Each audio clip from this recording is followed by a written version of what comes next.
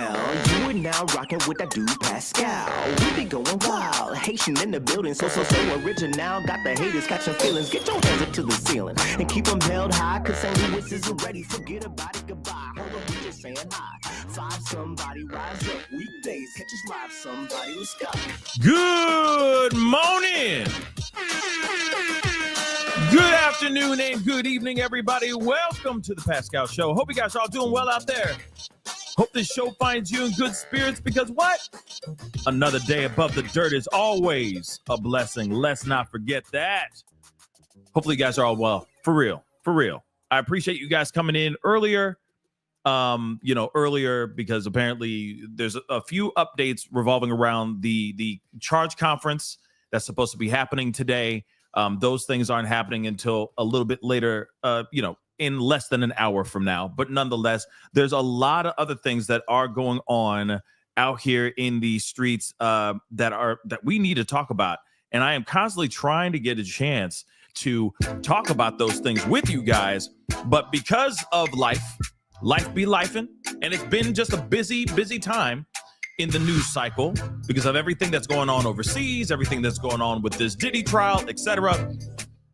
I just haven't really had time to get on, or whenever I try to go on, it's really late at night and your boy's tired, So I'm like, all right, there's a lot that we need to talk about. There's a lot of things that are going on. There's a lot of questions that still need to be answered because some things just don't make any freaking sense.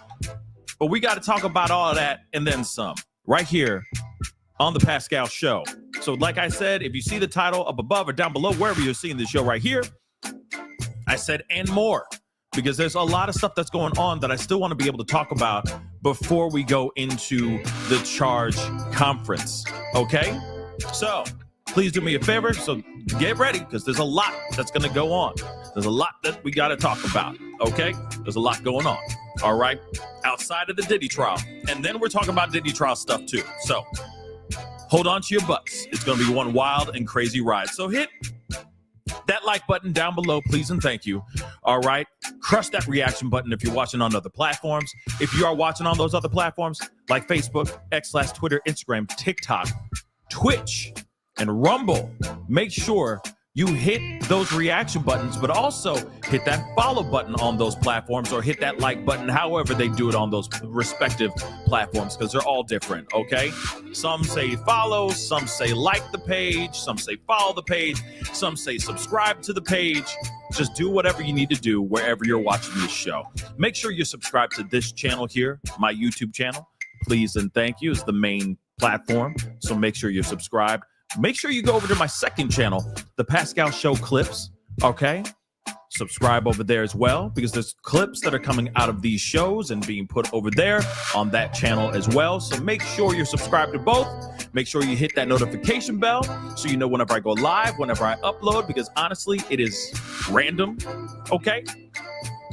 Just do that for me, all right? Hit that join button down below, become a member. Support the channel if you can. Check out my Patreon. And of course, check out pascalmerch.com. All right, we got some really great stuff over there. pascalmerch.com. Okay. Enough of the intros, enough of the ish that's going on. Okay, guys. First and foremost, there's a bunch of things that are going on revolving around the Diddy trial. There's been some new updates and has caused quite a stir.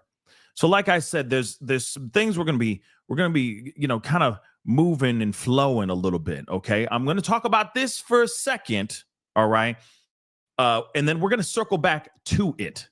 Okay. Because there has been a lot of other things that have been going on in the world. And I still want to give an opportunity to shine some light on the things that are going on in the world, because let's be real, what's going on overseas, whether or not there is, conflict going on that the U.S. is getting involved in, those things matter to all of us.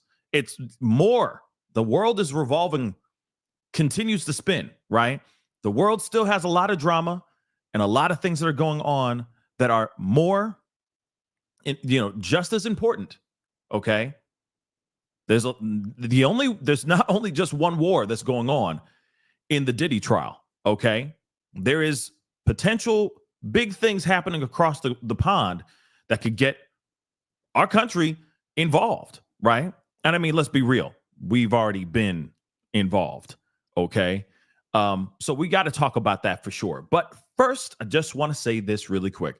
There's been an ongoing debate on the in the internet streets, okay? In these internet streets, there's been a lot of question on one main thing, which is very interesting, that apparently prosecution, them feds, the government dropped charges on Diddy.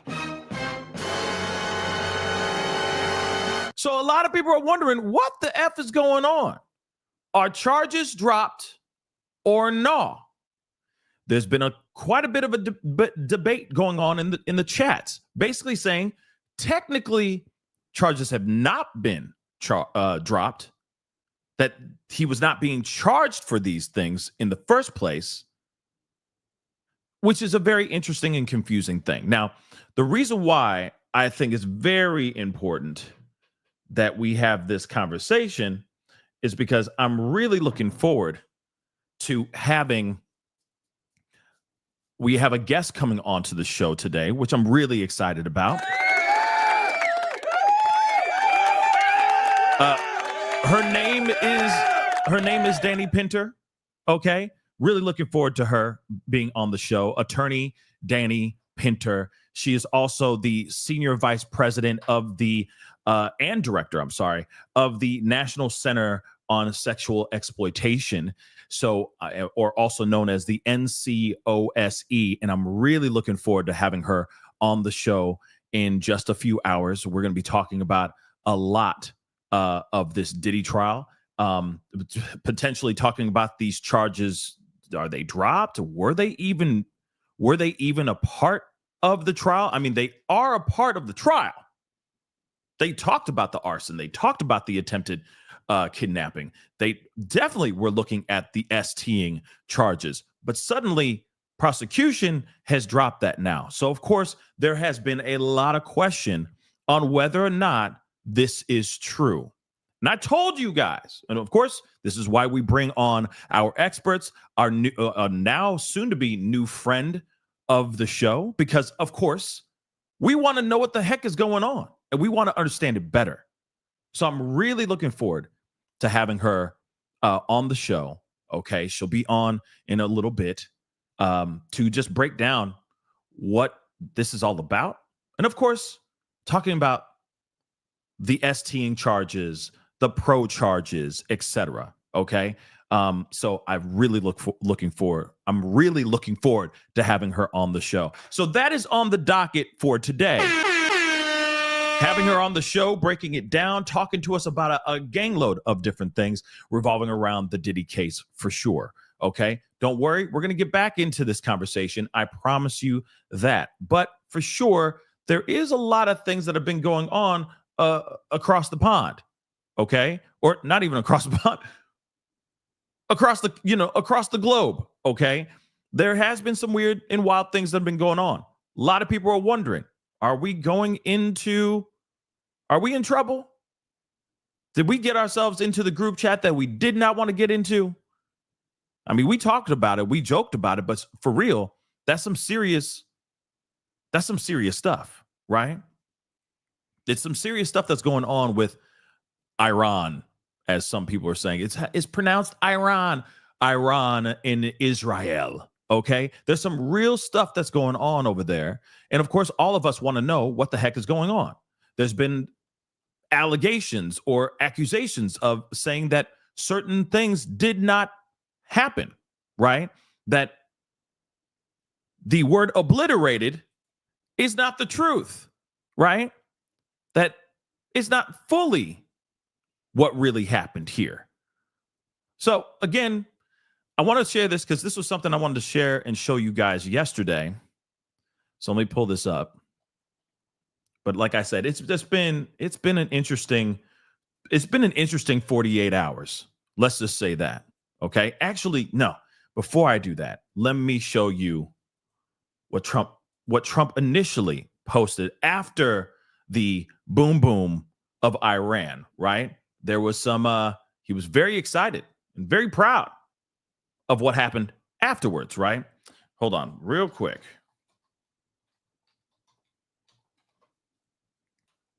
Because he went to his social media post and hold on.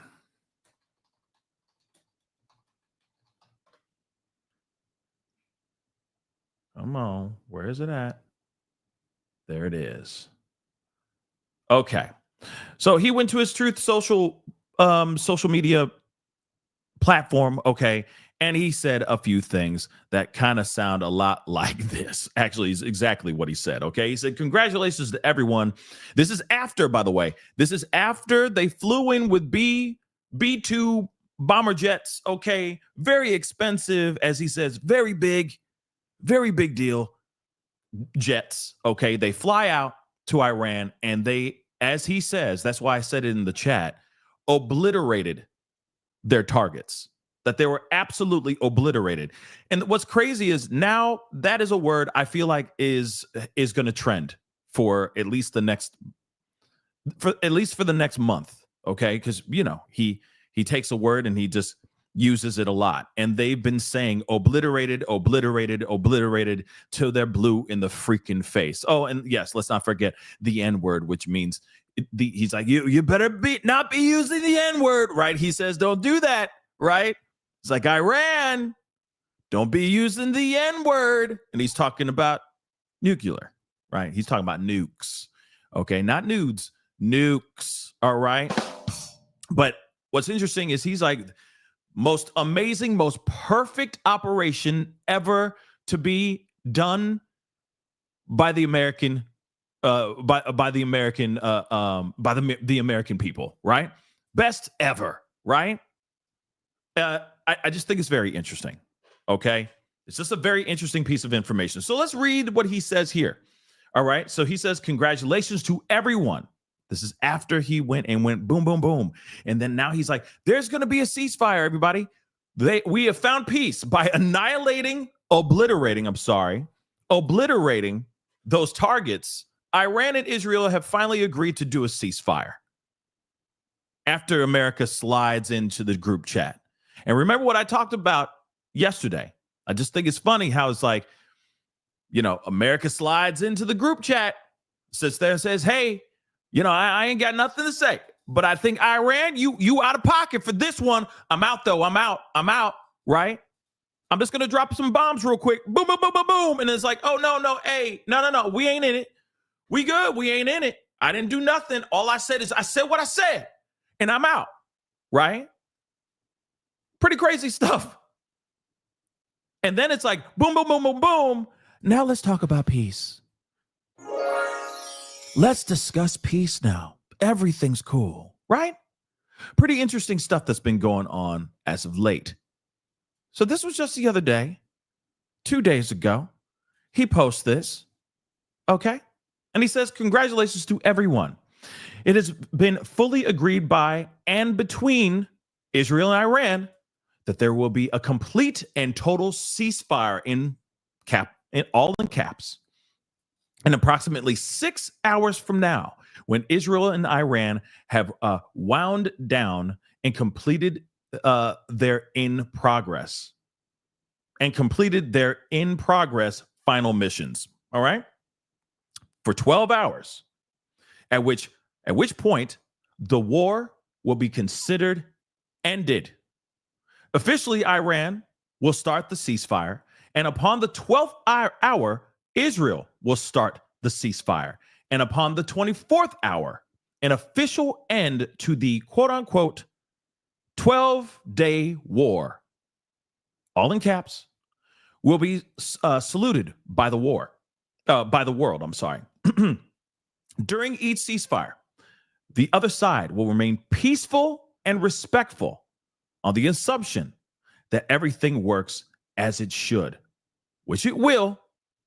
I would like to congratulate both countries, Israel and Iran, on having the stamina, courage, and intelligence to end what should be called, quote unquote, the 12-day war. This is a war that could have gone on for years and destroyed the entire Middle East, but it didn't. and never will. God bless Israel. God bless Iran. God bless the Middle East. God bless the United States of America. And God bless the world. Donald J. Trump, President of the United States of America. So he puts this out, okay? And everyone's like, oh, wow, that's insane. That's crazy. That's amazing if that actually happens. And of course, his team is like, yes. He is the best leader, most amazing president to ever grace the earth. What we did was perfect. What we did is obliterate those nuke sites where they're building these nukes, allegedly, all this stuff, right? Well, then stuff started happening in not the greatest ways. Suddenly we start hearing that Israel and Iran are still just throwing rocks at each other. You know what I mean by throwing rocks, okay? But they're still just throwing missiles. They're still out there acting a fool, okay? Just still going boom, boom, boom. Oh, you ain't done. We ain't done either. We ain't done. Are you done? We not done, right? And of course, this angers. And of course, I'm abbreviating everything, okay? Because there's a lot that's happened over the past couple days. But this really angers President Trump, which I'm not surprised, okay? Because he's sitting there going like, we had an agreement. We had an agreement, right? Hold on. Trying to get the clip, okay? So, of course, after we hear news, because everyone's like, okay, ceasefire, everything's going to be peace in the Middle East, brothers. Yeah, it's going to be great, right? Everything's going to be okay. 12-day walk. Good on you, Trump. Okay. You even went in there and you shook them all the way down to their boots. Okay. Shiver me timbers. You terrified the hell out of Iran so that they can sit there and go, okay, we're fine with a ceasefire. We're cool with it, right?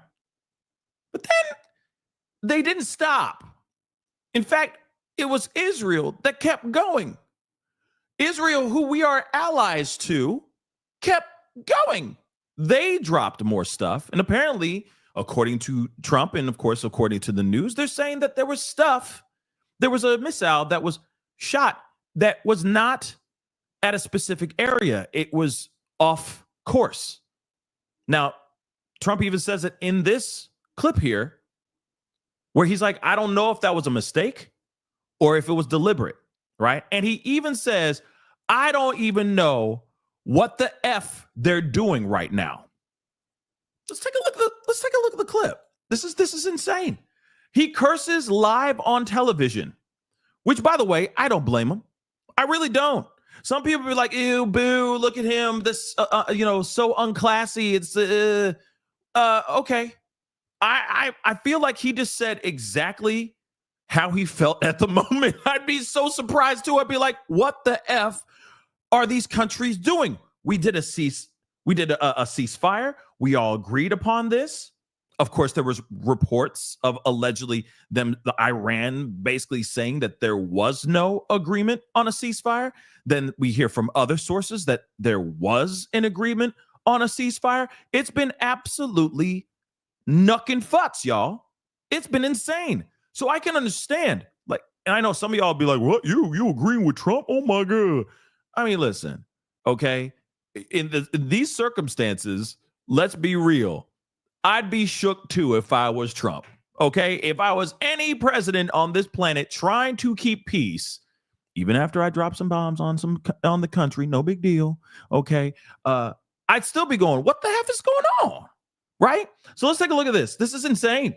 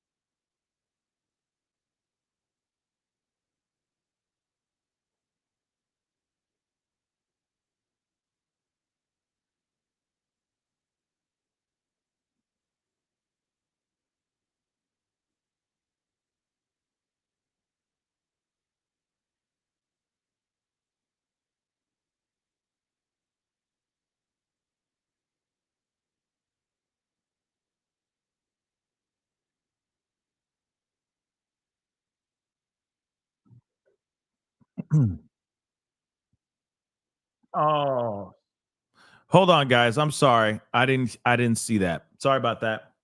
Let's start that again. Sorry about that. Sorry about that. Sound back on. I don't think so, but I'm not happy that Israel's going out now. There was one rocket that I guess was fired overboard. It was after the time limit, and it missed its target.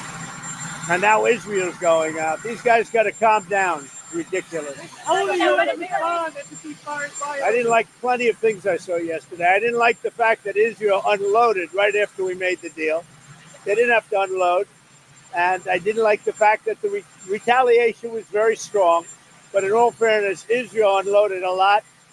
And now I hear Israel just went out because they felt it was violated by one rocket that didn't land anywhere. That's not what we want, I'll tell you. And I'm telling you, I'm not happy about that, Israel, either. So it's very interesting because, obviously America has been on the side of Israel. Okay. And then now Trump is now scolding Israel for stepping over the boundary. And I get it. Now, one thing that's very interesting as well is that certain sides of the world, okay, certain sides, like certain sides of the country, red and blue, let's be real. Some are looking at this and saying, okay, so Trump is suddenly just backpedaling. At first it was like, we're going to go in, we're going to completely, everything's going to be completely obliterated, that kind of thing. And then now it's like, oh shoot, his approval ratings are dropping and all that stuff. And so now it's a concern to make sure that everything is on point, right? That, oh, snap. No, I'm about peace. I'm not trying to poke the sleeping bear, which is called war. I'm not trying to do that. I'm trying to bring peace, right? So again, now you got him. Some people feel that he's backtracking. I don't know what you think. Do you think he's backpedaling or no? Right? To me, I truly think, and some of y'all might think I'm insane, but this does sound a little insane. And Sandwich, we are going to be talking about Diddy in a little bit. But one thing is very interesting about this, because this is also very important, guys. What's going on overseas is a very big deal, okay? And Diddy's stuff is going to be happening in about literally 30 minutes from now. So we got to talk about this because I've been wanting to talk about this for days now, okay? Now, something it might seem insane, but I think he truly believed that by him going in, getting America involved, throwing in those $3 billion fighter jets, these stealth fighter jets to go in there, drop missiles, bombs that are 30,000 pounds each to deeply penetrate these alleged nuke sites. Okay. That's what they're made for. These 30-ton missiles. Okay. These bombs that get dropped that are supposed to deeply penetrate the ground to get into where these sites, where they're building these alleged big boom booms to destroy and, as he likes to say, obliterate everything. I think he truly believed that he was going to walk in, okay, and say what he said, drop these boom booms and walk off the stage. And I think he truly believed that he was going to be able to negotiate peace right after he stepped in and said, oh, no. If Iran is building things that they said that we all agree that they shouldn't be building, well, we're going to destroy those things. And then when we're done doing that, they're going to have to listen to us. Okay? We're going to have to, you see what I'm saying? So again, absolutely crazy. All right? Absolutely crazy stuff here that I think he believed that by going in there, getting in the group chat, throwing some shots, and backing out, that he could really bring peace after doing this. I'm hoping it does. I don't want peace. I don't want war. I mean, I don't want war. Who wants war, right? But that's the thing, Valerie. Yeah, they're not listening. They ain't listening. They're not, right? So again, this is a very, very interesting situation that I think he thought that by going in there, shots fired and then walking away, he could genuinely, honestly look at both countries and say, hey, okay, the big dog barked and I need y'all to chill. Cool? But it didn't work out that way. Hence the reason why he gets mad. Let's continue. All I do is play both sides. I'm going now, as you know, to NATO. Some of you are going with me, and I think it's going to be successful. We'll see. I'll let you know. Are you going to see the agreement? It's a new dawn in the Middle East. Thanks to the agreement you managed to achieve. What are your future plans for the region, for Saudi Arabia, Israel, Gaza, the hostages? Look, you're asking me about women in the Middle East. It's getting a lot better. Things are happening at a high level. As you know, Saudi Arabia's done a really good job. It's coming out far faster than I thought. So we're very happy about what's happening with women in the Middle East. No, I'm talking about a new dawn in the Middle East that you managed to achieve last night. Yeah. The region is going to a new place with the agreement. Can you tell us what's your future plans for Gaza, for the hostages? Yeah. It's a new dawn. I appreciate the question. You're very nice. Who are you? Thank you. I'm Neria Kraus from Israeli Channel 13 News. Well, we have to have Israel calm down because they went on a mission this morning. I got to get Israel to calm down now. Did you get to speak with the Prime Minister? Did you talk to Prime Minister Netanyahu last night? I took everybody. I'm going to skip ahead a little bit, okay? Because I want to get to that point here. And of course, we got some Diddy talk to have here in a second, okay? But yeah, this is very crazy stuff. It's been sold so many times, but the people that run it ought to be ashamed. MSDNC, a guy named Brian Roberts, he heads it. He's a disgrace. He's a weak, pathetic disgrace. Israel says that Iran violated the peace agreement, the ceasefire agreement. Do you believe that Iran is still committed to peace? Yeah, I do. They violated it, but Israel violated it too. Are you questioning if Israel is committed? Israel, as soon as we made the deal, they came out and they dropped a load of bombs, the likes of which I've never seen before. The biggest load that we've seen. I'm not happy with. There's a double meaning in that. I know Diddy would appreciate the loads. Moving on. With Israel. When I say, okay, now you have 12 hours, you don't go out in the first hour and just drop everything you have on them. So I'm not happy with them. I'm not happy with Iran either.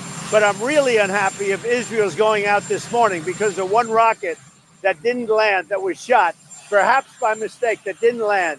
I'm not happy about that. You know what? We basically have two countries that have been fighting so long and so hard that they don't know what the fuck they're doing. Do you understand that? Woo! I'm sorry, that's gangster. I'm sorry. I'm sorry. Okay, I understand what's going on here is messed up. It is crazy and all that, but we ain't never seen. I'm sorry I didn't give you guys a heads up that he was about to drop the F-bomb, okay? But, okay, heads up. Okay? But he literally just said, they don't know what the F they're doing, and he just walks off the stage, okay? He saunters off, all right? This is insane, all right?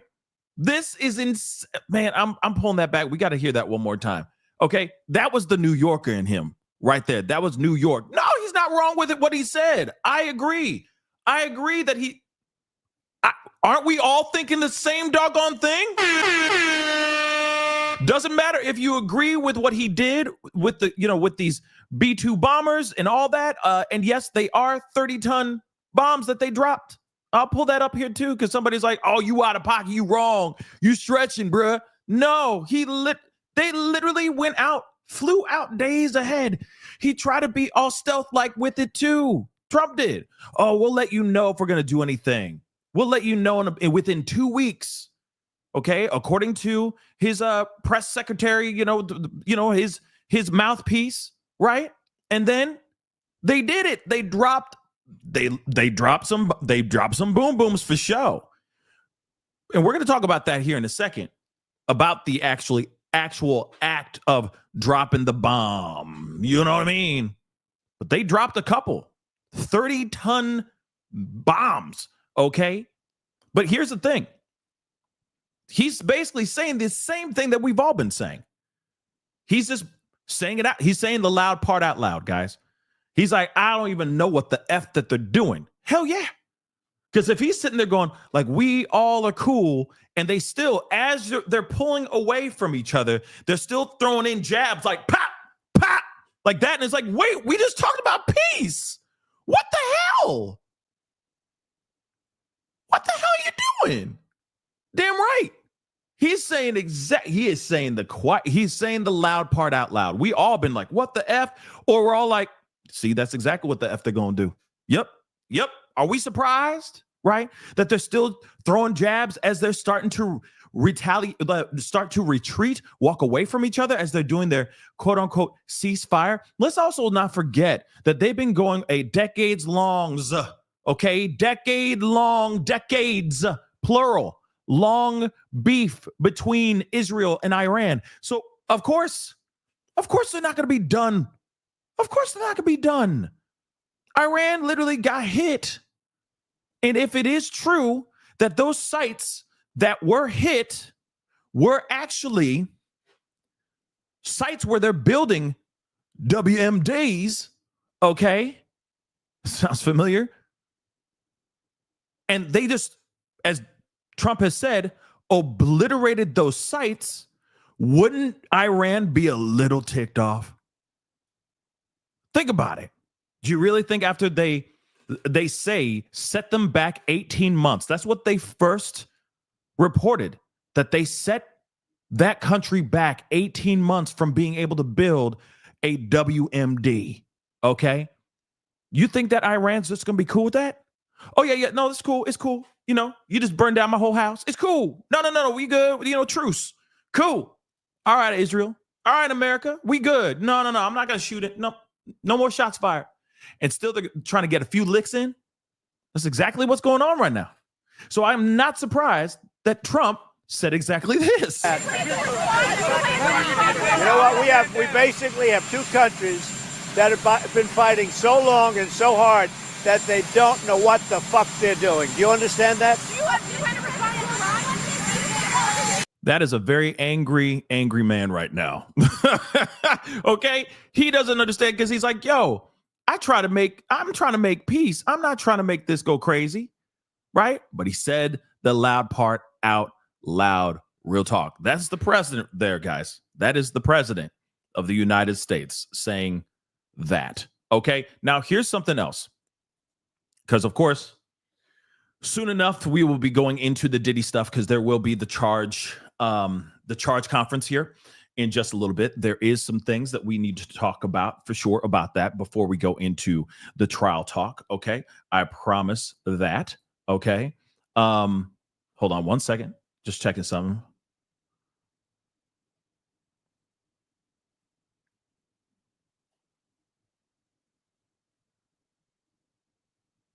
Okay. Sorry. Okay. We might have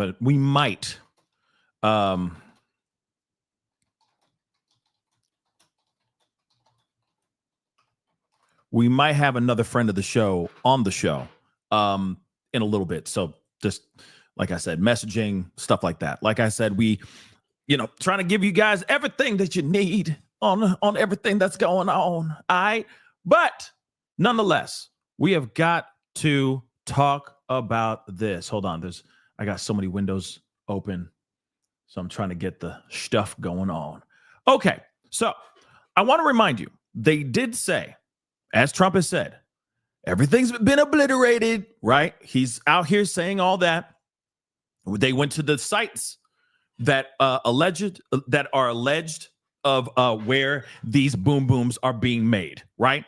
And they flew in with their stealth equipment, these fighter jets, drop these bombs harder than Hiroshima, okay, and shook people to the very core, okay? Now, here's the thing. We now know, just so you know, this is from PBS, so let me show this to you guys really quick, all right? Because some people are like, what are you talking about? dropping 30,000 pound boom booms. Well, here it is. How the U.S. stealth bombers struck Iran's nuclear sites without detection. So it was an unprecedented attack, years in the making, and with some last-minute misdirection meant to give the operation a powerful element of surprise. U.S. pilots, I want you guys to hear this in the doggone nosebleed seats. U.S. pilots, I repeat, U.S. pilots dropped 30,000 pound boom booms early on Sunday to two key underground uranium enrichment plants in Iran. Let me say that again. 30 tons. Yes. Boom booms. Stealth planes flying, carrying big boom booms. Okay? As he said, loads like he's never seen before, like Diddy. Okay? But nonetheless, boom booms, 30 tons. I ain't smoking crack. It's right there in the paperwork. Now, I get it. I could pull this up. It could be Fox News saying this, and everyone would be like, oh, Fox News is fake news. Oh, it's neocon. It's the neocon again. Oh, diggity damn. I can pull this up. It's from CNN. Y'all going to find some sort of excuse. It could be from PBS. It could be from Associated Press, and y'all going to still say crazy things like, oh, it's from this source, so it's a BS. Shush. Every outlet has been saying this. In fact, Trump himself and his people, Hegseth, said the same doggone thing. 30-ton boom booms were carried from here, from America, all the way over to Iran. And guess what? Dropped. And they say it was a perfect attack. They say it went on without a hitch, right? They said it was perfect. Perfect. Right? Perfect.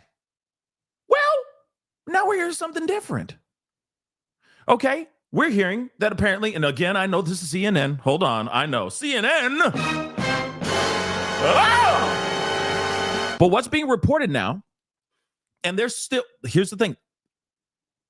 The Trump administration is pushing back and saying the intelligence that was leaked to CNN alleges that they didn't hit the spots. Okay. Apparently they were trying to look for Iran's G-spot and couldn't find it. Okay. Allegedly. So here it is. We have breaking news, and this was yesterday. Okay. And somebody brought this up in the show yesterday. So shout out to Ali for sending me this link. Okay. I give credit where credit is due, dagnabbit. Okay. Don't you forget. Freaking soldier here. All right. But here it is. We have breaking news into CNN. Three whole different sources tell CNN that according to an early U.S. intelligence assessment, the U.S. military strikes on 3 of Iran's nuke facilities last weekend did not destroy the core components of the country's program, of their nuke program, and likely only set it back a few months. Now, I will say this, okay? Yeah, I did do an actual joke there. I did. Okay. Now, they out there, flying around trying to find the G spot, but couldn't find it allegedly. But here's the thing. The fact that they even took it back a few months is a win to me. I see that, and I'm not trying to move the goalposts. I'm just looking at it going, well, at least they moved it back a peg or two. At least they didn't just fly into anywhere and just go, you see that sand right there? Yep, just drop it right there. Perfect. You know what I mean? So at least it moved it back a few months. You feel me? At least that's how I see it. But let's take a look at this. Okay, let's take a look. I know it's CNN. I know. But at the same time, this is where people are taking this and running with this and wondering what is the truth, what is not the truth. Should we be believing what the administration is giving us? Or is this, are these 3 different sources confirming something to be actually true. This is CNN Breaking News. We have major breaking news into CNN. 3 sources tell CNN that according to an early U.S. intelligence assessment, the U.S. military strikes on 3 of Iran's nuclear facilities last weekend did not destroy the core components of the country's nuclear program and likely only set it back a few months. That's right. So this is an assessment that actually is out from the Defense Intelligence Agency. That is the Pentagon's intelligence arm. And it was based on a battle damage assessment conducted by U.S. CENTCOM after the strikes, according to one of the sources. Let's go to CNN national security correspondent Natasha Bertrand, who has this exclusive new reporting. This is to that question that has been asked about how much damage has been done. This is a real question. It's also a political question that has been to something that Donald Trump has been sort of dealing with here recently. What are you learning, Natasha? Yeah, look, Brianna, this is the first assessment that we are getting that the U.S. intelligence community has found about the battle damage that resulted from those U.S. military strikes on these 3 Iranian nuclear facilities over the weekend. And as you said, it was produced by the Defense Intelligence Agency, which is the Pentagon's intelligence arm. And it is worth noting that it is a very early assessment. The strikes were only a matter of days ago, and the intelligence community is still gathering intelligence. They are still working to come up with a full, comprehensive picture of what exactly happened here. But based on a battle damage assessment that was carried out by U.S. Central Command, essentially looking at the images and looking at what was actually damaged, the Defense Intelligence Agency has assessed that the core components of Iran's nuclear program are largely intact, and that Iran's nuclear program has essentially only been set back by months. Now, we presented this information to the White House for comment, and White House Press Secretary Carolyn Leavitt, she did acknowledge the existence of this assessment, but she said in a statement that the administration disagrees with it. She said, quote, "This alleged assessment is flat out wrong and was classified as top secret, but was still leaked to CNN by an anonymous low-level loser in the intelligence community." Damn. First off, woo, shots fired. She mad. Sweet Caroline. She's mad. She mad. She mad. The leaking of this alleged assessment is a clear attempt to demean President Trump and discredit the brave fighter pilots who conducted a perfectly executed mission to obliterate Iran's nuclear program. Everyone knows what happens when you drop 14 30,000-pound bombs perfectly on their targets, total obliteration. Now, here's the thing. I also want to point out, if you can see my mouse here, okay, 14 30,000-pound boom booms. Just want to repeat that again for those of y'all in the nosebleed seats that don't know what's going on and sit there and don't believe what I just said earlier. 30,000 pounds of boom boom. Okay? 14 of them. 14. Or however you see me. Okay? 14 of these mugs. Okay? And what's interesting is they continue to use the same word over and over and over again. I don't know if it's part of their, like, the breakdown of, like, anytime he says fake news, you know what I mean? That they say fake news for everything now. But he's, you know, as soon as he says obliterate or obliteration or obliterated, it becomes the word of the month. Okay. And this is the secret word. It's like Pee-wee's Playhouse. Okay. Today's secret word is, you know, obliterate. So and as soon as you see this, it's like, all the time. Right. But she don't know if this is written by Trump himself, but this is mad. Somebody mad. Okay. And of course, they are now going after not only, by the way, they're not only going after CNN, baby. They're also going after Fox News, too. I know. It's weird. It's a weird time, baby. It's a weird time. But I'm going to tell you this. Okay? I'm going to tell you this. I think that even if, let's just say it wasn't complete annihilation, a complete obliteration, okay? Let's just say it wasn't that. And they knocked it back, still knocked it back by a few months. That's still a win in my personal opinion. Still is to me. They win in. They dropped it like it's hot. They made their presence made, and they were still able to knock the production of a WMD back by a few months. If and only if this insider information is actually 110% true. Now, I know some might look at that and go, you're mad, you're mad because of this information coming from one, it's coming from CNN. Two, it's coming from an alleged insider, okay, coming from three different sources, okay, three different inside sources saying, nah, he didn't, they didn't hit it right. They didn't even scratch that itch. You know what I mean? They didn't even scratch that itch. You know what I'm saying? But we don't know. And that's what's so frustrating about it. That's the part that I give a damn about. Okay, it's not like they just flew out there and just dropped things from the sky and just aimed at a random sand dune and just said, okay, perfect, let's move on, right? Because that would have been a full-on waste of energy and money. Millions of dollars, right? For that hit, for that move that they did. So for me, I look at it and I see that at least they were able to move it back by a few months. Now, what does that mean for the future? We don't know. Okay? But they have been having these meetings, and they had a NATO press conference just a little bit before we went live today and all that, which is still crazy stuff.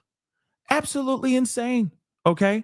But let them finish cooking here. Now, it is worth noting here that there has been dissent, I should say, within the intelligence community, within the defense community about just how much of an impact these massive bunker buster bombs would actually have on Iran's nuclear facilities. It was far from certain, given that these bombs had never been tested in an actual combat scenario, whether they would actually penetrate those very, very deep underground tunnels that lie underneath these nuclear facilities. And what we are told is that as of now, this Defense Intelligence Agency assessment, it does conclude at this point, again, it is still very early, that those underground facilities, including the centrifuges, including the highly enriched uranium that everyone has been talking so much about, those are largely intact. Now, of course, this does stand at odds with what President Donald Trump and Secretary of Defense Pete Hegseth have been saying in recent days about the impact of these U.S. military strikes. Of course, President Trump said it was totally obliterated, and Secretary Hegseth did as well. And he actually also provided CNN with a statement. And he said that, quote, based on everything we have seen, and I've seen it all, our bombing campaign obliterated Iran's ability to create nuclear weapons. Our massive bombs hit exactly the right spot at each target and worked perfectly. The impact of those bombs is buried under a mountain of rubble in Iran.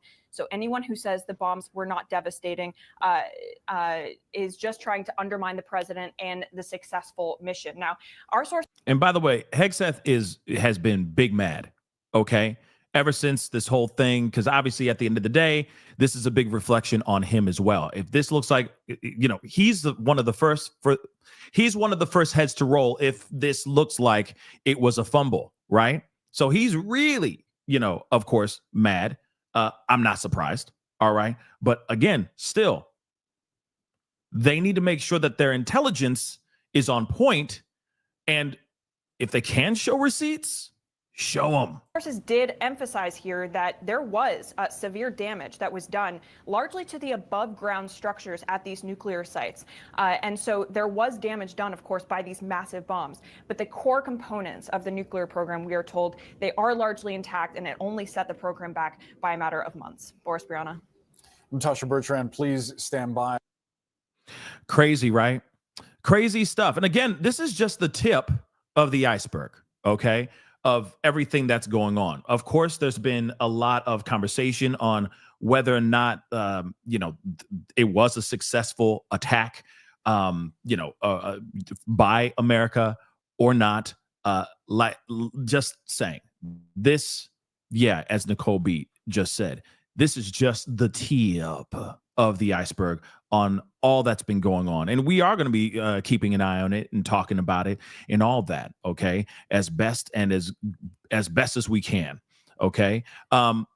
But I just wanted to give you a little bit of some of the information because, like I said, I'm keeping an eye on this, and we talk about a lot of things on this show, not just Diddy stuff. Okay. And this, excuse me, this is a very, very big deal. Okay. What's going on overseas? If there isn't really a ceasefire situation going on, then us as American people need to know, right? And we can't just keep going, okay, they're on and off again. This is not a Ross and Rachel situation, okay? If things go bad, we need to know immediately, especially when we hear about alleged Iranian sleeper cells that are in America. That's a huge concern. That's an absolute huge concern for all of us, okay? Especially when we are about to go into the 4th of July, okay? This is a very, very big deal because, again, 4th of July, a lot of people get together, go check out the fighter jets and, etc., celebrating America, right? Freedom, America, all that stuff. Apple pie, American cheese, strip clubs. You know what I mean? Everything that reminds us that we are free, right? We celebrate that on the 4th of July. All of us go to places. That's a huge spot, huge opportunity for evildoers. Wow, this is some crazy WMDs and evildoers. Okay, I'm literally calling W. I'm summoning W right now. Okay, but you got to understand, the American people could be put in very, very dangerous places, in dangerous circumstances, when we start celebrating that national holiday, right? So again, I hope that they're able to really calm things down and bring peace. And if there really is peace in the Middle East, then I'm really happy. At the end of the day, that's all I care about. Doesn't matter where you stand politically, if you're for Trump or against Trump. At the end of the day, it's really about keeping peace and him keeping his word about keeping peace throughout the world. We don't need what's going on with Ukraine and Russia, and then we have Israel and Iran, and then us getting involved in that, and then it turns into everybody's really saying it in unison now. It's almost like we're just following the bouncing ball, but basically everyone's thinking WW3, and I really hope that that's not the case. We just need to continue moving forward peacefully as we have been, as best as we can. I mean, I know what moving peaceful is within the eye of the beholder. Let's be real, okay? But like I said, I don't want to see the people that I love getting deployed for wars that shouldn't even be happening. That's just what I think, okay? No war, we need peace. But we're going to keep an eye on this for sure, because there's still a lot going on with that. Trust and belief, okay? Pretty insane stuff. Now, we got to get into this conversation. I told you guys we would come back to this, and I promised you we would come back to this because they're basically opening up the courtroom right now as we speak. And we're going to talk about that here in a second. Or actually, no, let me just show that to you first. Okay. So this is from Inner City Press, just kind of giving us a breakdown of what's going on today. So let's take a look at this here really quick. Like I said, we're going into Diddy stuff. Okay. Diddy conversation. Here we go. All right. I know some of y'all are like, wait. What about Diddy? Why are we talking about Diddy? Where's Diddy? We're going to talk about Diddy. Okay. We're right here talking about Diddy. Don't forget to hit that like button down below, please and thank you. Okay. Hit that like button down below. Crush it, please and thank you. Don't forget to hit that subscribe button as well. And I'm going to have a question for you guys here in just a minute. Okay. I'm going to need some family participation here in just a minute, but let's hear what he's got to say. He says a few things in the beginning here, if I remember correctly. Okay, here we are, Matthew Russell Lee, Inner City Press, here at the Southern District of New York Courthouse.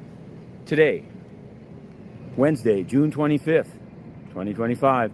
Now we're heading in for what would be day 30 of the U.S. versus Sean Combs trial. The only thing is it's not going to have any witnesses. It's going to be the charge conference at noon. and we will be covering it. Then there'll be the closing arguments Thursday and Friday, it appears, and the jury's supposed to get the case on Monday. This is all according to U.S. Attorney Maureen Comey yesterday.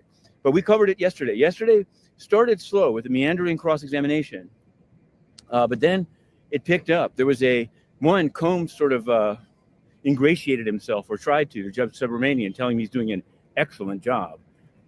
Whether this quote could be used if he has to appeal, I don't think so.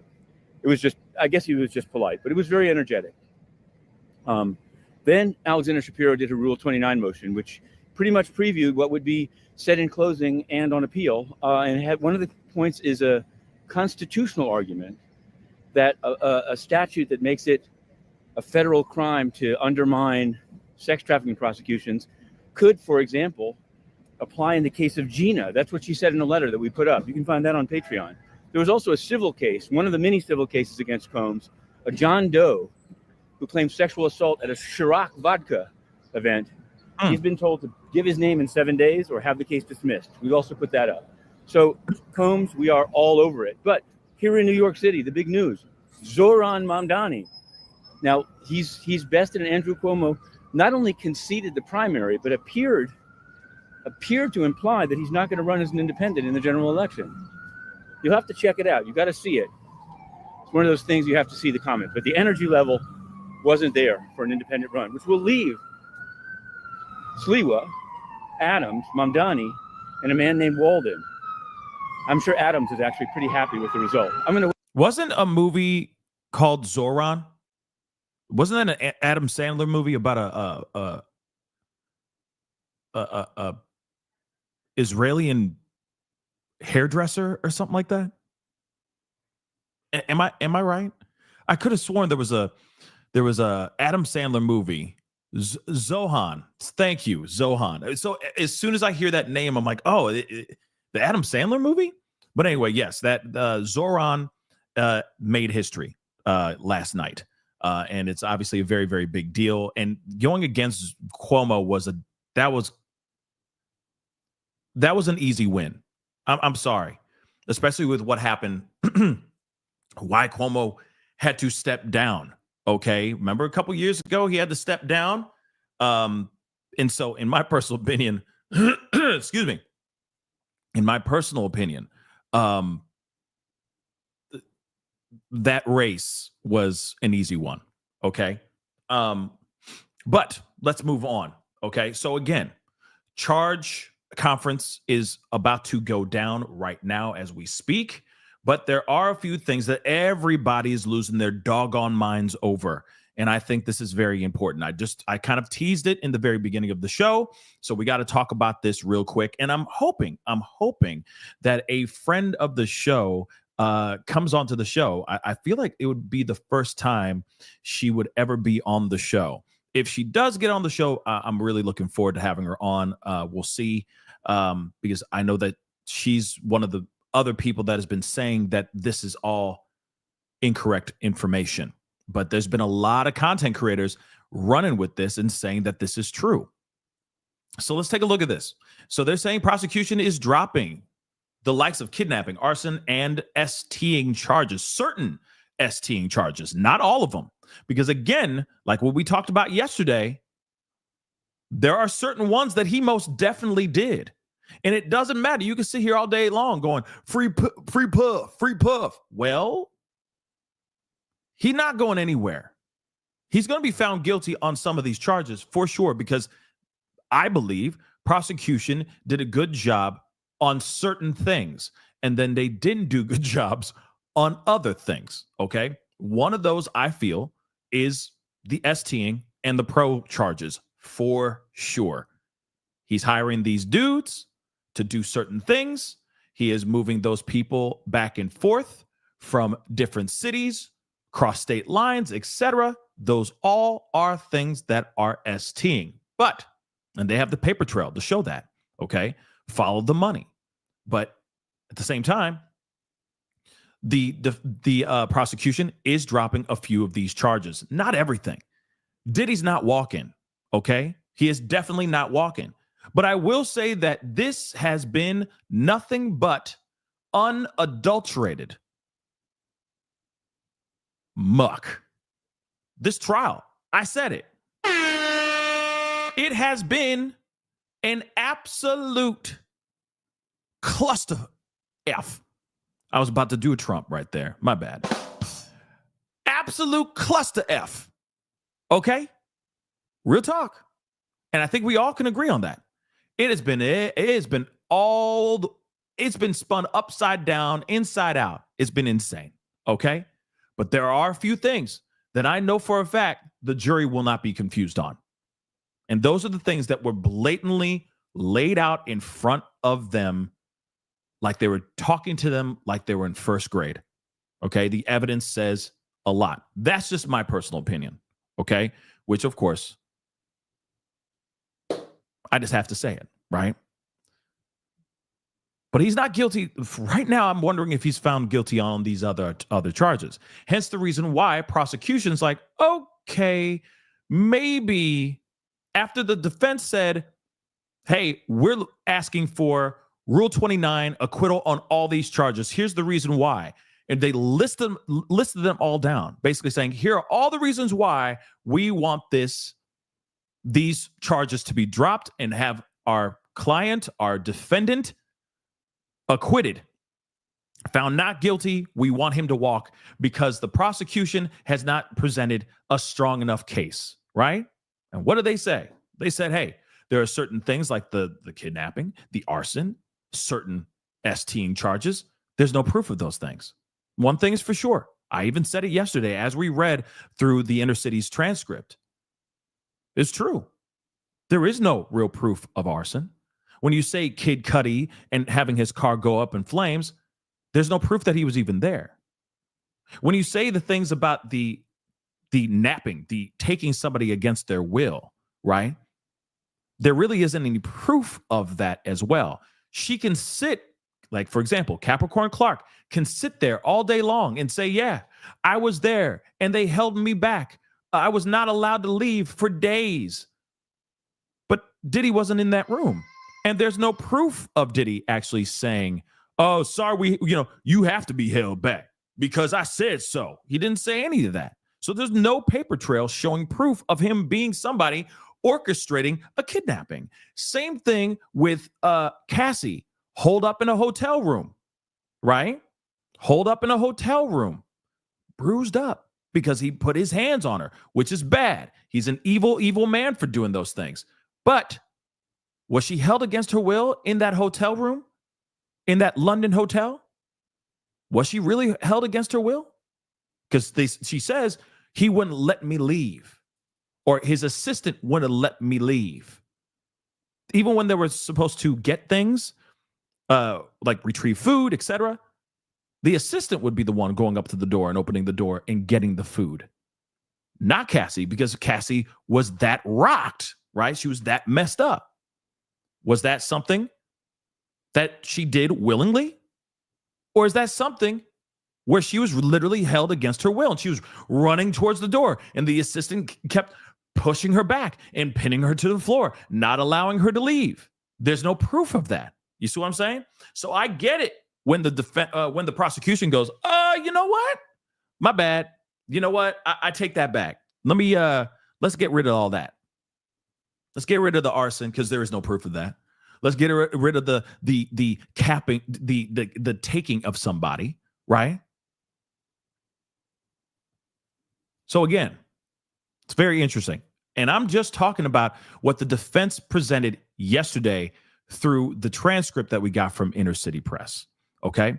But let's take a look at this. All right. And yeah, Nicole B, they are most definitely cleaning up this case because let's be real. It's been an absolute freaking mess. It's an absolute mess.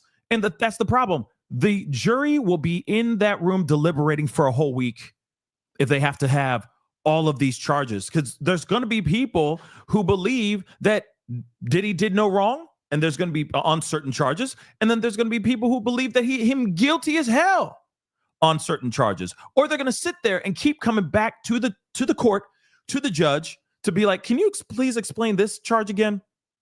Because we're a little confused here. Because there's been so much that has been presented in this trial. has not been very cut and dry, right? Been a lot of information that they're getting, and there's a lot of gray within this black and white. Okay, there's so much gray, and I feel like a perfect prime example of that gray is that Jane mother loving Doe. Her ish was gray all over the place. Okay. But that does not mean, because somebody just said, G just said, is he getting off? Well, hopefully he's not getting off, because, he out here busting. All right. But at least at these freak offs. But no, I don't think he is going to walk free. I really don't. He's going to be found guilty on some of these charges. That's what I truly, truly believe in my heart of hearts. All right. That's what I truly believe. All right. But no, he ain't getting off. He ain't even allowed to get off right now. Okay. And I'm sure he's like, man, shoot, I'd be in that corner right now, just busting, But nope, that's not going to happen right now. Okay. He better not. Busting while I'm just eating vegetable soup in a corner. You know what I'm saying? The whole bottle of Astro Glide, a supersized bottle of Astro. You feel me? Just stroking. No, it's not going to happen anytime soon. Okay. But let's get into this. All right. So in a stunning move, the day before closing arguments in Diddy's federal criminal trial in New York City, prosecutors have pulled back on some key testimony during the trial, specifically the taking of someone, attempted arson, and aiding and abetting STing. And that's something that I think is very interesting. We're going to have that conversation with our friends when they come onto the show, because I'm wondering how they could sit there and suddenly go, well, never mind aiding and abetting now. And it's like, well, what do you mean? He supplied those things. He paid for those things. He made those things happen. So why would they step back on that? Right? Yeah, man. Yeah, AJ. It's hook-a-book time. Okay?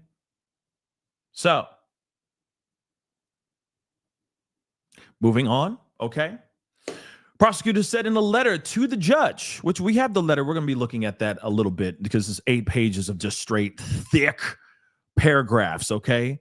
But anyway, so in a letter to the judge, okay, the government is following his honor's instructions to streamline the jury instructions. So again, in other words, all right, what's going on here is that, of course, we're trying to make it cleaner.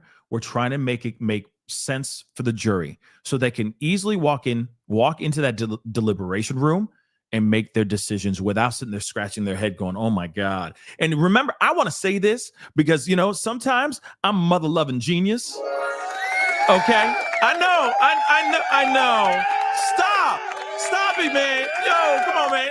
Stop. You're making me blush. But seriously, okay, I'm a mother-loving genius. Why am I a genius, you may ask? Because I said it myself. We were, 3 weeks into this mug? Knee deep in this mother lover, okay? And I even said myself, are they going to explain every single charge to the jury? And like I said, talk to them like they are imbeciles? Talk to them like they don't understand a damn thing? Because honestly, there were so many charges, and this thing is so murky that the jury's going to sit there and leave and going, okay, so what did we just watch? You know what I mean? Some of them are literally going to go, so what happened the past 6 weeks? What happened the past 4 weeks? I'm a little confused. Yeah. Who came up? There was so much. They're like, I saw so much freak off videos. I don't even know what end is up anymore. Right? I don't even know what charges we're looking at. Are we talking about, wait. We talking about DV? What are we talking about? STing? DTing? What's going on here? Can you explain this to me? And I feel like that's what it is, right? During the middle of the trial, I said, I hope that they break this down and they talk to them in layman's terms. And I guess this is the reason why they're closing arguments, at least with prosecution. They're going to have 4 hours It's going to be a 4-hour closing argument. Do you know how long that is? I mean, it's 4 hours, okay. But that's a lot of time. So, of course, they're going to streamline things and try to smooth things out because the jury is sitting there, I'm sure, after seeing all of this, I'm sure they're confused as hell. And I get it. I still believe some of them already know their verdict way before even Cassie left the stand. But I feel like there's other ones that are going to be extremely confused.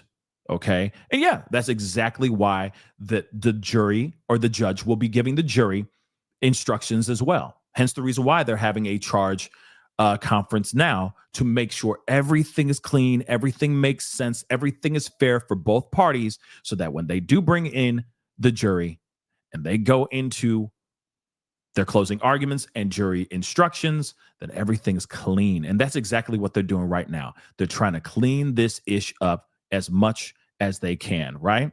Lisa Love, thank you so much for the super chat or super sticker. I really do appreciate it. Thank you so much. And I know this is from what I was talking about earlier. So Fila, thank you so much for the love. I appreciate it. Super chat. If Kamala had won, this would be a third world country with men and women in sports and hormone blockers for kids. Anyone against Trump must be a pro. Okay. Salute Trump. Free puff. Well, that remains to be seen. That's the only thing I could say. She's not president. Trump is. So we can't really say anything because we don't know, right? Just is what it is. Okay. But of course, there are going to be people who are going to say things like that and say, oh, yeah, the whole world be going to hell in a handbasket. Well, we don't know because that's not the reality that we live in, right? Just saying. Okay. But moving on. So let's take a look. All right.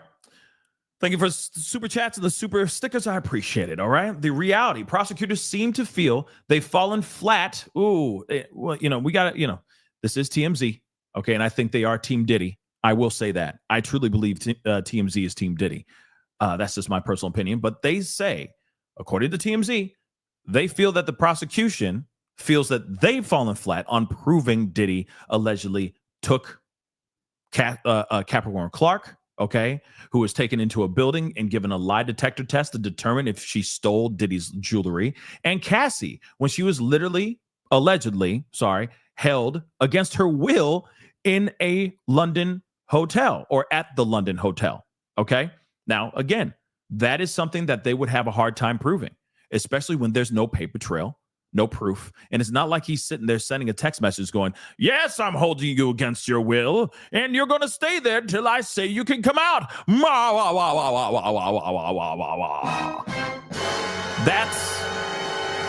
That's not happening. And there's no proof of that. So, yes, I agree. Prosecution has not proven that. They have not. It was talked about. People definitely have clutched their pearls. But they didn't prove it for sure. So, of course, they cut that out. More surprising, prosecutors are not pursuing the attempt arson claim that Diddy made Kid Cudi's car go up in flames in a jealous rage. During the trial, prosecutors never directly linked Diddy to the fire. But of those, both of these charges relate to the racketeering charge Diddy faces. Two of them charges. Okay. Now, what's interesting about this is, yes, we can absolutely agree 110% that they did not prove that Diddy walked over and made that car go up in flames, or that he paid or made somebody else make that car go up in flames. There has not been any proof of that whatsoever. The only thing that I feel like the only thing that cracks me up is that whoever ended up throwing that Molotov cocktail in the car was the most bougie, most bougetto person in the history of bougetto. Why? Because they went and they got a 40 ounce of OE, a bottle, okay, an empty bottle, 40 ounce of OE, all right? And then they took a designer scarf stuffed that mug into the 40 ounce of OE, a designer scarf, lit that ish on fire, and then dropped it into the car. Didn't smash it or anything. They just dropped it and ran. Okay?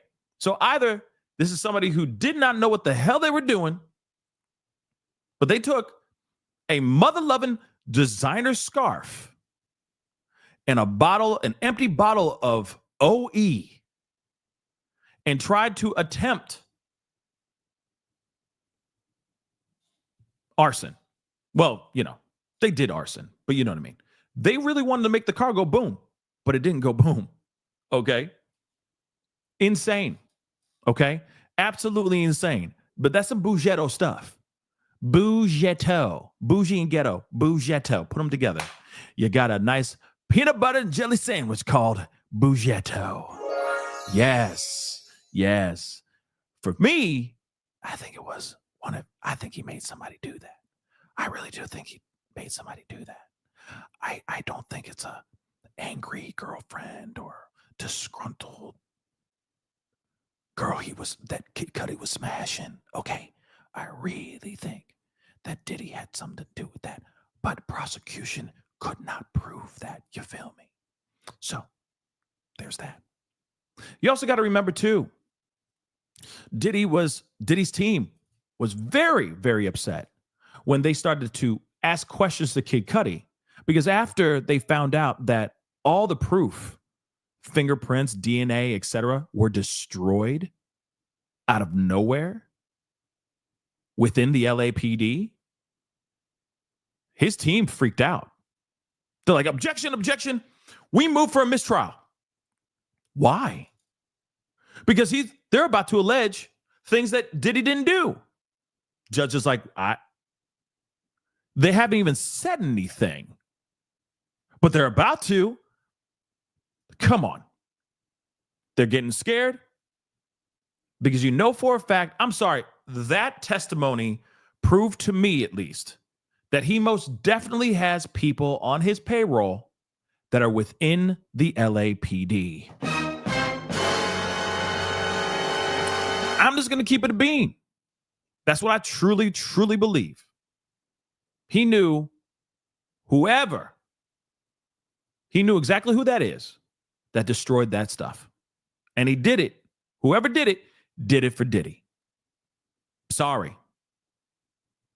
And I know there's no proof of it, but that's the whole point, right? That's why they did it. Because now there's no proof. And there's no paper trail from what we understand. There's no text messages that were made. And it could have been done by an outside source, making the call. But I truly don't think that Diddy went out there, took one of his best scarves, okay, took an empty bottle of OE and did this himself. No, I think he had somebody else do it for him. That's what I think. But they can't prove it. Prosecution can't. So they have to drop that. And it's very true. What the defense presented is absolutely 110% correct. Okay? It goes without question that they cannot prove those specific things. She can sit there, Cassie and Capricorn Clark can both sit there and say, I was held against my will. Where's the proof of it? Where's the proof? Hence the reason why they're saying, hey, if there's no proof, you must cast reasonable doubt on this. So get rid of it or let Diddy walk. And that's exactly what they're doing right now. Okay, we're going to clean up shop then. Okay, we're going to clean up shop. And it almost, I'm going to be real too. It's almost as if they're trying to take everything that they can and they were throwing it on the wall and trying to see what sticks. That's what I think too with the feds. They took every charge they could get on him and they threw it against the wall. And now they're going, okay, those things are sticking. Those things are starting to slide off because they ain't sticking. So we're just going to get rid of those. And then we're going to keep those up on the wall, right? And that's exactly what they're doing right now. But people are going, the charges, blah, blah, blah, they're getting dropped. And that's the thing. Some people are sitting here saying, what are you talking about? There are not any charges being dropped. So what you talking about? what you own, right? And that is something that I'm hoping that we're going to be able to talk to one of our friends on the show here about here in just a little bit. But let's continue on. So, as for the aiding and abetting STing charge, prosecution or prosecutors don't explain what elements of STing they will 86 from the jury instructions. So that's what we're going to find out here soon, I'm sure. Within their charge conference, we're going to find out what are the ones that are going to stick and stay and what are the things that are going to go bye-bye. But I'm telling you right now, though, it's driving me crazy. It is pretty interesting because I feel like they have shown proof positive of STing. So I'm wondering, they're literally going to fine-tune what charges that they can get. Again, I think they're trying to have easy hits, ground balls, nothing but ground balls. You know what I mean? There's that ground ball, scoop it up and throw it to first, easy out, right? And I think that's what they're trying to do. Okay, we may not be able to get this very specific STing charge, but we can get this one. And I think that's what they're doing right now, okay? So I'm not sure which elements of the STing they will get rid of in the jury's instructions, but STing is still on the table, okay? Because that would be a waste of time if they are only going after him for S workers. So prosecution are not dropping the various STing charges, only elements of them, and specifically aiding and abetting.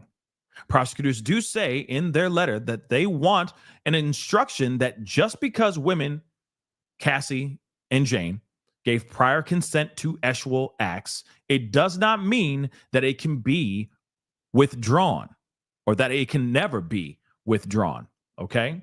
So prosecutors also say jurors should be told just because a woman, Jane, received compensation does not preclude a finding of forced labor, which relates to the STing. And as for the STing, prosecutors want jurors to know neither physical restraint of the alleged victims nor commercial S acts are required to prove coercion in STing. So again, that's some interesting stuff there too, right?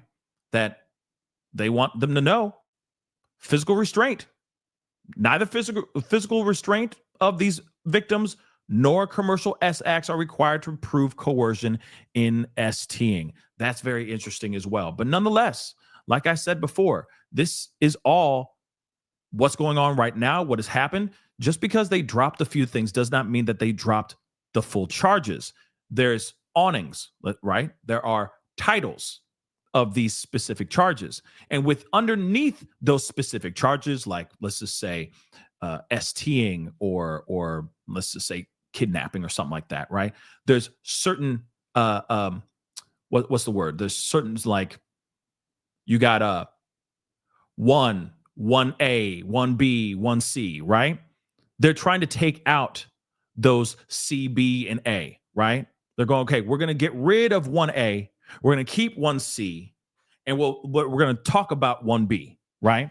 So there's certain aspects within underneath those specific charges, right? There's more specifics. And so now they're trying to basically cut out and fix those certain charges. So again, the charges are not gone. The charges are still there. It's just specific aspects of the charges are getting removed right now.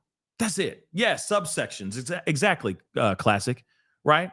So again, exactly, MTC. They're just cutting the fat because there's so much, okay? Literally, they came at the they came at the jury like a damn fire hose. And this is all this information. Whoa, slow down, tranquilo, por favor, right?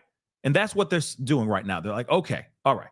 We just threw a whole bunch of things on the wall. We're going to cut these things back. We're going to taper back, right? And that's exactly what is going on right now. So let us get over to Inner City Press right quick.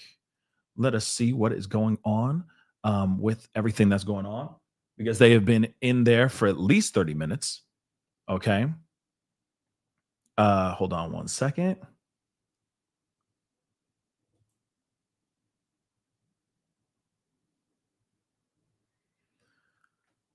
So these are just some things he's just responding to a couple things here. So, and that's the thing too.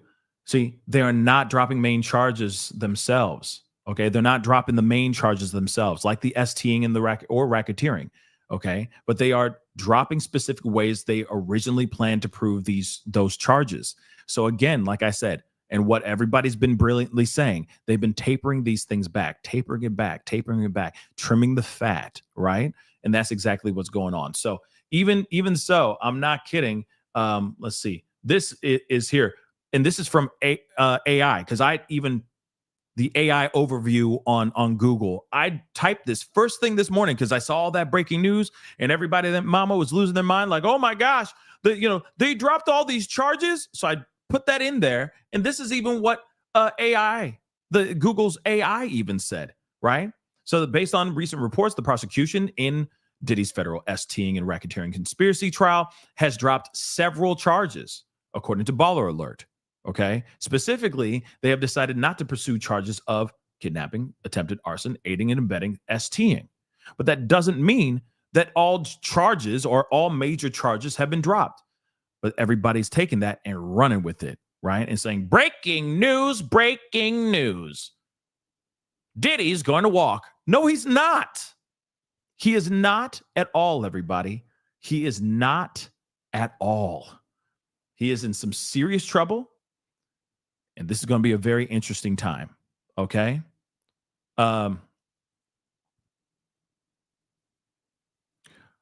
Yeah. Sparky, thank you so much. I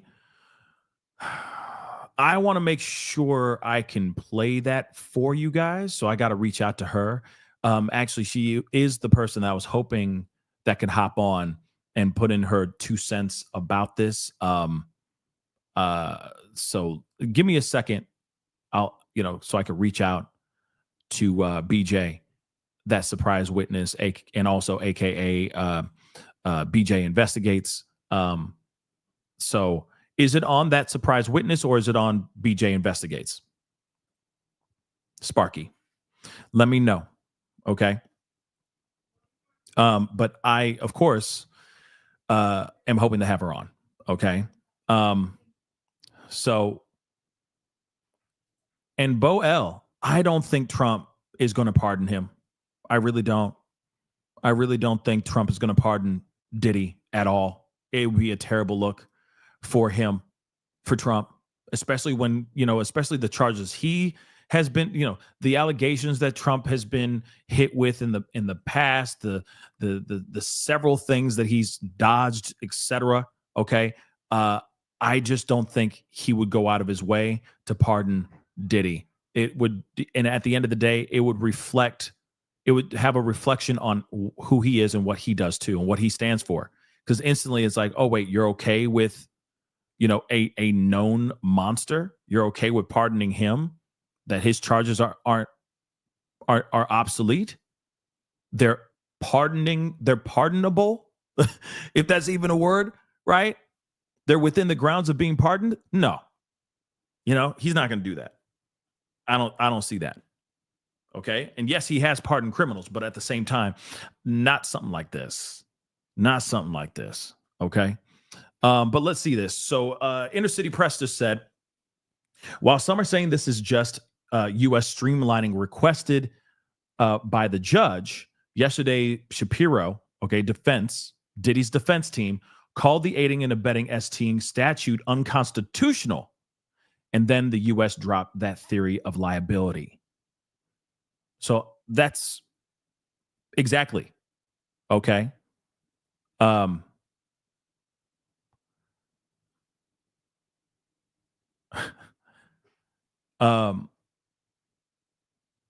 So again, I'm just reading your chat. I'm just reading the chat because, like I said, you guys matter to me. Okay. Y'all are amazing. Okay. And yeah, shout out to that surprise witness. Okay. She does fantastic work. All right. Seriously, I don't know how she gets all of that done. I really don't. I want to know who her editor is because I am, and if she's doing all the editing herself, I am impressed because, woo, I don't know how she finds the time. I will say that. Okay. Real talk. I wish I had more time. Okay. And then, yeah, this channel would be on a whole nother level. Okay. But again, let's take a look. Let us see what's popping. So he says here, oh, well, I already said that. Well, given the letters given the 2 letters last night, including the changes, just to emphasize, not dropping charges, but yes, dropping several theories of liability. And I think that's an important piece of information right there too.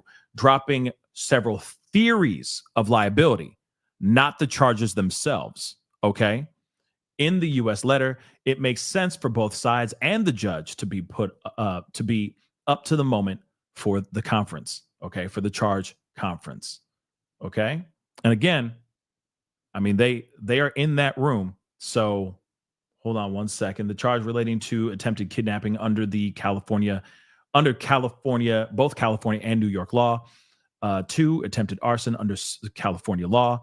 And 3, aiding and abetting STing. The government is no longer planning to proceed on these theories of liability. Let's take a look at this. Okay. And of course, we do have them as well. Actually, let me send a message real quick. Actually, hopefully she can hop on. If you can, that would be dope. But let me just grab. Let's play a little bit of it, okay? Because I'm very interested to see what she has to say about this as well. Oh, and she's live too right now. Okay. I'm going to play only a little bit of this, okay? Of course, because this is her content. I highly recommend you guys going over to her content and checking this thing out. But I'm going to play a little bit of it. So let's see what she got to say about all this, okay? Shout out to that surprise witness, of course. And, I know why you might be thinking that. And it's because of lunatics like Harvey freaking Levin at TMZ. Damn. Prosecutors dropping charges. No. The prosecutors are not dropping charges. And the prosecutors have not dropped any charges. Okay, that's just false. That's not true. Okay.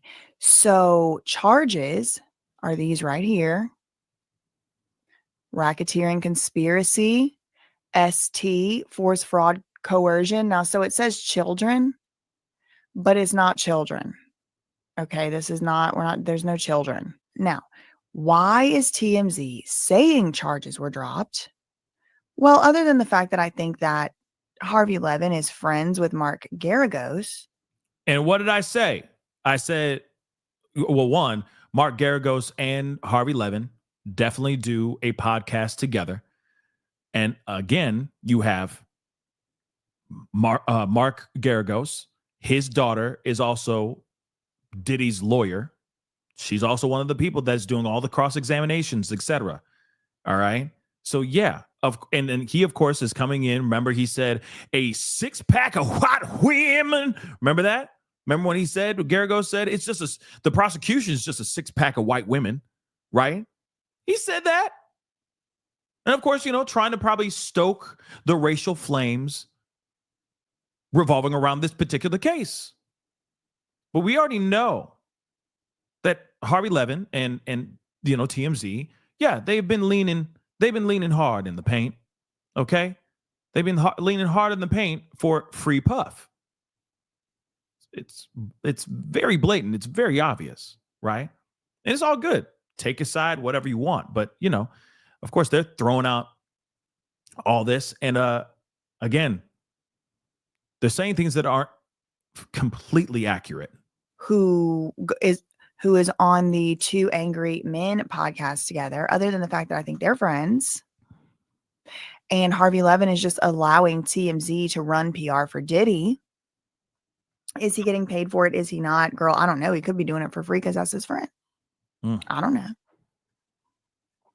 It's good press.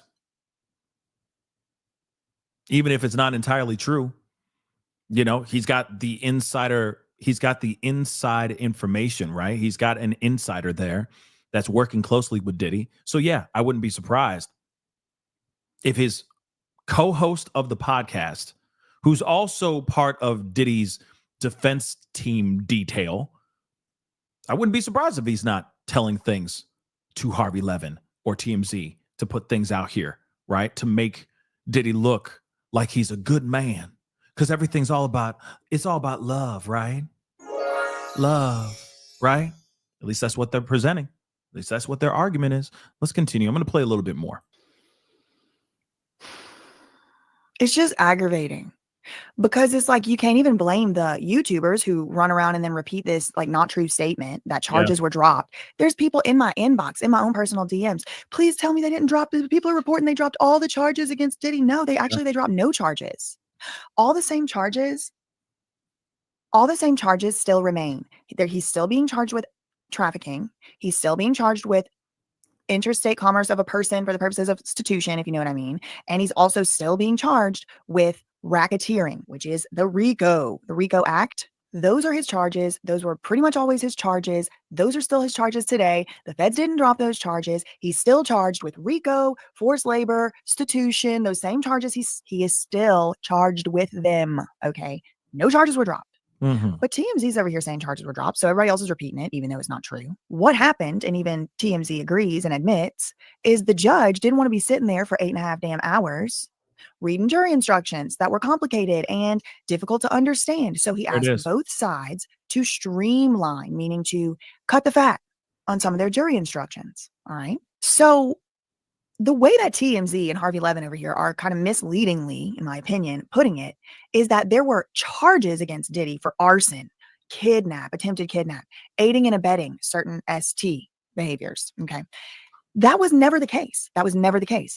Diddy could not have been charged with arson because the statute of limitations had expired. The alleged arson happened all the way back in 2012? The statute of limitations had expired. He was never charged with arson.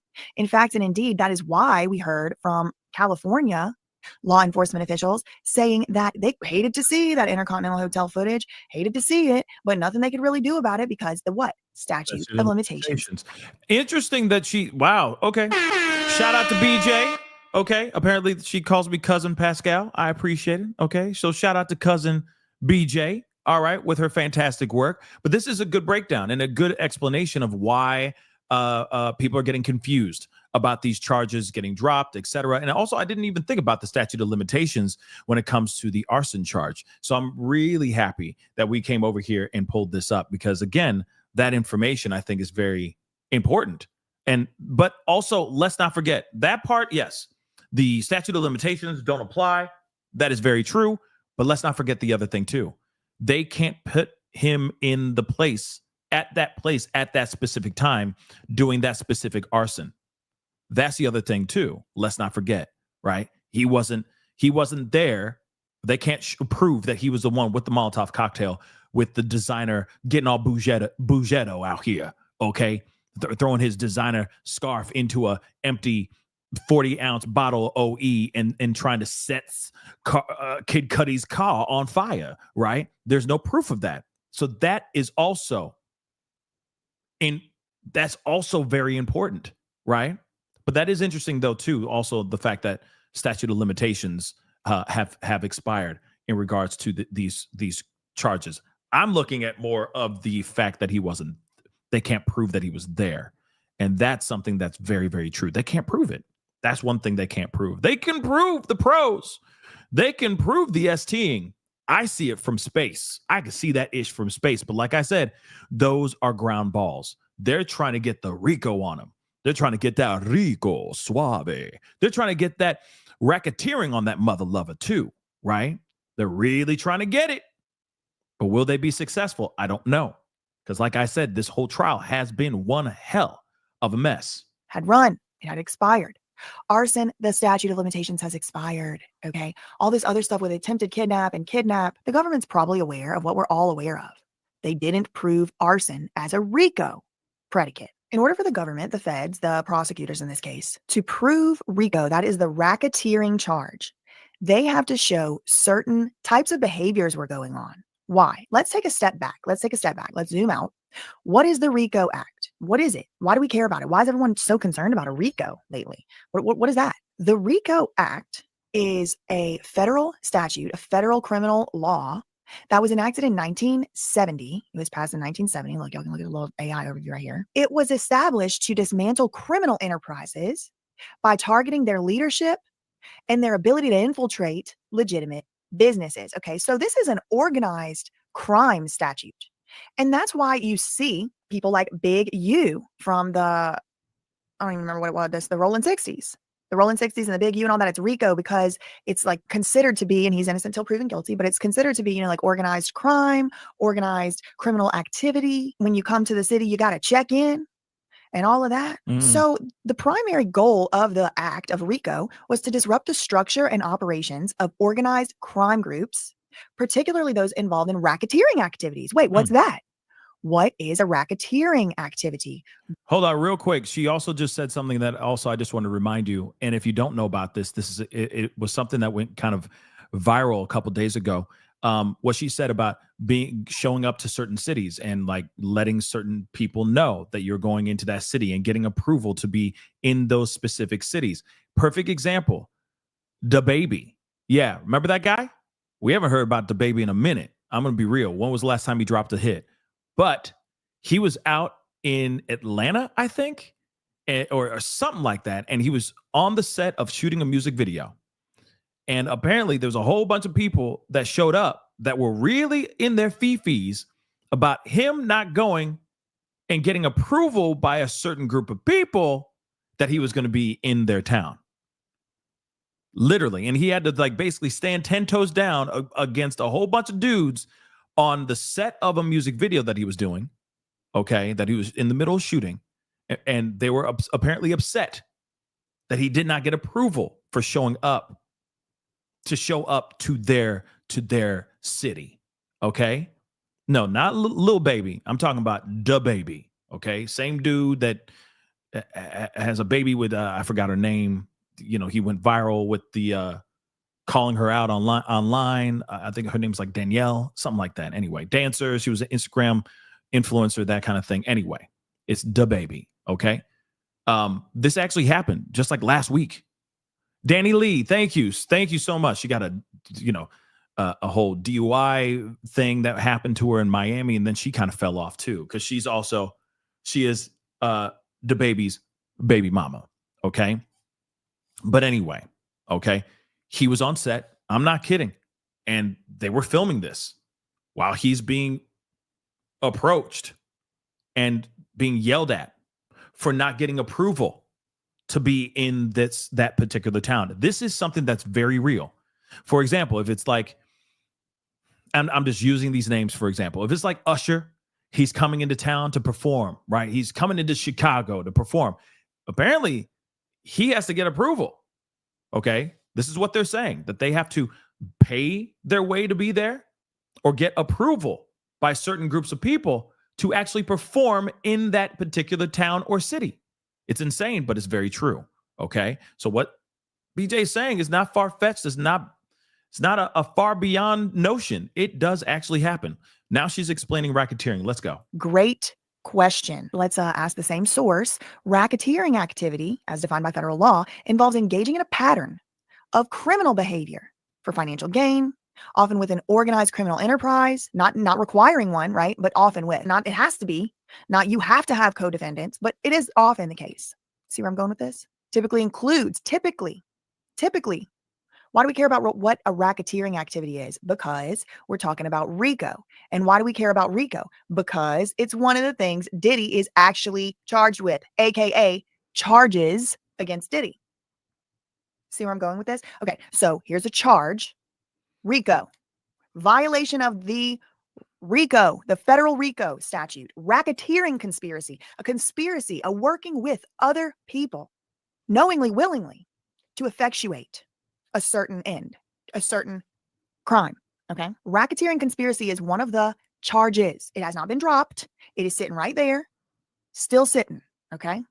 Racketeering under the RICO Act. This act, the RICO Act, was designed to target criminal organizations, particularly those involved in racketeering activity. Okay, so Diddy is charged with that under RICO. Racketeering activity includes typically a basket, a big, huge bucket of things, right? And I mean, some of this stuff's really intuitive. You could just imagine it, right?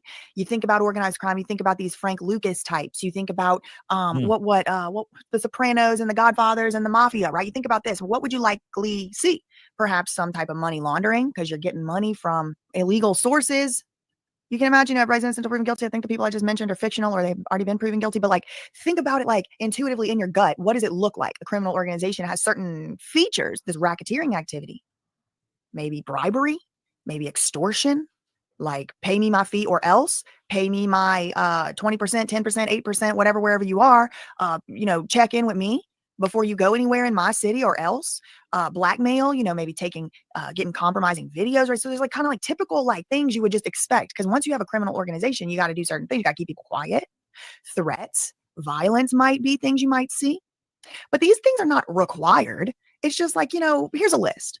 And if y'all can show like, I don't know, like 2 or whatever on this list, then that can reach the minimum of the racketeering activities. Now, there's other stuff you have to prove in RICO. Okay. You have to prove the mindset, the state of mind of the people in the quote enterprise. You got to prove there was an enterprise. All of these things have legal definitions, and I'm not trying to get into them right now. What I'm trying to say is RICO is the statute under which Diddy is charged. RICO statute, act, whatever, in order to prove that he did it, the government has to show that there was racketeering activity going on, organized crime type stuff.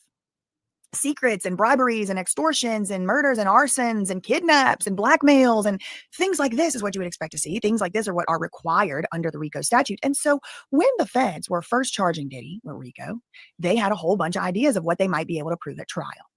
Arson was one. Arson is one of these typically racketeering activities. If you prove 2 of those, then, good, cool, great, fine. Arson was one. They were just throwing it at the wall. Diddy was never charged with arson. Never. The government never said we're charging him with arson. No, they said he did a criminal enterprise.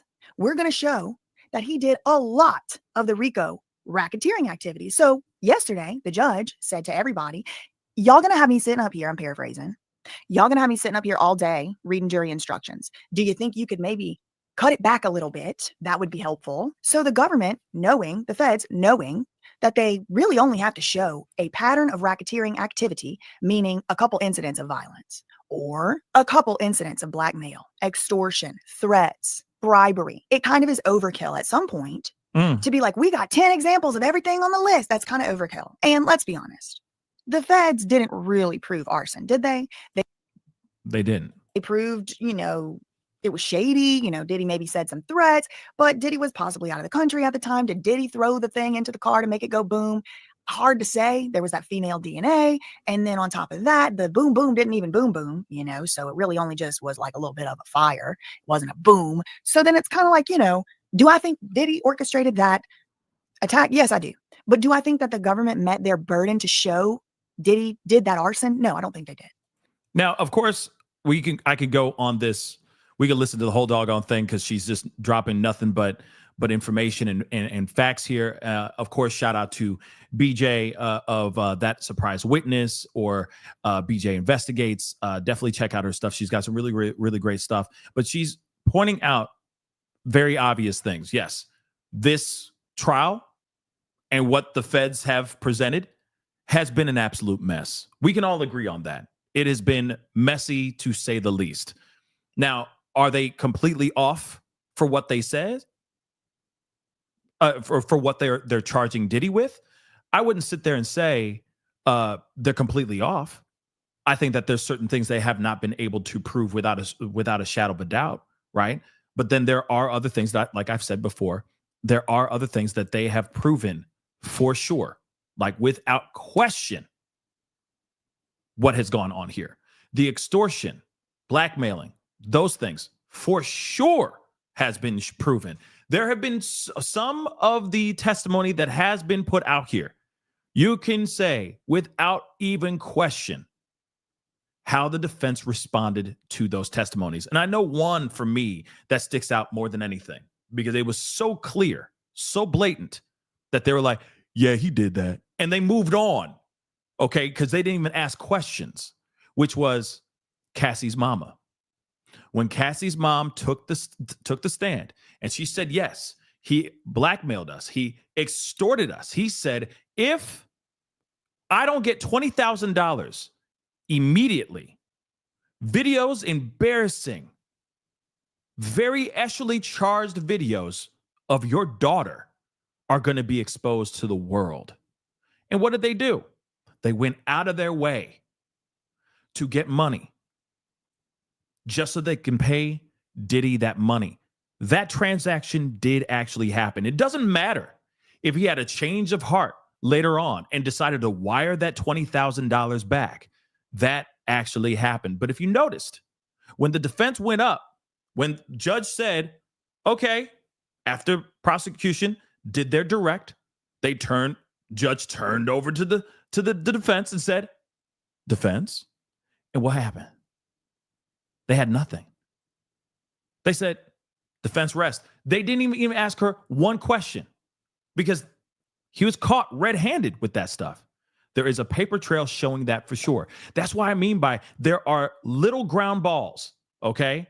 Easy hits that all you got to do, like I've said a million times, the feds, all they got to do is scoop up the ground ball and throw it quickly to first base and an instant out. It's like that. Simple. But there are other charges that they are having a hard time proving for sure. And, for me, I'm just wondering how the jury is going to take everything and how they're going to break it all the way down so that they fully understand exactly what Diddy is being charged with. And I think that's the other reason why, we just heard from BJ and what we've read in all these articles and all that.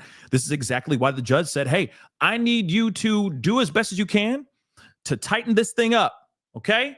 I need you to trim all the fat, explain everything to the jury like they don't understand anything. Treat it like it's try to treat it like it's simple math as best as you can, because the jury's going to get confused, y'all. The jury is going to get confused, and I even predicted this weeks ago. I said, I hope to the sweet baby Jesus they explain exactly what's going on to the jury, because I think they're far gone. I think that they're absolutely confused because of all the testimony. They're like, wait, what is what and what is what? Okay, is it the Jane Doe thing that's proving the RICO? You know what I mean? There needs to be more finite things. And also, they had 34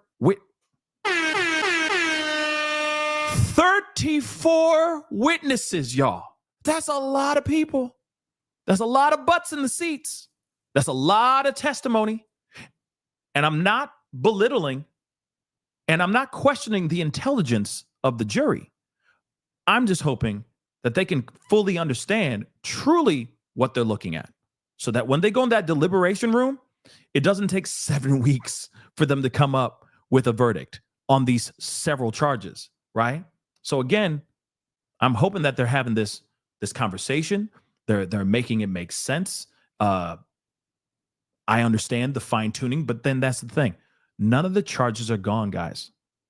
The charges are still there. They're just trimming the fat so that they can just get him where they think they can really get him. Okay? But I'm very excited, though. Okay? We got a new friend of the show coming on. Just so you know, we love lawyers here. Okay? We absolutely love lawyers here. So I'm very excited to bring on a new friend of the show. Okay? Her name is Dani Pinter.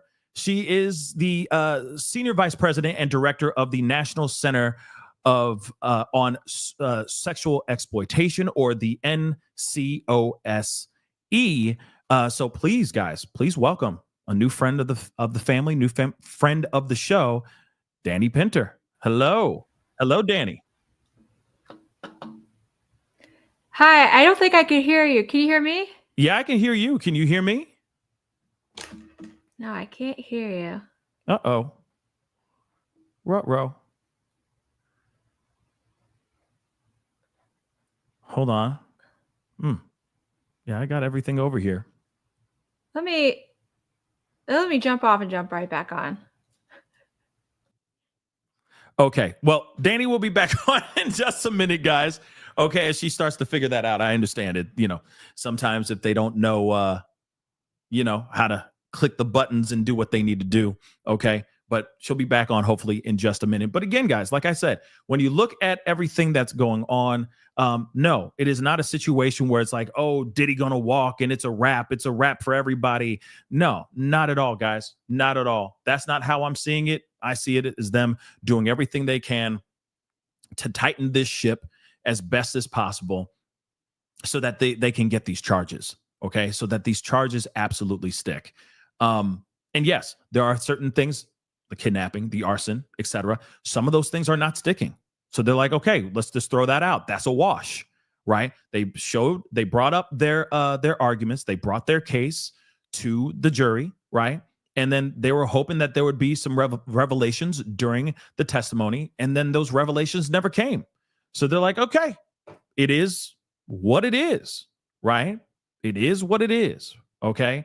So again, they're not done yet. They are far from being done with everything. But 1 second, I'm going to see what's going on with Inner City Press here, just to see if there's any new updates within the charge conference. Okay, I'm going to try to bring Danny back on again. Let's hope that she can hear and we can hear and we can rock and roll. Danny, hello. Can you hear me? I can't hear you. Okay. How about this? Oh, I can't talk to you. Hold on. See audio. Hello. Okay, I can hear you now. There we go. No, it's okay. Okay, yeah. I gotta love it. We're doing it live. Hey, we're trying. Okay, so again, everybody, please welcome Danny Pinter. Hello. She is the Senior Vice President and Director of the National Center on Sexual Exploitation, also the NCOSE. How are you doing? Thank you so much for being here. I'm doing great. I'm so excited to talk with you. Thanks for having me. Yeah, I'm really looking forward to it. The thing is well, can you explain to us exactly what your organization does and what you do? Yeah, sure. So our organization is an advocacy organization. We've been around for a long time doing public education and advocacy around issues of exploitation, sexual exploitation, sex trafficking. I'm an attorney. I represent victims of sex trafficking in litigation and in public policy. That's really amazing. And thank you so much for all that you do, because there needs to be more soldiers like you out there for sure. Fighting the good fight and everything. So when it comes to this whole trial, I'm sure you've talked about this on other podcasts and all that as well. Well, first off, what do you think of the trial so far? Yeah, well, it was lengthy. A lot of witnesses, a lot of testimony. I thought the prosecution put on a good case. I mean, we'll get into it. It's a nuanced issue. I was shocked by the defense's lack of case. I think it was always an open question whether or not Diddy would testify. I don't think that's that surprising. But that they didn't call a single witness, I found that to be shocking. So I'm happy you said that. I'm really, really happy that you mentioned that. Yay. So question about that. When it comes to the defense saying, yeah, we ain't got nobody. We're resting as soon as they rest. They say that, when you go into Google and you just type it in, it'll say, oh, this is not uncommon. But it's kind of uncommon, especially with something like Diddy, right? No, I think not to have a single witness is uncommon in a defense case. I mean, I think with him, now I'm just speculating, this is just my take, but with Diddy in particular, there's so much about him that you and I are learning from other litigation, right? Not the criminal case, but civil cases that are being filed, reports in the media, a lot of what would be considered character evidence. So things that might taint the jury that the prosecution can't bring in. So they have a very narrow case. They have their 2 to 4 victims, right? Mm-hmm. The main victim being, Cassie Ventura and Jane Doe. There's a couple others, but they've got to stick to that. And they can't bring in character evidence unless Diddy opens the door. So I think the reality is that everyone in his life is so wrapped up in this freak off lifestyle and the things that he was doing that if he were to try to bring anyone to testify to his good character, it would open the door for the prosecution to ask about other things that ultimately just would not make him look good with the jury. That's my theory. No, I get that. Another theory I think has been popping around, and even my own, is that they are, any person that would come up and speak on his behalf, they're worried about incriminating themselves as well, that they don't want the feds looking in their direction. So if they were to say, hey, there was consumption of substances and whatnot, and I saw it, or I supplied certain things for him, or I helped, I did see these S workers, I moved them around, so on and so forth. I feel like they're worried that the feds, because you don't want the feds on you. I mean, that's right. Clear as day. No one wants the feds on them. So I feel like that's one of the reasons. But there is another theory, though, that people believe that Diddy believes it's like a cocky move, that they believe that the prosecution doesn't have a case, that their case is weak, and that's the reason why they're saying, nah, we don't need to bring any witnesses. What are your thoughts on that, Danny? No, I think there's a lot to that. I mean, I saw this, and now this is true of a lot of sexual abuse cases, but this isn't really a case of Diddy do it, right? Like the defense isn't really disputing the majority of the allegations. They're just reframing. So they're just saying, yeah, freak offs happened, but it was consensual. Yeah, there was drugs, but it was for private use. Yeah, there were escorts, but that's not sex trafficking. So I think you're right. I mean, I think a big part of their theme is just to be doing the spin and saying, okay, prosecution, that's all you got. So what? Kind of thing. Interesting. Okay. Yeah, I am kind of curious about that. And people in the chat, family chat, please definitely send your questions if you have any questions regarding this case. For Danny, please send them our way so we can get you guys involved in the conversation as well. Yes, there's crowd participation in this conversation. Okay, don't forget. But so when it comes to these alleged victims like Cassie and Jane Doe, first off, the first main question is, what did you think of their actual testimonies? Were they pretty spot on, like expected to be that flawed, or was it still shocking to you? Does it show proof of any type of coercion, exploitation, etc.? What are your thoughts? Yeah, I mean, I work with victims of sex trafficking day in and day out, and their testimony was completely consistent with what I always hear. I think the disconnect is what most people think sex trafficking is and what it really is. So the most common form of sex trafficking is familial sex trafficking or a romantic-based sex trafficking. So most of the time, the traffickers have a personal, emotional relationship with the victim. So what may seem like inconsistencies like that, Jane Doe and Cassie love Diddy, but also they're claiming some really horrible abuse happened. That's very consistent with the sex trafficking experience. So, okay. So then explain to me then, when it comes to the theory of them being co-conspirators, right? Because they're doing these freak offs, right? They're doing these crazy parties, or hotel nights, as Jane Doe put it. A lot of people out here believe that these two, at least, were definitely down for it.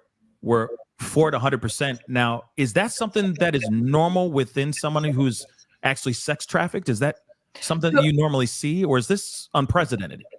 Yeah, so I think we need to get into kind of the definition of sex trafficking, if that's okay, and coercion, because I think that's really what it comes down to, right? So sex trafficking is, in a nutshell, it's causing someone to engage in commercial sex via force, fraud, or coercion. So the commercial sex piece is indisputed, in my opinion, right?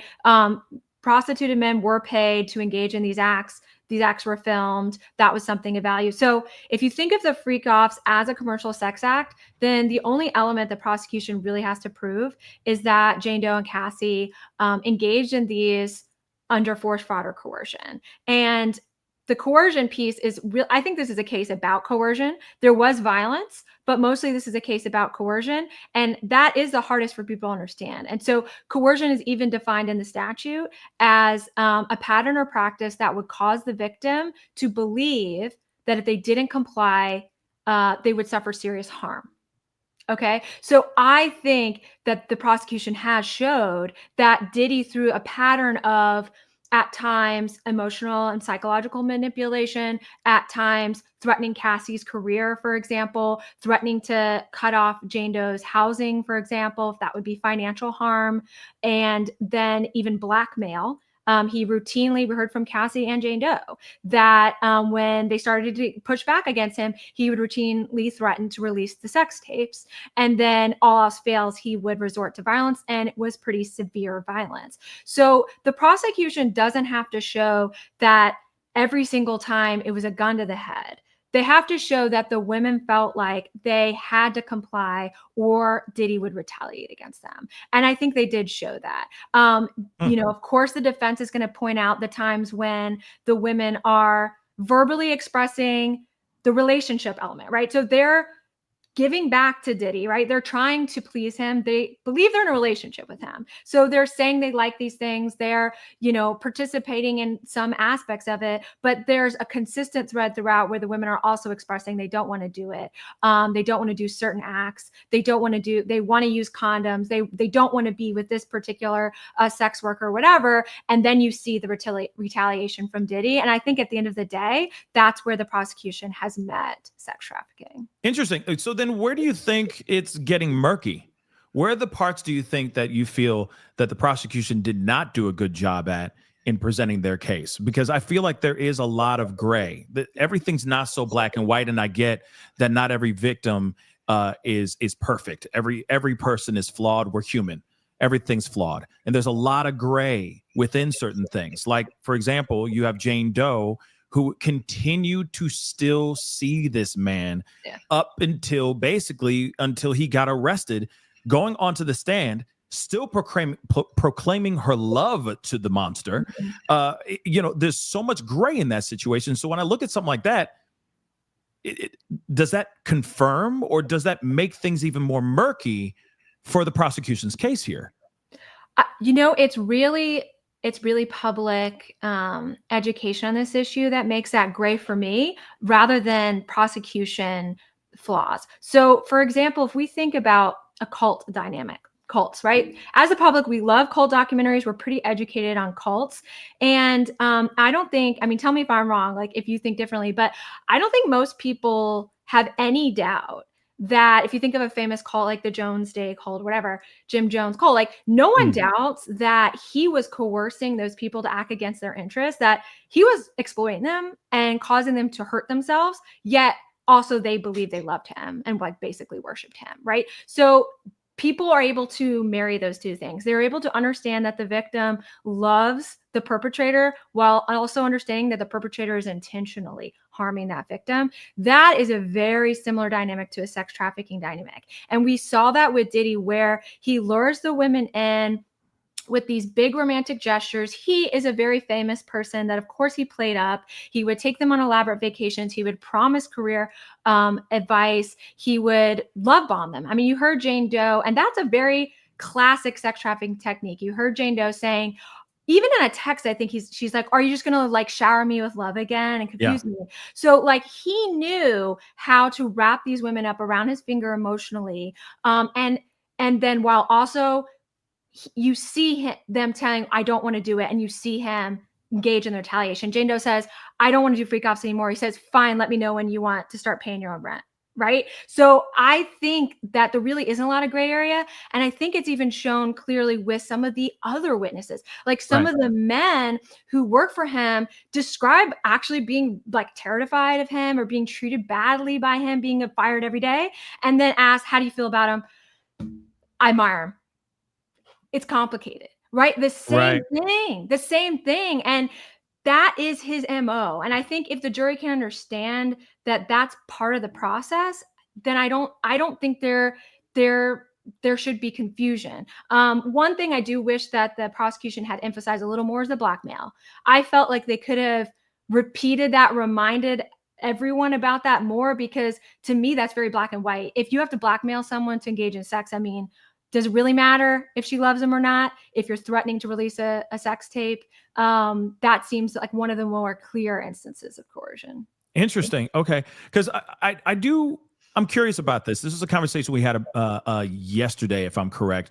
And it was one of the main topics of the love contract.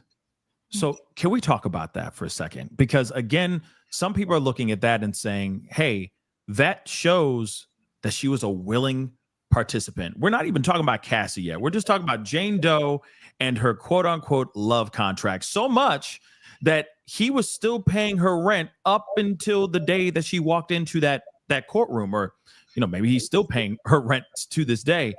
So I'm wondering about this love contract. Is that going to be like a huge piece of the conversation here when it comes to the jury's decision? Because she speaks on this, she testified about it, basically saying, hey, we had a love contract. I would perform these things for him, and this was our agreement. What are your thoughts on that? Because in my mind, I see that as prostitution or of some sort. Does that confirm more of the sex trafficking thing here, or does this prove not? To me, it enshrines the sex trafficking arrangement and the fact that Diddy knew what he was doing. So if there was any doubt that Diddy knew that he was using money to get consent, I think the love contract eviscerates that. He knew that to get Jane Doe to consent to his freak offs, he had to pay for her rent. So to me, it is only helpful to the prosecution. I think to your point about, I think the jury will wonder, how can you consent to this? What does that mean in terms of consent? I would argue you can't, right? You can't consent. There's certain things you can't contract away. Our society, our legal system acknowledges that, right? Like you can't sell yourself into slavery. And I don't think you can contract, I will engage in an open check sexual relationship with you, no matter what, basically, because you pay my rent.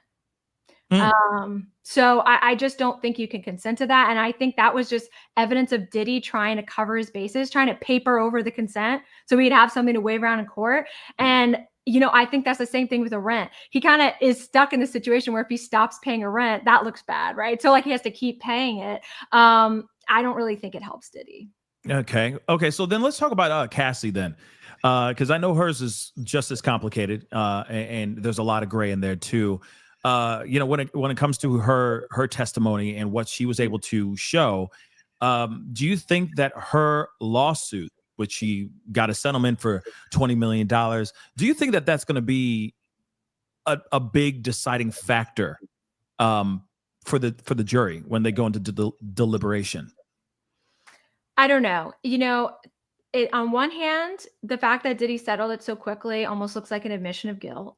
On the other hand, is she motivated by making money? I think some of that's undercut by the fact that it is already settled. So she had no motivation to, testify in any particular way at this point, right? Because she'd already won. But at the same time, I think whenever money is involved, that's always going to be confusing for the jury. Okay. So then, of course, we've been seeing a lot of other things that have been going on. Like today, I don't know if you've known about these charges that were being moved or dropped or anything of that sort. What are your thoughts on what they're doing right now? Is this typical standard procedure, or is this something that's been, that's just shocking everybody, like even yourself? Yeah, no, I don't think it's shocking. And it's not. So the main charges of sex trafficking, RICO, the Mann Act violations, the prostitution, that's not dropped, but RICO requires underlying offenses. So I just think the prosecution is trying to simplify this case because, as we've been talking about, it's a lot of stuff over a long period of time. And the more simplified and sort of black and white they can make it for the jury, the better that will be. And so I think that's all they're doing. They're trying to stick to what they think is their strongest pieces of evidence: the sex trafficking of Jane Doe, the transporting of the prostituted persons, allegedly.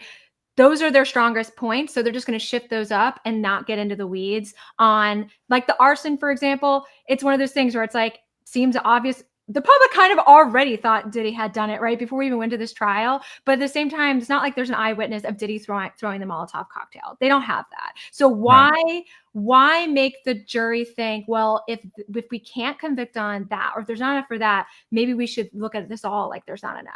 Like, I think that's what the prosecution is doing, is just narrow it down to their strongest points and leave the rest out. I see. Okay, and I think that's what they're doing, trimming the fat, cutting it all the way down so they can simplify it for the jury. It's not an example of like, oh, they're all dumb and but they're trying to basically say, hey, okay, here, very bare bones, this is what we're going for.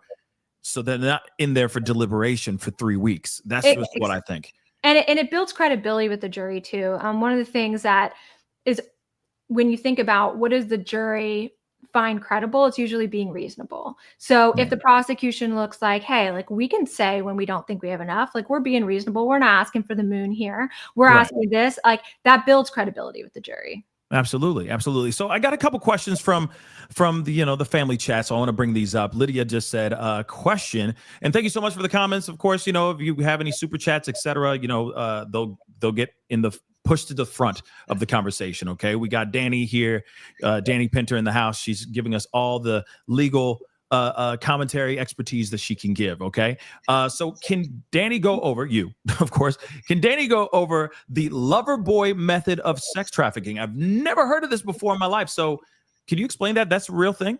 Lover boy method? Yeah. So the lover boy method, or Romeo pimping, is that most popular form of sex trafficking that I was talking about. If you ask any vice cop who investigates sex trafficking or pimping, they know what the lover boy method or Romeo pimps are. And that's what I think Diddy is. And so what that is where the trafficker pretends to be interested in the woman for a romantic relationship. So it's based on this fraudulent, we're going to be married, we're going to have this life together, you sell the dream, right? It's me and you, we're family, I'm here for you, you're here for me.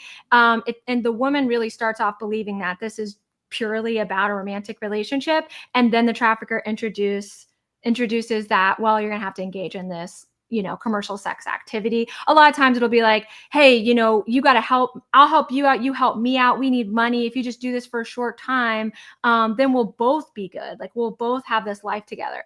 So very common form of sex trafficking. It's the most common, particularly with like young girls, teenage girls who don't have anything. This is, they're looking for love, and this is the most common way they're trafficked. Interesting. We have Marcy. Thank you so much. I appreciate it. Can the witnesses now be charged at the state level in New York or California despite immunity from federal government? I think that's a good question, because of course they got immunity for this specific trial. But I mean, what if they are, moving weight, moving substances, etc., or helping, move particular S workers from across state lines and all that? I mean, are they fully covered, or could they see themselves catching some charges statewide? Yeah, that's a great question. I actually don't know. I mean, my instinct would be that the immunity probably pretty broad, that the state would defer to the federal government on charges that cross over state lines anyway. That's usually always goes to the feds automatically. So I think they're likely covered, but maybe there's a technicality in there. Interesting. Okay. Yeah, because I've always been curious about that. Like, it would take first off, it takes a lot of guts to get up there and do what they've been saying, helping them do, etc., moving things around and everything. But then, I would still be scared. Like if I go back home and suddenly I'm getting arrested, it's like, what? I thought this covered me fully. Yeah. But the other thing too is I'm wondering, as far as the enterprise side of things, right? I think you tapped on it earlier, but I'm just going to ask it again. Do you truly believe that, or do you think that they presented a strong argument on that? The prosecution, of course. I do. I think it would have been stronger if KK testified. To me, KK is the co-conspirator that ties it up into a criminal enterprise, because we see her as official bad boy employee who hires other bad boy record employees to then do these crimes, right? I mean, that's what a criminal enterprise is. It's like, it's not Diddy's personal account, even though they tried to throw that in on a couple of charges. But I mean, we had testimony after testimony that it was Bad Boy Records money, Bad Boy Records employees who were illegally procuring drugs, transporting them, setting up the freak offs, paying, the S workers, all that. I mean, right. Technically, I think that's it. You need a co-conspirator, so it's a little weird that he doesn't have a co-defendant, and that we didn't have KK testify. I mean, I think that's the one place, because she was even there when he was paying off the security guards to get the tape and like calling and following up. So, to me, that's kind of open shut, but it's weird she wasn't there. But Danny, explain to me why the heck wasn't she actually called in? That just doesn't make any. I think that's one of the main things that everybody wants to know and understand. Why was she not called in? If she is constantly being named, if her voice is being recorded, if she's the one recording Jane Doe and Diddy's conversations without Jane Doe's knowledge, if I'm correct, those things are illegal. She's being caught doing these certain things. Why isn't she not being called? I feel like that's such a huge person to be bringing in for this whole thing. Totally. I think that's the biggest anomaly. If I want to say something that's weird and wild and strange about this case, it's that KK isn't there. We could speculate. I have a couple theories. I think it's probably that they didn't want to give her immunity, and that she would not testify without it. Oh, and I gotta get then that. Okay, I'm glad you said that, because I also am wondering, do you think that they're building a case against KK right now? My theory is yes, but what are your thoughts? Yeah, I think so. I think the reason they didn't charge her initially is because they really wanted her to flip, and she didn't. And then this case progressed, and they want to charge her, but they're going to wait and see, right? If they don't get a conviction on Diddy, they're not going to charge her. But if they do, then they will. I think they're kind of stuck now, and they sort of. I think they tried to hold their cards and hope something would fall into place. Either she was going to totally flip and be cooperative, and she didn't. So now it's like, but they're done with. They're fed up with her. They probably feel like she doesn't deserve full immunity, and even if we give it to her, she's not going to be a cooperative witness, right? Like, we'll give her immunity. She'll come up there, and then she'll still give us nothing. They're not willing to do that. Yeah, they don't want a hostile witness. I get that, but then I guess let's talk about Gina. Let's talk about Gina really quick. Victim number 3, it's been confirmed that it is Gina. She just up and disappeared. Are you talking about, so she was Mia before? Oh, no, not Mia. We're talking about Gina. Gina is victim number 3. She was later on identified. And she never testified, right? She disappeared, right? Yeah. Is that an example of witness tampering? Because in my mind, it seems like that happened. She was tampered and she was a witness. She got paid off, I think. It's so much that her own lawyer's not picking up the Fed's phone calls. So if there's proof of said witness tampering, why wasn't it ever brought up in court? And why wasn't Diddy getting hit with some sort of repercussions for his alleged actions interfering with the Fed's witnesses and whatnot? Well, we still could. We could still see charges come for that. I think, in the midst of this trial, in the midst of what they've got on their plate, they're not going to try and file charges for that. Plus, again, it's like, it's one of those, there looks like there's smoke, there's probably fire, but do they have conclusive, they may even be preparing subpoenas and warrants, but they don't have the text messages, right? Like, they don't have the message right now of confirming that what we think happened, what you think happened. So I wouldn't hold my breath. Like, that may end up coming down the pike. But it's interesting they haven't made more of it. I'll be curious to see if it comes into closing arguments, because I don't think it looks good for Diddy at all. Yeah, because it continues. They were saying this even before they went into trial. Yeah. That he was calling up people, calling third parties, having them reach out to other witnesses, etc. And there was other people that were supposed to testify. There was supposed to be a chef, Jordan, that was supposed to testify. She's not testifying anymore. And I don't know if it's because she wasn't willing to participate, that she was tampered with, or if the prosecution just felt like, hey, there's no point. We don't need her. We don't need her anymore. And that could be it too. But the fact that they had a whole laundry list of people, 30, if you counted her, it would have been 35 individuals testifying. The fact that she's not even testifying, and it could be because of witness tampering. I mean, I'm just trying to understand why this is not being exposed and shown in court that this guy is orchestrating on a level that to the lights that nobody's ever seen. Yeah. Except in the movies, you know what I mean? But yeah, I mean, I think I think we saw the prosecution try to do that with other witnesses, talk about, to your point, him calling, having his buddies call, having everybody call each other and security people call. But, they are limited into what they are allowed to bring up, right? There's a lot of guardrails. If you don't have hard evidence like a text message proving that she was tampered with, the judge is not going to let that come in. They're not going to let the prosecution speculate about something that prejudicial, right? Like that would look so damning for him. Without hard evidence of that, they're not going to let it come in, because consider there could be, think about everything that Cassie and Jane Doe is going through for that testimony. Think about all the things people are saying about them. That could be why she's not testifying, right? Like she doesn't want to talk about all of the intricate things of her sex life and what she did and was forced to do. So it could be other things. And so the prosecution is not going to be able to speculate about it. I see. Okay. So I got 2 more questions for you. Okay. And then I'll set you free. Wait, is that kidnapping? I'm sorry. That's weird. But I got a question for you. What do you think is going to be the outcome as far as the verdict? Do you think he's going to walk? Do you think he's going to catch some charges? Is he just locked up for life? What are your thoughts on that? Yeah, I mean, I'll take an optimistic view from the perspective of advancing the anti-sex trafficking movement, which is I think he's going to catch some I mean, even my most pessimistic view is he's going to catch some charges. But I think the big question is, will he catch any sex trafficking related charges? I think he will. I think if he does, it will be a big deal, though, for all the reasons you said. I think it wasn't an easy case to prove, but I think the prosecution did. So I think he should catch those charges. I don't think he's going to be locked away for life. No.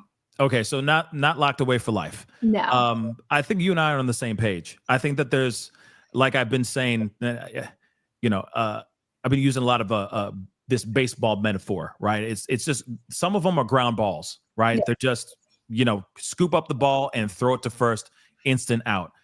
Some of the charges are very, very easy. I think it's going to be very easy, depending on the jury. Okay, hopefully they're all intelligent individuals and they came in it with an unbiased outlook in the very beginning.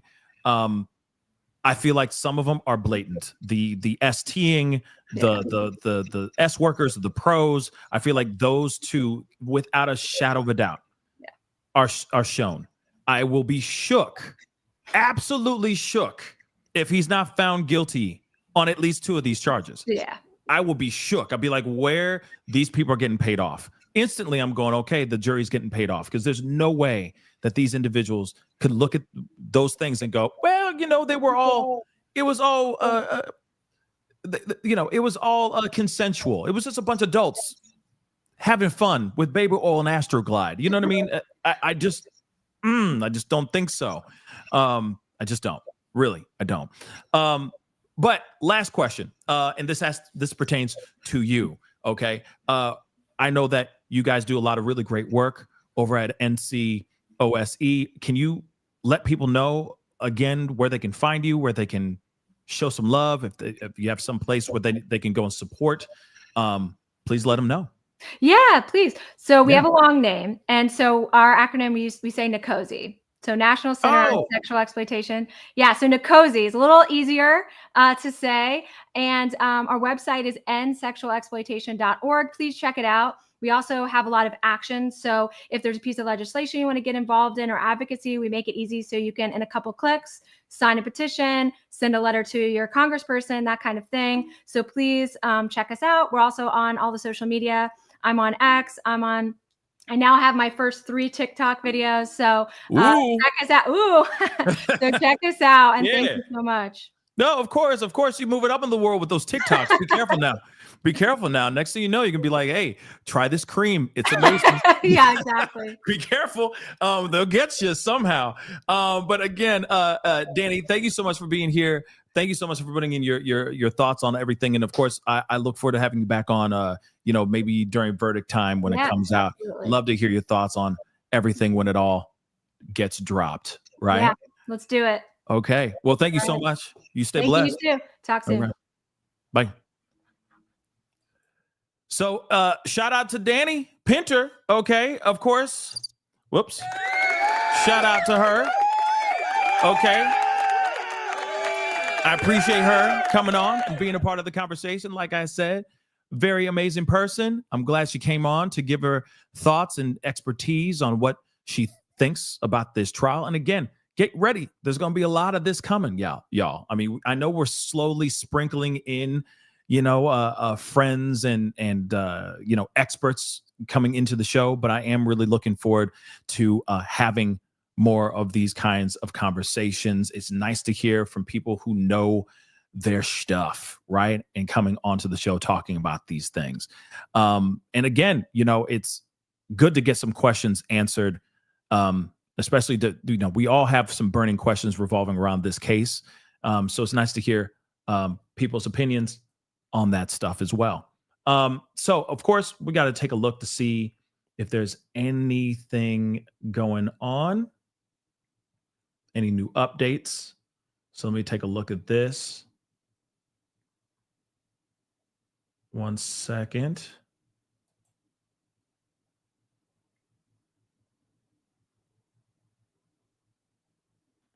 Nope.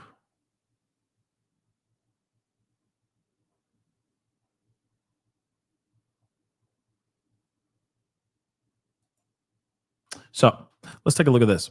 And of course, guys, if you appreciate the conversation, you appreciate the show so far, make sure you hit that like button down below. Okay. If we can get it to 1K, that would really mean the world to me. It helps the show, it helps us grow. It helps us keep kicking butt. All right. It keeps us out here in the algorithms and keeps us relevant, especially when it comes to this trial and to the many other things that are going on in the world. So make sure, you hit that like button down below. Of course, don't forget to hit that subscribe button, please and thank you. Hit that join button down below. Become a member. Support the channel in other ways. You can check out PascalMerch.com as well. Okay, but nonetheless, we got some good answers there, which I really do appreciate.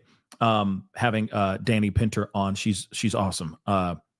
Great having her on the show. But what's interesting about this here is, I thought that maybe Inner City Press would be in the room, for the conversation or something like that, giving us live tweets and all that. So far, he hasn't really been giving a whole lot of live tweets. I'm going to check some other places to see if there's any more updates, etc. But he's saying here, that's what they're still saying. I'm ready to live tweet. So, okay. So again, it's like, sorry, replied to the wrong post. Will Combs' case still meet in court. Now they're saying they pushed it to 2 p.m. So again, they ain't doing nothing for 20 whole minutes. Okay. Now he ain't tired. This man don't get tired. Okay. He got like 7 jobs. He don't get tired. Okay. But he out here.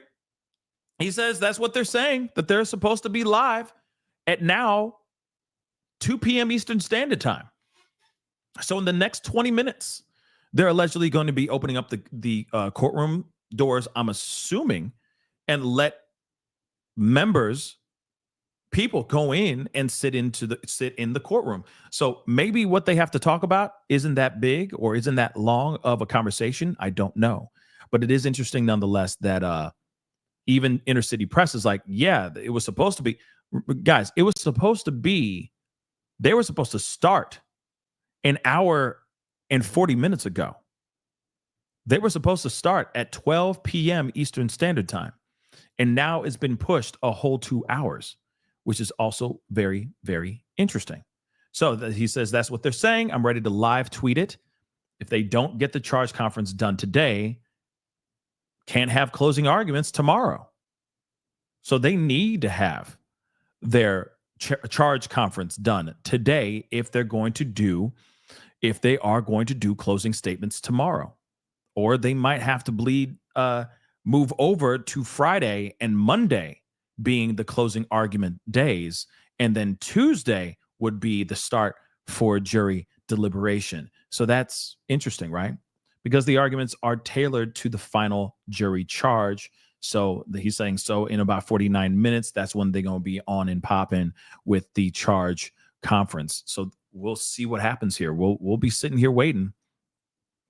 At least we go, cover a bit of it, maybe not the whole thing, because unfortunately I have a few things I got to go and take care of today, but hopefully we'll be able to cover a little bit, do a little bit of coverage.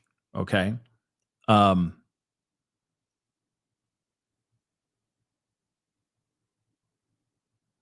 let's see. Hold on, guys.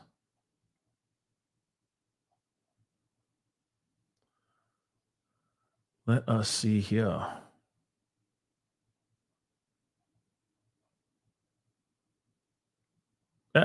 Interesting. Wow. Interesting. You remember the title that we had a second ago? That we had before everything, saying prosecutors dropped charges?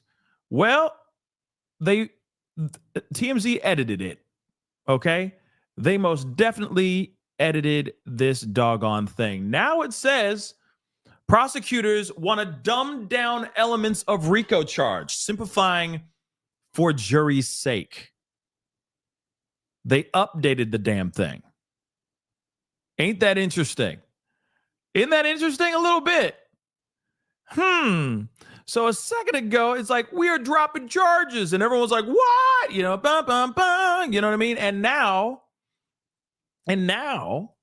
they're saying, oh, no, we want to dumb it down. Don't worry. If y'all don't believe me, just press rewind. Go back. Just go all the way back. They refreshed the page because they know for a fact everybody and their mama was reacting to this mug. Everybody and their mama was like, what? And then of course, people who know their stuff are sitting there going, no, you got it wrong. You got the information wrong. Okay. They're not dropping the charges. But see how they're saying they want to dumb down elements of RICO charge? Doesn't that give you a certain type of vibe? Not saying, hey, they just want to simplify the thing, or tailor it a little bit better. They're saying dumb down, right? Simplifying for jury's sake. So again, let me see if there's any new things. Do you need some grills, guys? If you need some grills, apparently that guy right there, he got it all. Okay. Anyway, in a stunning move the day before closing statements, closing arguments. Yeah, this is same article, same doggone article, guys. Yeah, touched by Brit. Don't they kind of sound a little like little angry? Just a little bit. Just a little bit. Okay, but it's the same doggone article. They just changed the title. Let's just see if there's any editing, any new updates within it. Blah, blah, blah. Same old one. Shamalama ding dong. Let's see. These charges, okay, relate to racketeering or RICO charge days Diddy faces. As the aiding and abetting STing charge, prosecutors don't explain what elements. Same thing. Okay. Same doggone thing. So nothing's really changed in this particular article. Nothing's really changed. It's the same doggone mess. Interesting, right? Now they want to dumb down the elements of RICO charge. Not like, hey, they just want to tailor it, make it a little bit more digestible for the jury. No. They want to dumb it down. How dare they? How dare they? But let's take.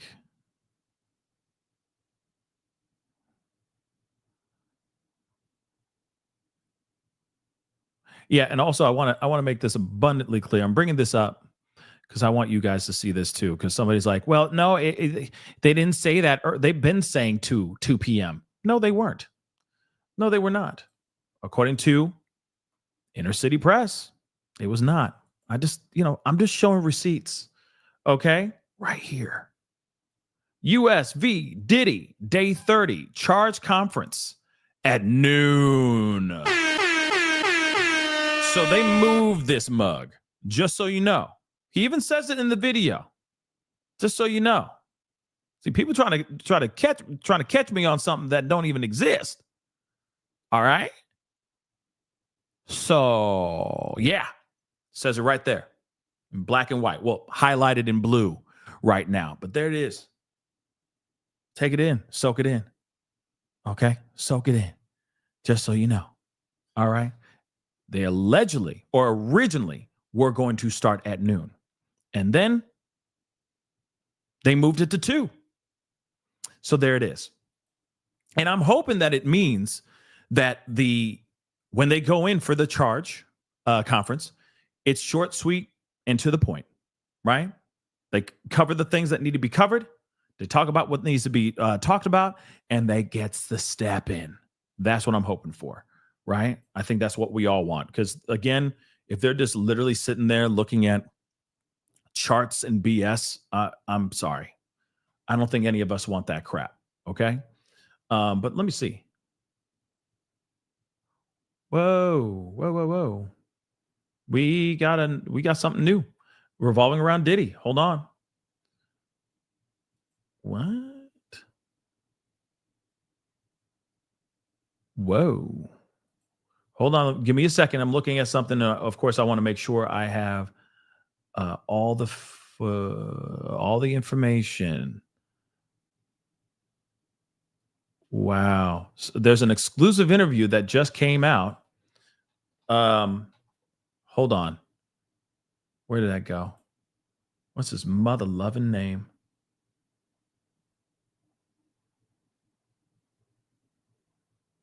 Wow.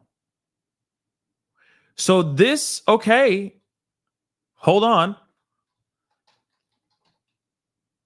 Anton has entered the group chat in the Diddy trial. Hold on. Hamburger. Let us see what is going down. Allegedly, there is Anton Hardin, okay, a name that has been mentioned a whole bunch of times in this trial, has now done an exclusive interview.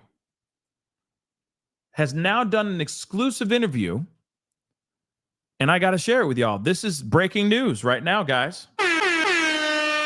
Breaking news. We got some interesting-ish going on, baby. So now this is, well, I'm going to show a photo of him right here. And that's him in a red room. Now, he could be in any red room, okay? Anybody can just put a light bulb in a lamp and make the mother-loving room red and then take a photo of his ass in a red room. And then he could be wearing a robe to insinuate that he a part of these freak-offs. But at the same time, nonetheless, this is apparently Anton Hardin, okay, who participated in Diddy's hotel freak-offs, okay, where the rooms were often bathed in red light. Yes. And the bed covered in towels. And a camera phone that was attached to a tripod. So now he is speaking out. Yeah, I know. I got it. Anton. Hard on. Yeah, that I'm sure that was his stage name. Okay. But this is very interesting. Okay, so let's take a look at this. Well, apparently there's 15 photos of this mug. So there he is. That's Anton.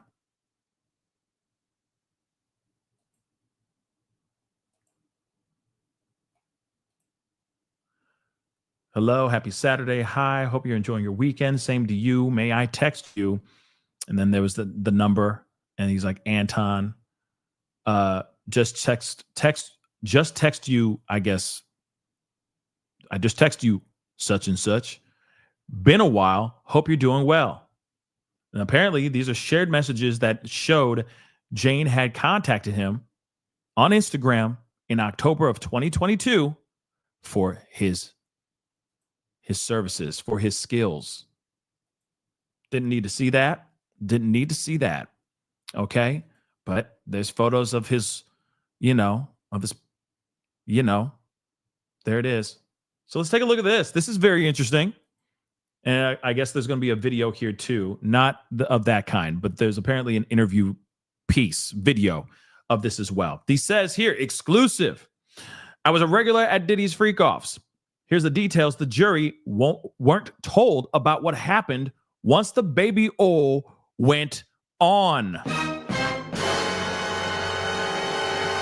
So he was slathered in baby oil, having wild relations with a beautiful woman and earning mountains of cash. And if her famous rapper boyfriend wanted to meticulously choreograph and film the action to satisfy his private appetites, that was all part of the VIP service.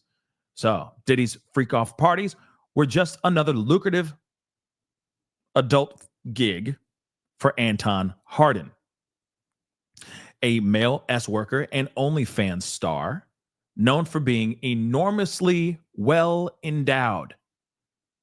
I'm sorry. Okay. I'm sorry. Okay. That was until the woman involved told the hip hop mogul's S-team trial she was coerced into taking part in their substance-fueled romps lasting for 6 hours. So he says, I thought I was just there for a good time with consenting adults. Hardin said he's 31 years old. Okay. And this is what he said in an exclusive interview on the Daily Mail. If she was putting on an act through coercion, that's super effed up and terrible. It almost feels like blood money now. There's Anton. See, a part of me wonders why. Instantly, I go, why would somebody want to step forward and go, yep, that's me. Yep. Hung like a horse, by the way. That's why I'm in it. Yeah, that was me. God blessed me, you know what I'm saying?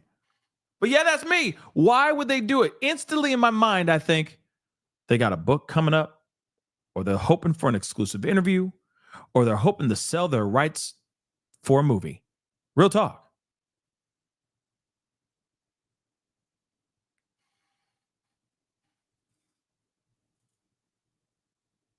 Seriously. A hankering for hogs. That's what Diddy had. Right? And now you got this guy sitting there going, yep, that was me. And we already heard about the Punisher. Right? He's been doing every mother-loving interview and going, my book, right? And now we got this going on. I just keep wondering, why would anybody want to step forward and talk about this? You know what I'm saying? If it's not for only financial gain. So Anton was one of the multiple adult entertainers hired for these types of spicy parties, variously referenced or referred to as hotel nights or freak-off nights involving oil, lube, K, yayo, and X. So we already know about Diddy and who he is. But he allegedly would, let's just say, coerce his girlfriends into taking part into these marathon romps, okay, as he recorded on video and, tenderized his meat. So his alleged victims include a curvaceous form of flame. Why would they say all this stuff? But who is given evidence anonymously as Jane Doe to say that she was blackmailed, plied with substances, and tossed around like a She claimed that Diddy, threatened to cut off her $10,000 per month rent payments if she refused to play along. So he claims his accusers are all willing participants. And we already saw the text message exchange that this North Carolina native Anton Hardin was having with Jane Doe. But he was familiar with his hits, with Diddy's hits like I'll Be Missing You, okay? It's all about the Benjamins, when he came into Diddy's orbit in October of 2022. But he knew nothing about the musician's prolific, spicy, zesty S-life, okay, when Jane messaged him via social media, where Anton goes by the handle Unholy Meat. What? Unholy Meat Obelisk? Obelisk? I don't know what the hell that is. To ask if he was single. Unholy Meat. That was his handle.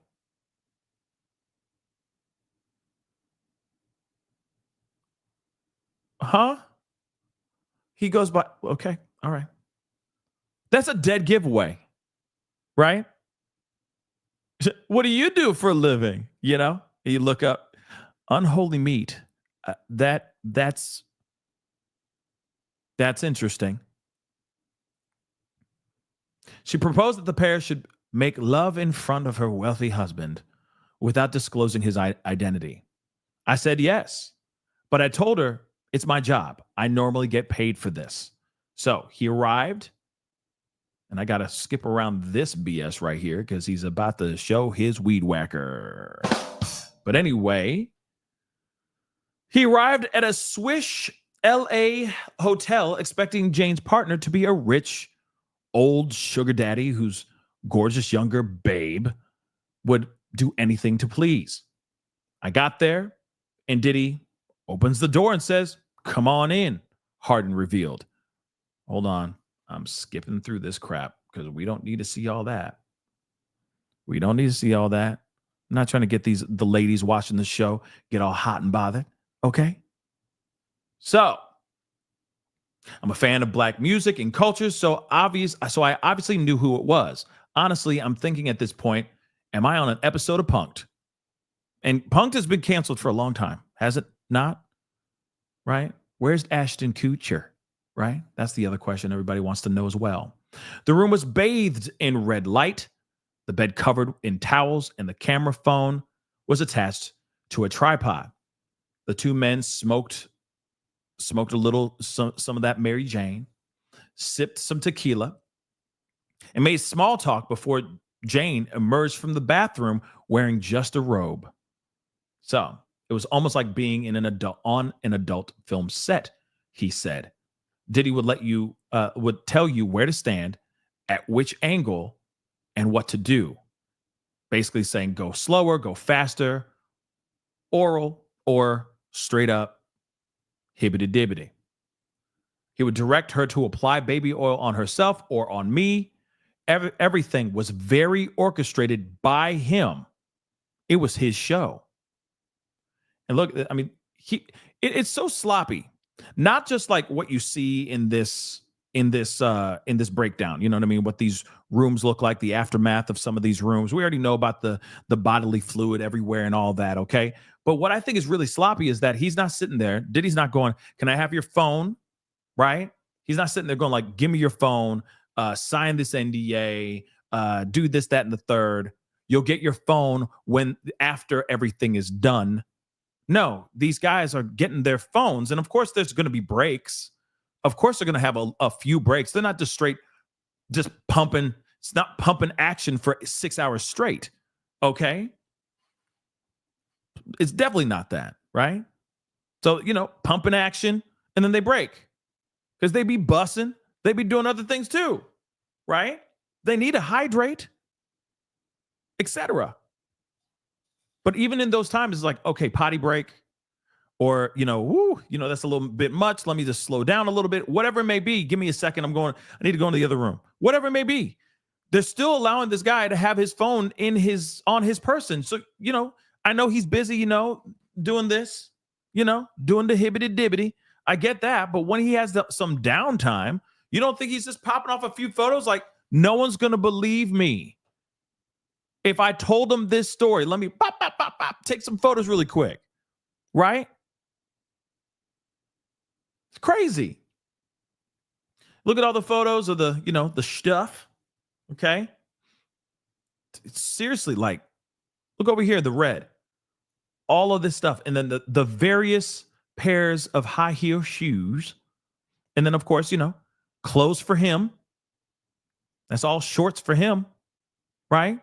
And then there's other lingerie for her. And then there's a little whip right over there. That's crazy, y'all. That's crazy. So he says, so they say Harden hadn't been booked for his boyish good looks or acting talent. He's renowned in the corn industry for having an extraordinarily large manhood that he claims is nearly 12 inches long. He said, I was there for my penis. That's what I'm known for.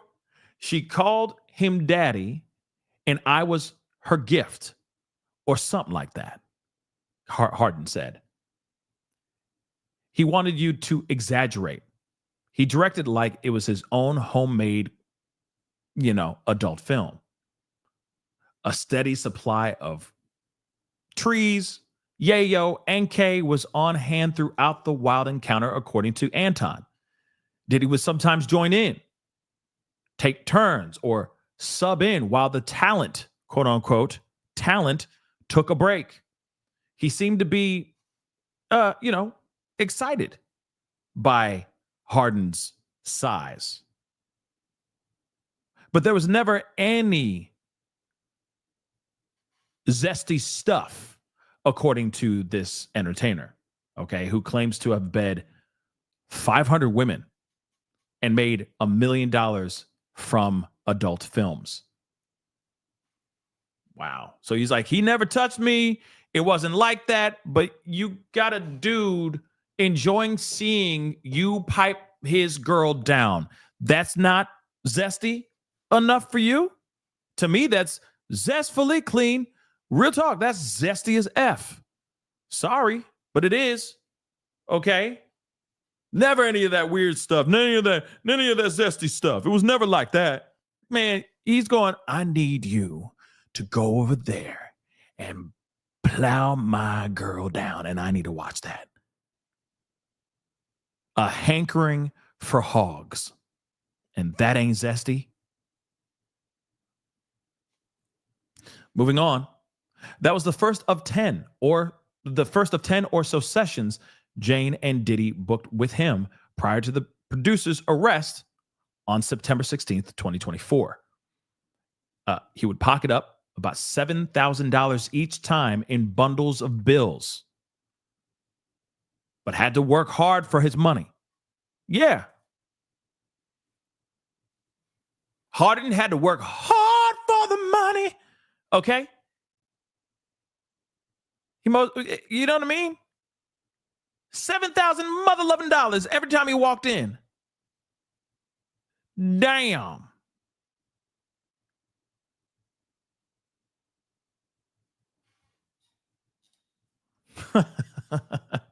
He said, actually, it was performance-based. He explained how long the night goes, how many times I would bust, how good he thought it was. The couple required him to wear figure-hugging PSD boxers, which are popular with hip-hop stars and professional athletes. Sometimes they would say, we're done, and tell me to go home. And literally, as I'm pulling into my driveway, they'd be calling and asking for me to come back. So they could not get enough of his saucisse. So the alleged arrangement eventually unraveled over what appeared to be a simple misunderstanding over payment.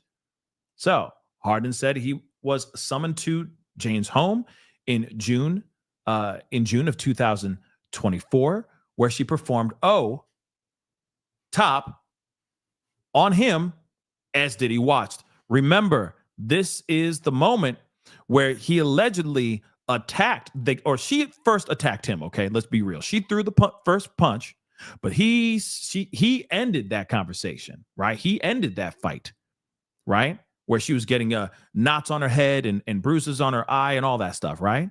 And remember when he came up to her, this is what's being alleged, that Jane was forced to take a pill. And then he said, go over to Anton and you S that D right in front of me, right? That's what she claims. Those are the allegations. Now, Anton is basically saying, yeah, she most definitely performed on him during that time.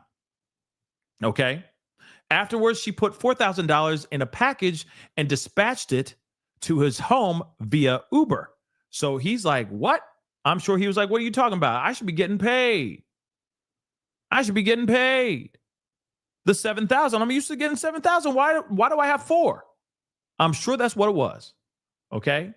When Hardin contacted Jane to verify how much money he had been sent, Diddy rang back and accused him of upsetting her.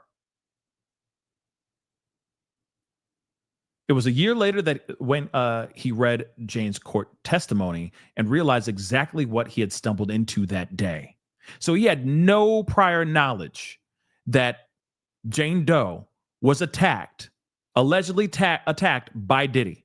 All he knows is that she came out, dropped her knees, S'd his D, and they sent him packing, and he feels like he should have been getting paid 7, and he only got paid 4.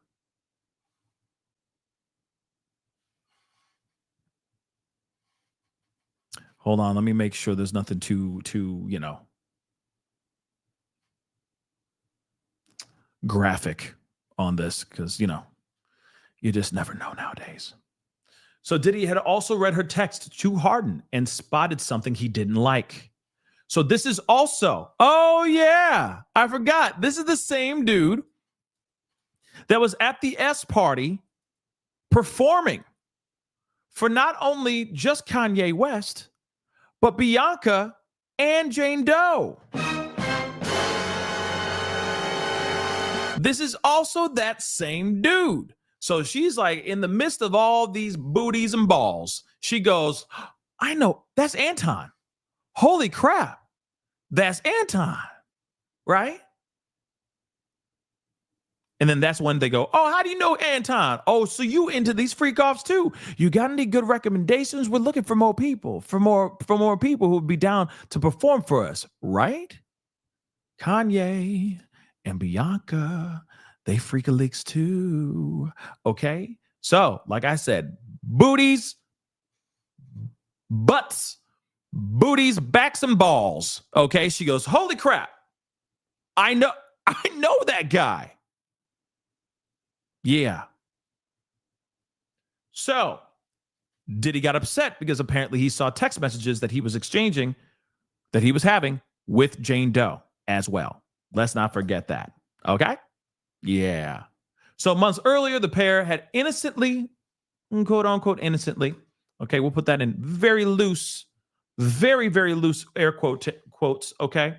They innocently bumped into one another at a Las Vegas party hosted by another big name rapper, Kanye. Okay. And had exchanged messages about it afterwards.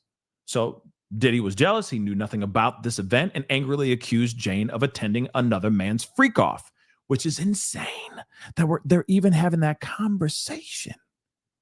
How dare you go off and see another freak off? You're only supposed to be at my freak off forever. No. Other people have these freak offs, baby. Insane.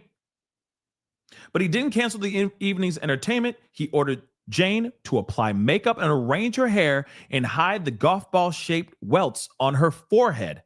That's what was alleged, and that is what was being said at Jane Doe's testimony. Okay. If I had known about the violence, I would have turned around and left the minute I got there, Hardin said. But Jane was very inviting. She was all hugs and smiles. She made me a smoothie. Okay? I didn't notice any bruising or damage to her apartment, honestly.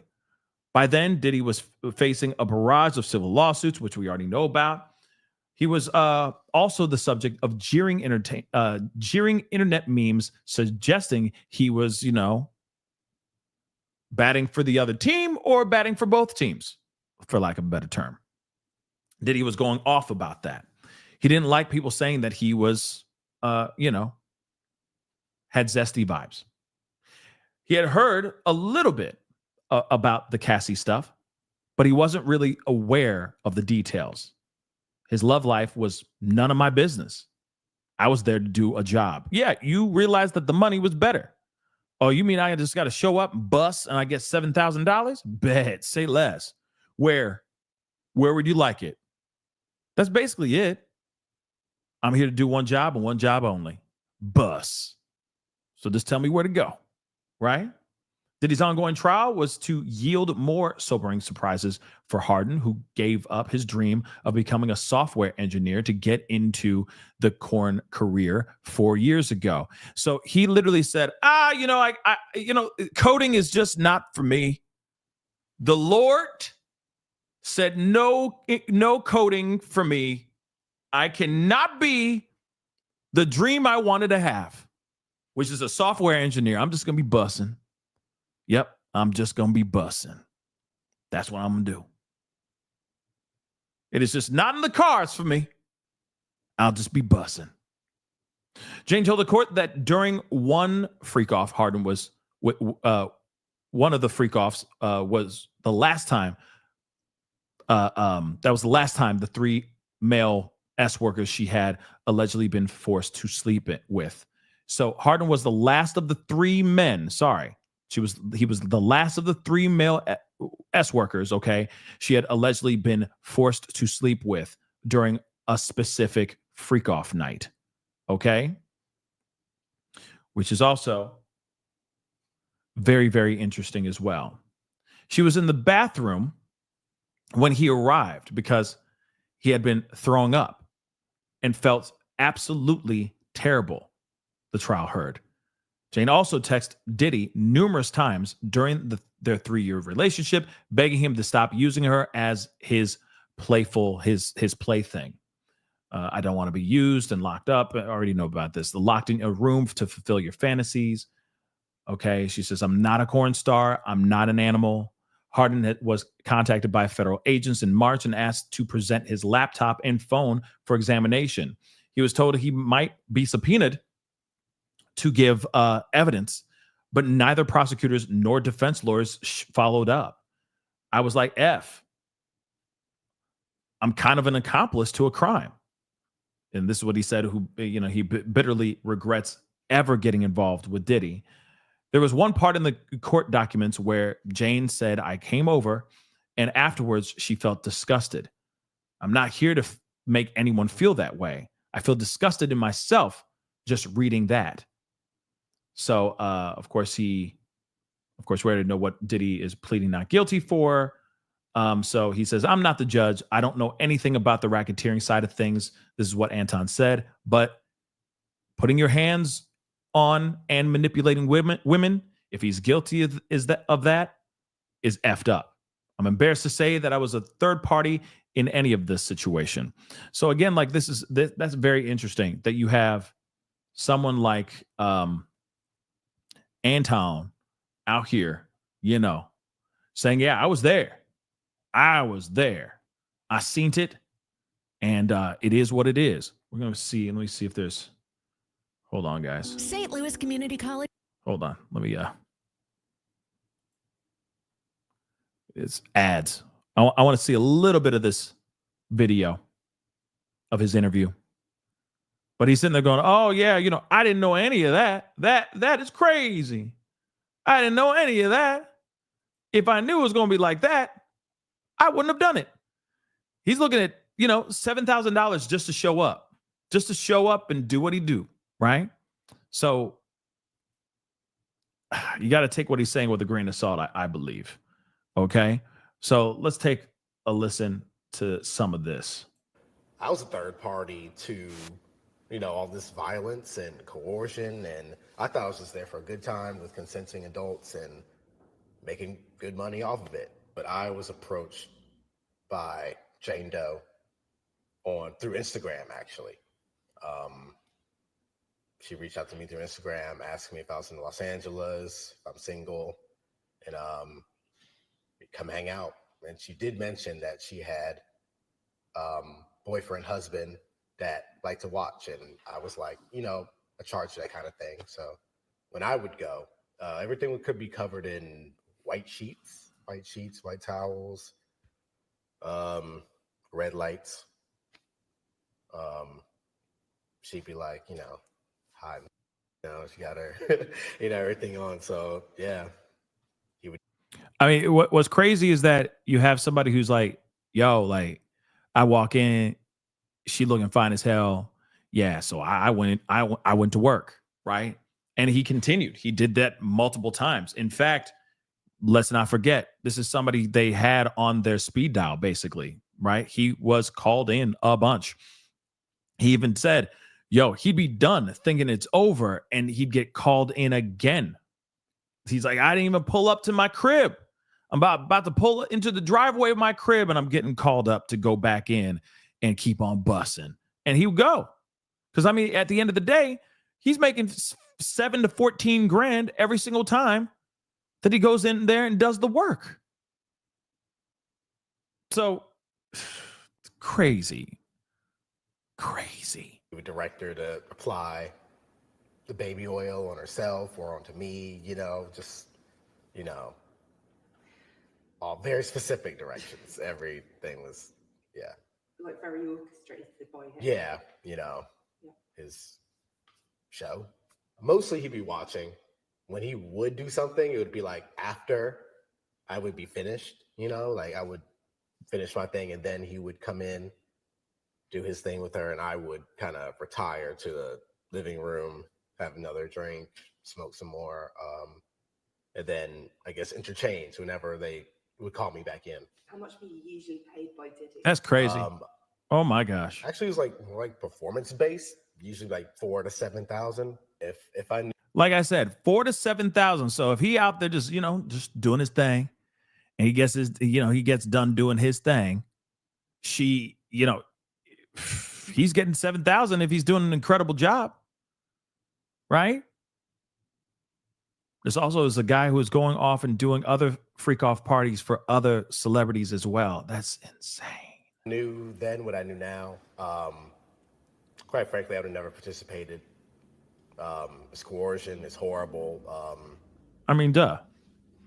Yeah. I mean, duh. I mean, I feel like everybody can agree that if you knew what was going on, right? If you knew what was really going on, I don't think you'd participate too. Doesn't matter if you're getting 4 to 7 grand per bus. Okay. You ain't going to go and do that. That's insane if you try to do that, right? Or maybe you would. I don't know. Some people crazy and some people just nasty.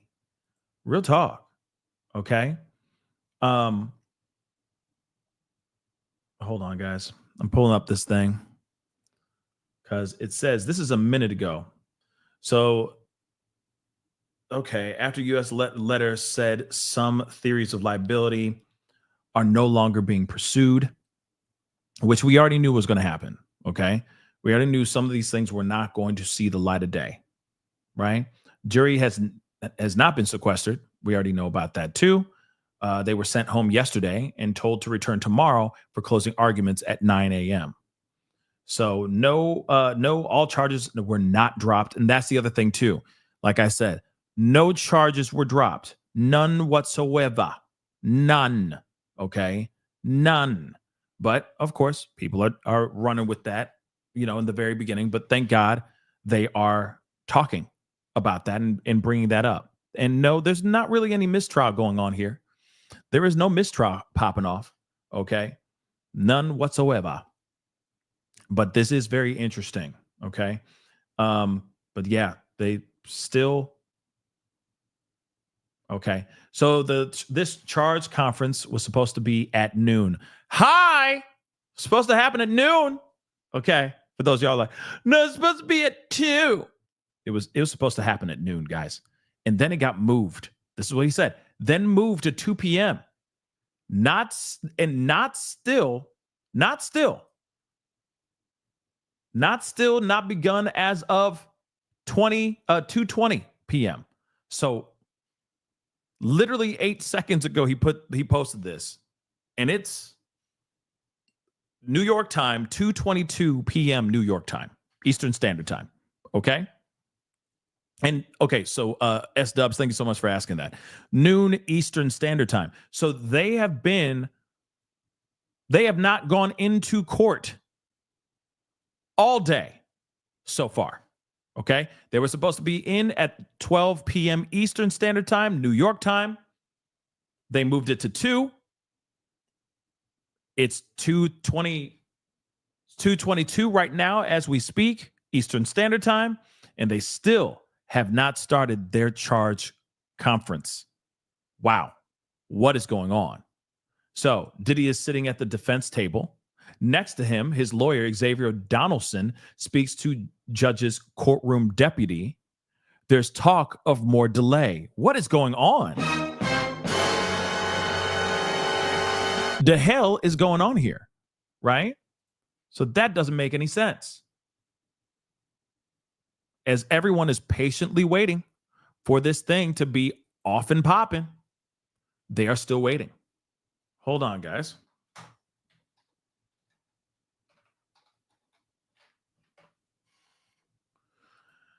I am just quite curious to see if Law and Crime did any. They did. They did do a live show. I was waiting for it. I was wondering if they were gonna. Hold on, guys. Because I need to use the restroom. I got to do a quick bathroom break. Very quick bathroom break. I'll be right back. But I'm going to play a little bit of this Law and Crime. Shout out to them. They've been doing fantastic coverage on this trial. We're going to take a listen to what they got to say. I'm going to use this moment for a quick bathroom break. I'll be right back. We'll be talking more here in just a minute. See you guys in a minute. Attorneys and the judge to go over jury instructions in this case. So important in a complicated racketeering conspiracy, sex trafficking, transportation to engage in prostitution case. The law matters. The elements matter. This is going to be the roadmap that the jury is going to use in their deliberations. This is the law that will guide them. And it's a complicated case. So how both sides tweak the language, what they cut out, what they're telling the jury they're telling the jury they need to find in order to find Sean Combs guilty is so important. Now, closing arguments will happen tomorrow. We think it's actually going to extend into Friday. This jury might not even be handed the case until Monday. And by the way, it might take them some time to actually go through the jury instructions. Now, if you want to talk about one word that defines this morning so far in this case, confusion. There is confusion. Why? So first of all, I've seen a lot of chatter about this. We're going to be taking your questions about this whole case, including this issue as well. So this is our lunchtime show. If you have any questions for the next hour, submit them. We'll answer them. But what happened? The court submitted a letter last night, and I'm going to read you a portion of this letter. Now, in the racketeering, by the way, racketeering conspiracy, the prosecution is not only alleging that Sean Combs operated a criminal enterprise, that there was a criminal agreement between him and others to facilitate crimes and cover them up, and that portion of the charge, but that they have to prove at least 2 underlying crimes. There is there is forced labor, there's kidnapping, there's arson, there's bribery, there's sex trafficking, there's drug offenses. Well, what happened? The government submitted a letter, and it says this, in an effort, by the way, to streamline the jury instructions, make them more easily digestible. They say specifically, the government has removed instructions from the charge relating to attempted kidnapping under both California and New York law, attempted arson under California law, and aiding and abetting sex trafficking. Now, there's been a lot of chatter today and a lot of reporting that, oh my gosh, the prosecutors are completely throwing out kidnapping and arson, which were big factors in this case. A lot of evidence came forward about that with Capricorn Clark, Kid Cudi. I don't think that's accurate. Why? I'm going back to the latest indictment in this case. And under the racketeering charge, when they talk about all of the predicate crimes, they talk about this. I'm going to read it verbatim. Multiple acts involving kidnapping, and then it says it's chargeable under the following provisions of state law. California law, kidnapping. California law, attempted kidnapping. California law, aiding and abetting kidnapping. California law, conspiracy with kidnapping. There's New York law, kidnapping. New York law, attempted kidnapping, aiding and abetting, and so forth.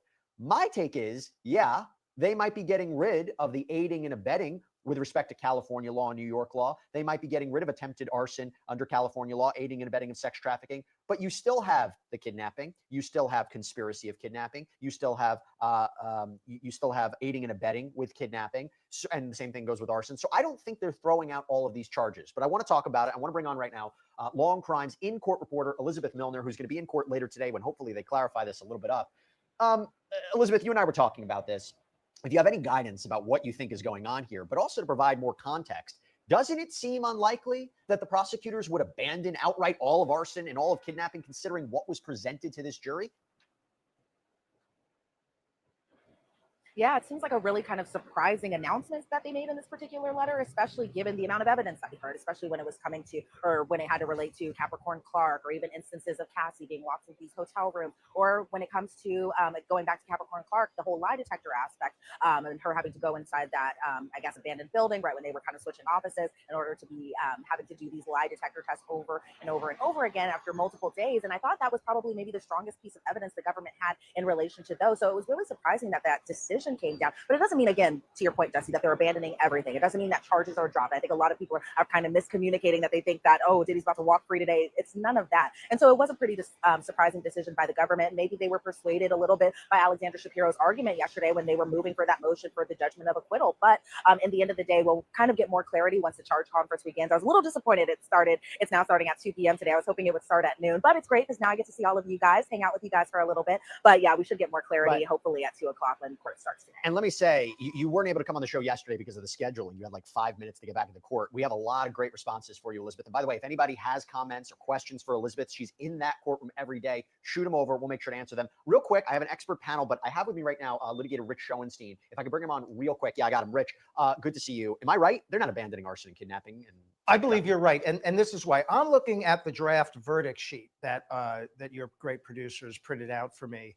And it says basically the first question is, do you find defendant Sean Combs guilty of racketeering? And then it asks a question about whether every single predicate theory has been proven or not proven. So it goes over kidnapping under California law, kidnapping under New York law, arson under California law, bribery under California law, and so on. As I read this, the prosecution is only conceding attempted kidnapping under California law, and attempted kidnapping under New York law, and attempted arson under California law. And probably the reason they're doing that is so they don't have to get into what is attempted and not attempted in the jury instructions and in closing arguments. They're just streamlining the case.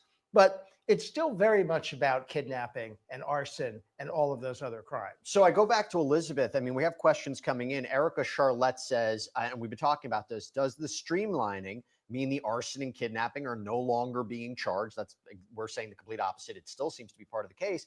But they ask, are we to disregard Kid Cudi's and Capricorn Clark's testimonies? Doesn't seem like we should disregard that at all, because there are still so many kind of layers to that. And sure, yes, in terms of the attempted arson and, the defense really kind of pointing out that there was female DNA that was found on the Molotov cocktail, something that they really wanted to make sure the jury understood that, especially when it also came to the whole fingerprint debacle and just the insinuation that fingerprints might have been destroyed on behalf of allegedly, Sean Combs possibly having something to do with that, which we don't know that to be the case at all. It was something that was, objected to by the defense. And it was something that also is going to be struck from the record. So when the jury goes back to deliberate about all this stuff, all these witnesses and all their testimony, they're not going to see that portion of the record or anything like that. But in terms of just disregarding Capricorn Clark's testimony, there's still so many layers to that in terms of possibly forced labor, possibly just her experience working with Sean Combs and just what she had all witnessed with Cassie, and also how Capricorn Clark's testimony may help verify Cassie's claims, all those types of things. And in regards to Kid Cudi, I don't think we should disregard his testimony either, especially when it comes to, allegations of the threats that maybe he had heard from Cassie in terms of just sexually explicit videos being released, all of that sort. So I don't think we should rush to judgment as far as dismissing their very important testimony altogether. I think, when people see a letter that says, oh, the prosecution's dropping this, I think they were like, oh my God, that means it's over. Right. That means it's a sure win for the defense. But, there's still so many layers to it that I think that we should hold off on rushing to judgment just yet until we really know during this charge conference today. And we're going to talk more about that. Elizabeth, while I have you, what can we expect from this charge conference today? I mean, again, I'm looking at this letter, the government's response to proposed jury instructions. It's really interesting. because they talk about what the instructions should be for sex trafficking and forced labor. They talk about, for example, earlier consent from a victim does not mean, is not determinative of whether or not a victim was sex trafficked. They talk about how payment is not determinative, that the court instruct the jury that sex trafficking, labor, and payment to the victim for that conduct are not mutually exclusive. They talk about cumulative conduct. What are you expecting today regarding this charge conference? Because I will say, I think it's quite important in any case, but quite important in this kind of case. I definitely think today is an important day because we'll really kind of see how they're going to map out the instructions that'll be given to the jury once they eventually deliberate. And it's very important. This is a pretty complicated case. So I think the government putting in their proposed instructions in terms of, just because maybe an alleged victim had agreed initially to doing the hotel nights or the freak-offs, that just because they initially may have agreed to do it doesn't mean towards the end that they still weren't apprehensive. They still wanted to say no. They still conveyed that they said no. And I think that's where they have to really kind of lay out very clearly, especially possibly in layman's terms, just how murky the waters can get in terms of whether or not that maybe maybe the jurors are talking, or maybe the jurors are thinking that possibly because, both Jane and Cassie were in relationships with the defendant, that maybe that kind of muddies the water in terms of, can somebody who was in a relationship with the defendant be a victim of sex trafficking? I think the government has to really kind of lay that out in their proposed instructions. I think in terms of the defense also, I think they're going to want to make sure that the jury also knows very clearly what each predicate act under RICO is. It seems like, from the most part, from my understanding of being inside the courtroom, I think they might be a little more concerned with count one, especially just all the underlying things that go with count one, again, that being racketeering, conspiracy, and just kind of, again, laying it out very simply for the jury. Because even sometimes when I'm in the courtroom, I'm kind of like, okay, what did I just hear? What is this interpreted? And I'm just, I'm not a lawyer or anything like that. So, imagine me being on a jury. I would want things just really spelled out very clearly. So I think both sides are going to take their time, making sure that they get everything that they wanted on these proposed jury instructions. But I also think an interesting thing, Jesse, is I'm kind of interested to see if the prosecutors and the defense attorney who are going to be giving the closing arguments are going to be inside the courtroom today for this charge conference. Because yesterday the judge said that, he is okay with the whichever lawyer is going to be giving the closing argument not to attend the charge conference, and the other lawyers can kind of argue everything out. But I'll be interested to see if possibly, Maureen Comey will be in there, if Mark Agnifilo will be in there, who I presume is going to be giving the closing arguments in this trial. But we'll see if they'll show up now that court has been pushed back a couple of hours today to begin at 2. Right, because they need to prepare. They need to prepare for closing arguments, which are quite important and quite lengthy in this case. Before I let you go, Elizabeth, what's the vibe like we've seen this past week? What was the vibe of Diddy? What's the vibe of the jury? What can you tell us? How do they look? How do they, what's their demeanor like as we're coming to the conclusion of this case?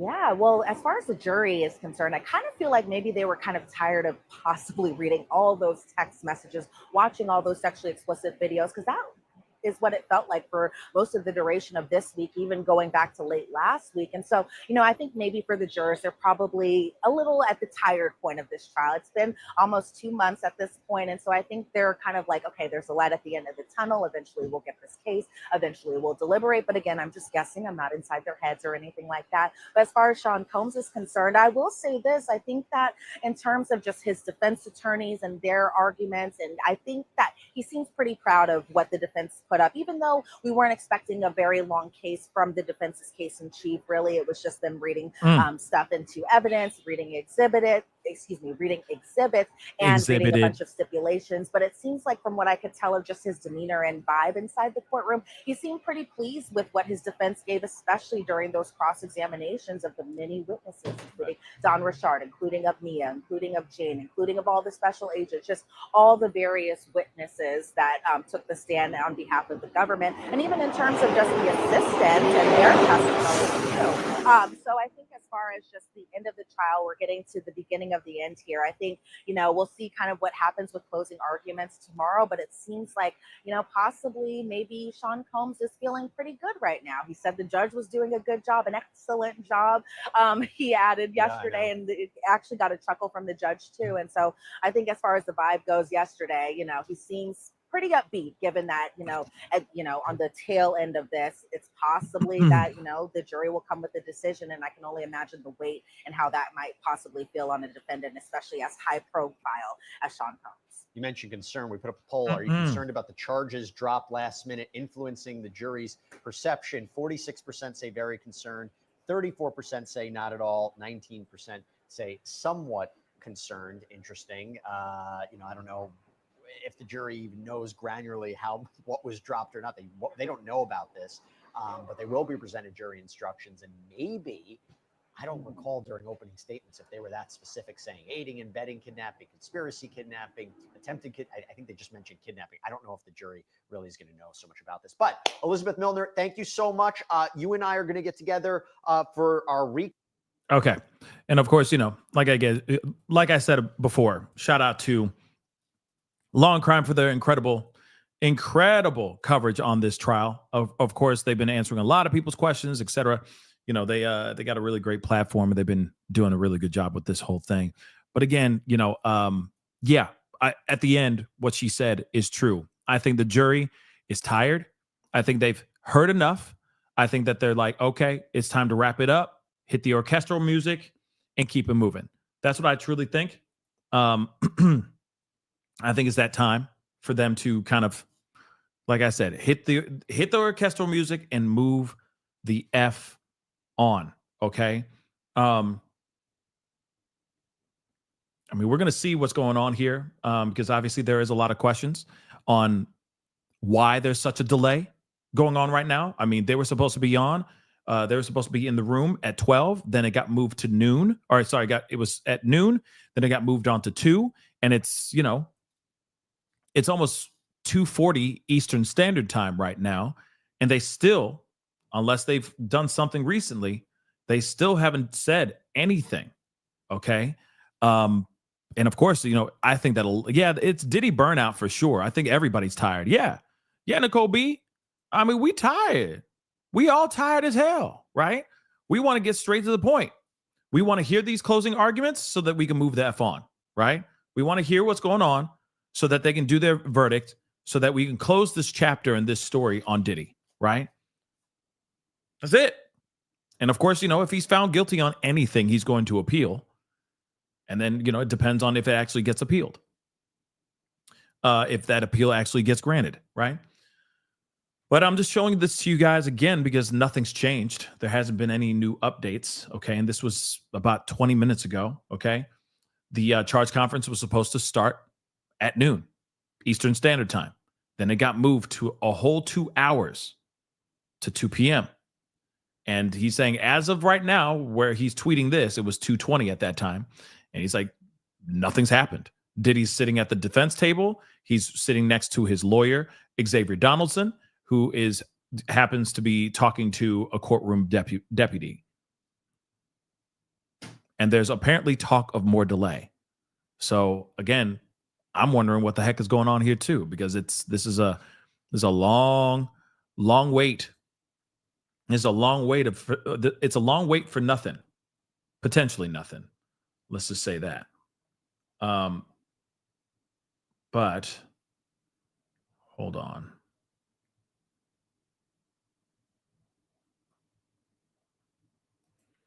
I'm just checking to see if there's what's going on in the news. We just read about the one of the guys, Anton, one of the regulars. Let's not forget, okay?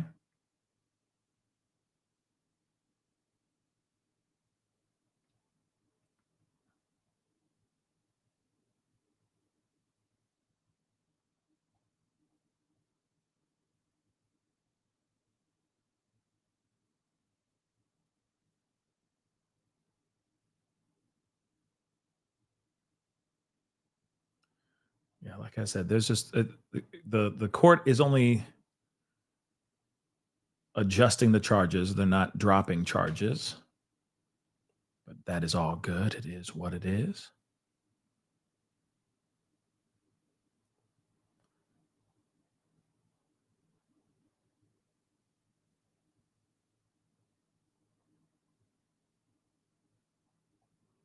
Yeah, isn't Bezos Isn't Bezos and Lauren Sanchez getting married? Aren't they getting married this week or something like that? Aren't they?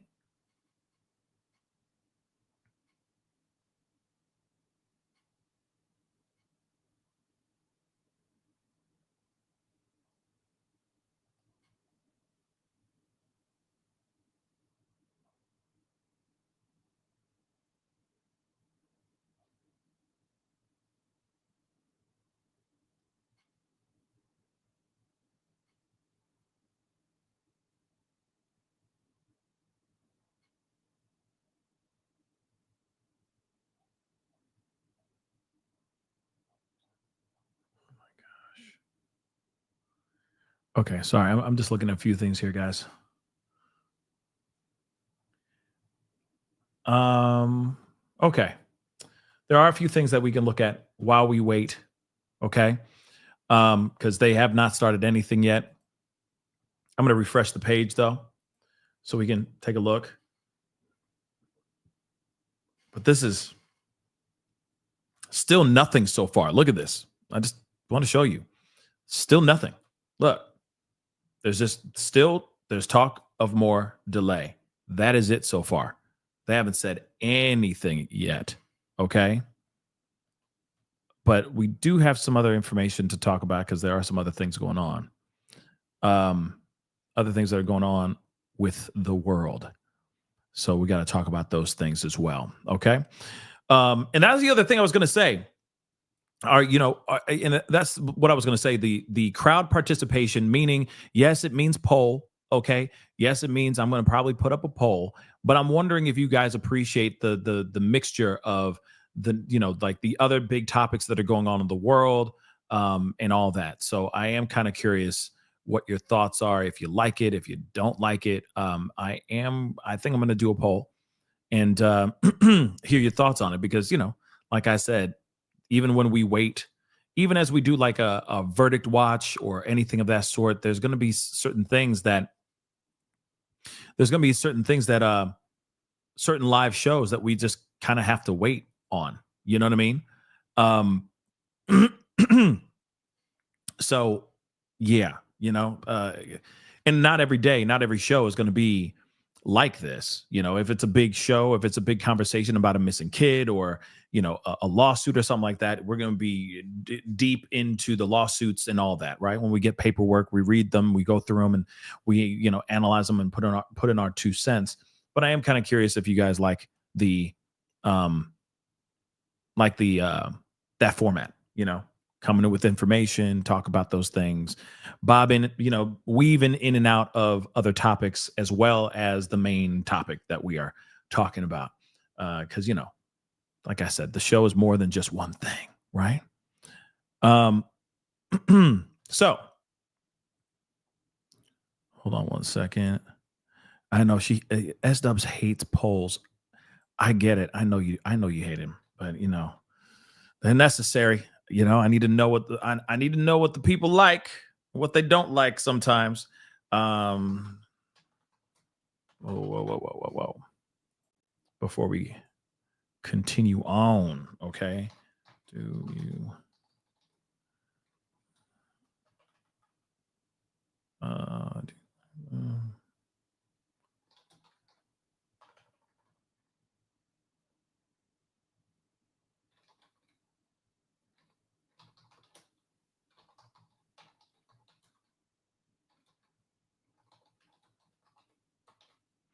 It's going to be a simple yes or no, guys.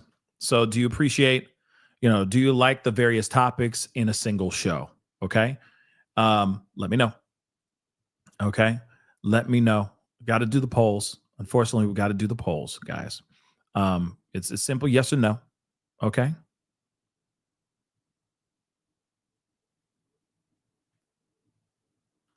Let me see here. I'm checking a few things. And of course, don't forget to hit that like button down below, please and thank you. Don't forget to subscribe, of course. And I'm going to keep refreshing just to see what's going on. And there's still nothing. In fact, I'm going to go over to his page just to make sure he's not breaking these things up like crazy. So I'd like to go, but there's nothing to report right now. Just Sean Combs sitting. Okay. Lawyers Brian Steele and Xavier Donaldson looking at a computer. I'm considering going to check in on another case. So even inner city press is bored out of his skull. Okay. Even he is bored out of his skull. Kimberly, thank you so much. I like your variety because there's so much happening in the world all at the same time. Tyrone Blackburn hit a process server. What? No, I did not know about that. What? I'm going to have to look that up. What the hell? Why? Why? Hold on. Because there's some other things too. Hold on. That's ridiculous.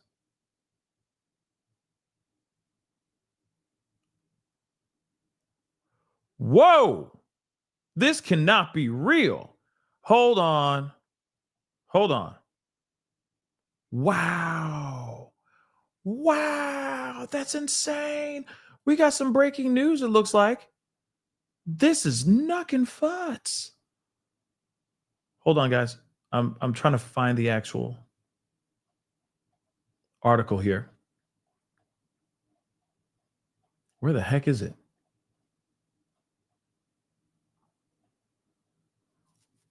Hold on. I mean, did this just happen? Because I got a couple things we got to talk about. Yeah, this happened so it happened about 3 hours ago. But I'm just trying to find the article. There it is. What the hell? So the lawyer that's suing, this is I guess breaking news for us. How's that? So the lawyer that is suing Fat Joe, which is also, by the way, a topic I have not brought up, a lawsuit we have not looked into or talked about, which is something we are going to talk about. If you guys want me to cover it, I will cover it. I know that it's a few days old. It's kind of old news at this point, but it is crazy what he is, what Fat Joe is being accused of. Okay, some crazy diabolical freak off stuff too, which is insane.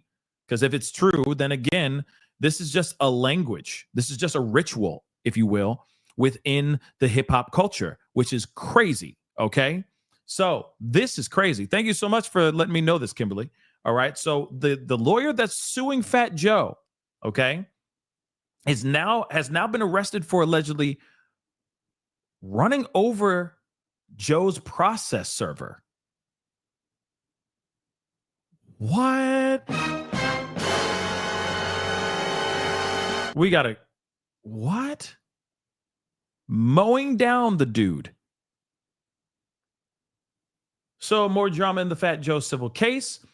His accuser's attorney, Tyrone Blackburn, the man right here, just got arrested for allegedly mowing down a process server with his car in New York City. This also happened in New York City. Same place that Diddy's at trial. This happened in New York City, but this is New York City. Let's not forget, there's all kinds of crazy stuff that happened all at the same time in New York City. Moving on, though, a rep for the New York Police Department tells us Blackburn was taken into custody Wednesday morning and booked for A. Cops say it all started on the night of May 12th when Blackburn got into his vehicle as a 66-year-old messenger was serving him in a complaint in the Fat Joe case. That's interesting. Well, obviously a lot of things like Diddy knew months, weeks at least in advance that he was being, about to be hit with charges and all that stuff as well. But that's interesting that the lawyer, Tyrone Blackburn, has jumped into a ride and allegedly hit a dude with his ride. So serving him a complaint. This 66-year-old messenger was just straight up serving him. Okay. Blackburn allegedly slammed his car into reverse and backed up, hitting the process server in the leg and causing a minor injury. So that's the question. Could this have been an accident? Could he have accidentally backed up and just tapped him, right? Or is there something else going on here, right? The victim reported the incident to the police. Tyrone Blackburn's arrest stems from a messy legal matter involving Fat Joe and the rapper's powerhouse attorney, Joe Tacopina?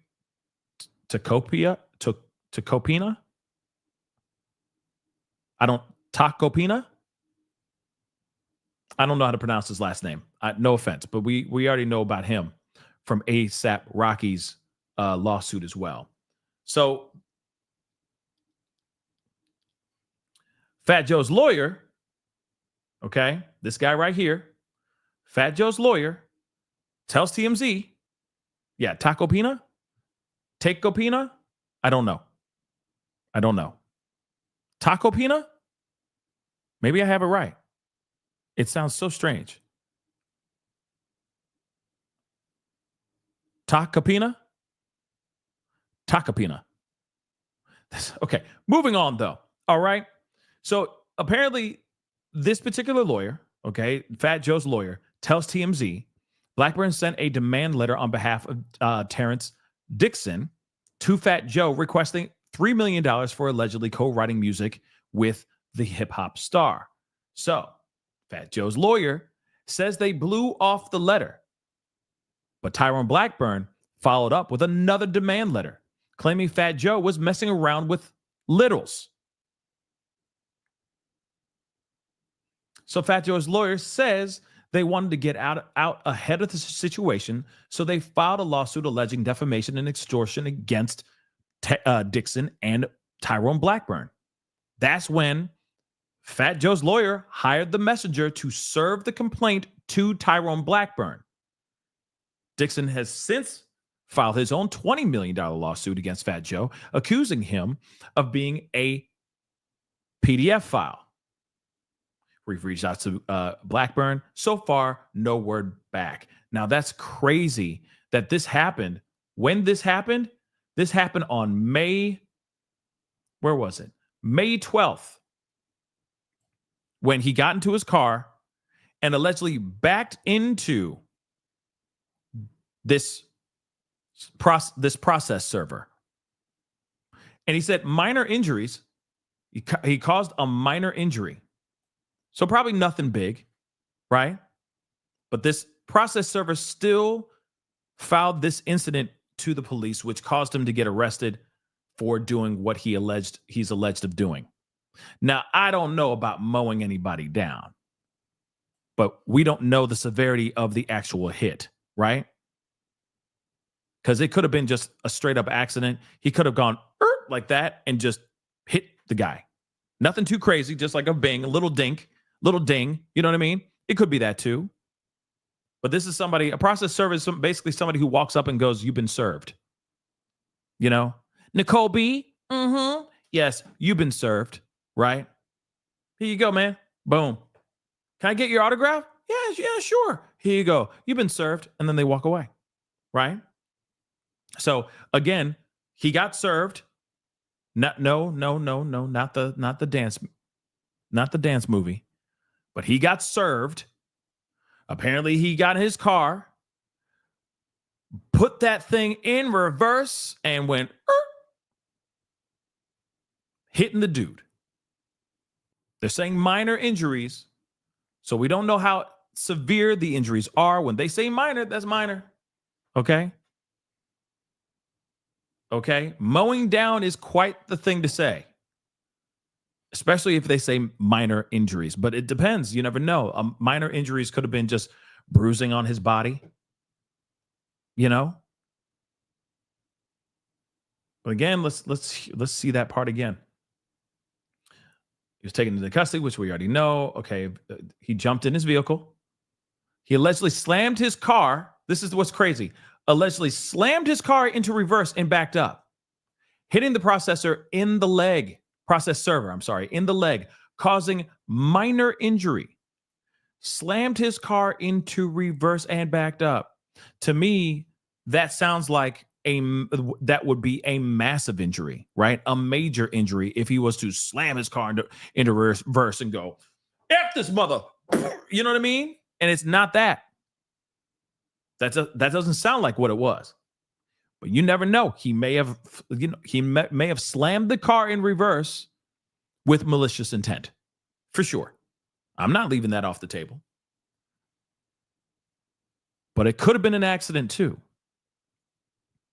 Anything's possible. Oh, yeah, Nicole B. Process serving can be very dangerous. Yeah. And some of these dudes are slick with it too. Like I said, some of these dudes are slick with it. Like I just saw one this morning on X where I don't know if you guys know of these younger streamers. You know, there's a lot of guys who live stream their lives called IRL. And they're on other platforms where they'll just stream their life. They just go like, it's kind of like a Kai Cenat, right? They'll just be like, yo, I'm going bowling. I'm just going to go hang out and bowl. And they'll just have a cameraman shooting a live feed right then and there, right? Just them hanging out, having drinks, going to the club, doing whatever, right? There's a lot of people that do that now, and they make crazy, crazy money. And instead of them just live streaming from their room, they'll go on little field trips with the people that are watching, through these various platforms like Twitch and Kick and all that. And even YouTube. There's a lot of IRL YouTube streamers out here as well. But one thing is very interesting. There's a couple big names like this guy named Neon. Okay. He's like a big IRL streamer. And he was with this other guy by the name of Lil TJ, if I'm correct. And the dude is live. So Lil TJ is on an IRL live with Neon on Neon's platform, right? And a process server, he's caught on film. A process server comes up and goes, hey, man, you mind signing this? And the guy goes, oh, yeah. And he grabs it and he goes, you've been served. And he just runs off. Just skirts off, right? Because some of these people are crazy. And if they know you are a process server, they will try to dodge you like you wouldn't believe. So some of these process servers get really, really creative just to make sure they get their job done. Okay. So again, interesting stuff.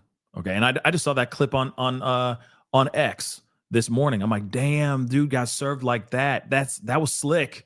It was slick.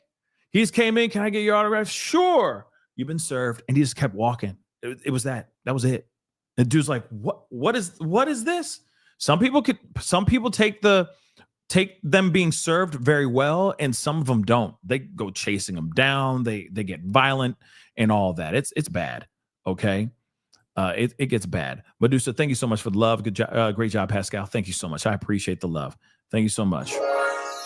But nonetheless, that's the bad. It's a bad look, y'all. It is a very, very bad look. So this is absolutely insane what happened here. Okay, with the lawyer that's suing Fat Joe, allegedly using his ride to knock somebody down, and now that person's got this very lawyer arrested. You can't make that stuff up. You can't make that stuff up, y'all. That's crazy. So I'm looking at a few more things, okay? But that New York be New Yorkin', okay? New York be New Yorkin'.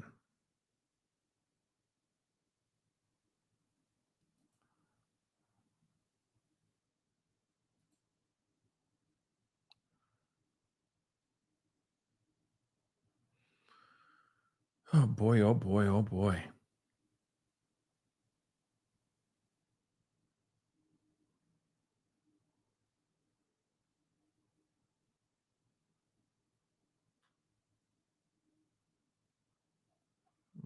We got other things to talk about, so we're going to get into those. Okay? We're going to get into those things. Hold on. Just checking a few things. Yeah, none of this is true. Like what's frustrating is we don't know when they're going to actually have their charge conference. The charge conference can happen at any moment now, which I know is very frustrating, but it could be any moment, or they could hold off until tomorrow because it's getting late. You know what I mean? It's 3 p.m., 3:02 to be exact, in New York right now as we speak. They have literally 2 hours. If they're going to go till 5 today, they literally have 2 hours to get their ish together.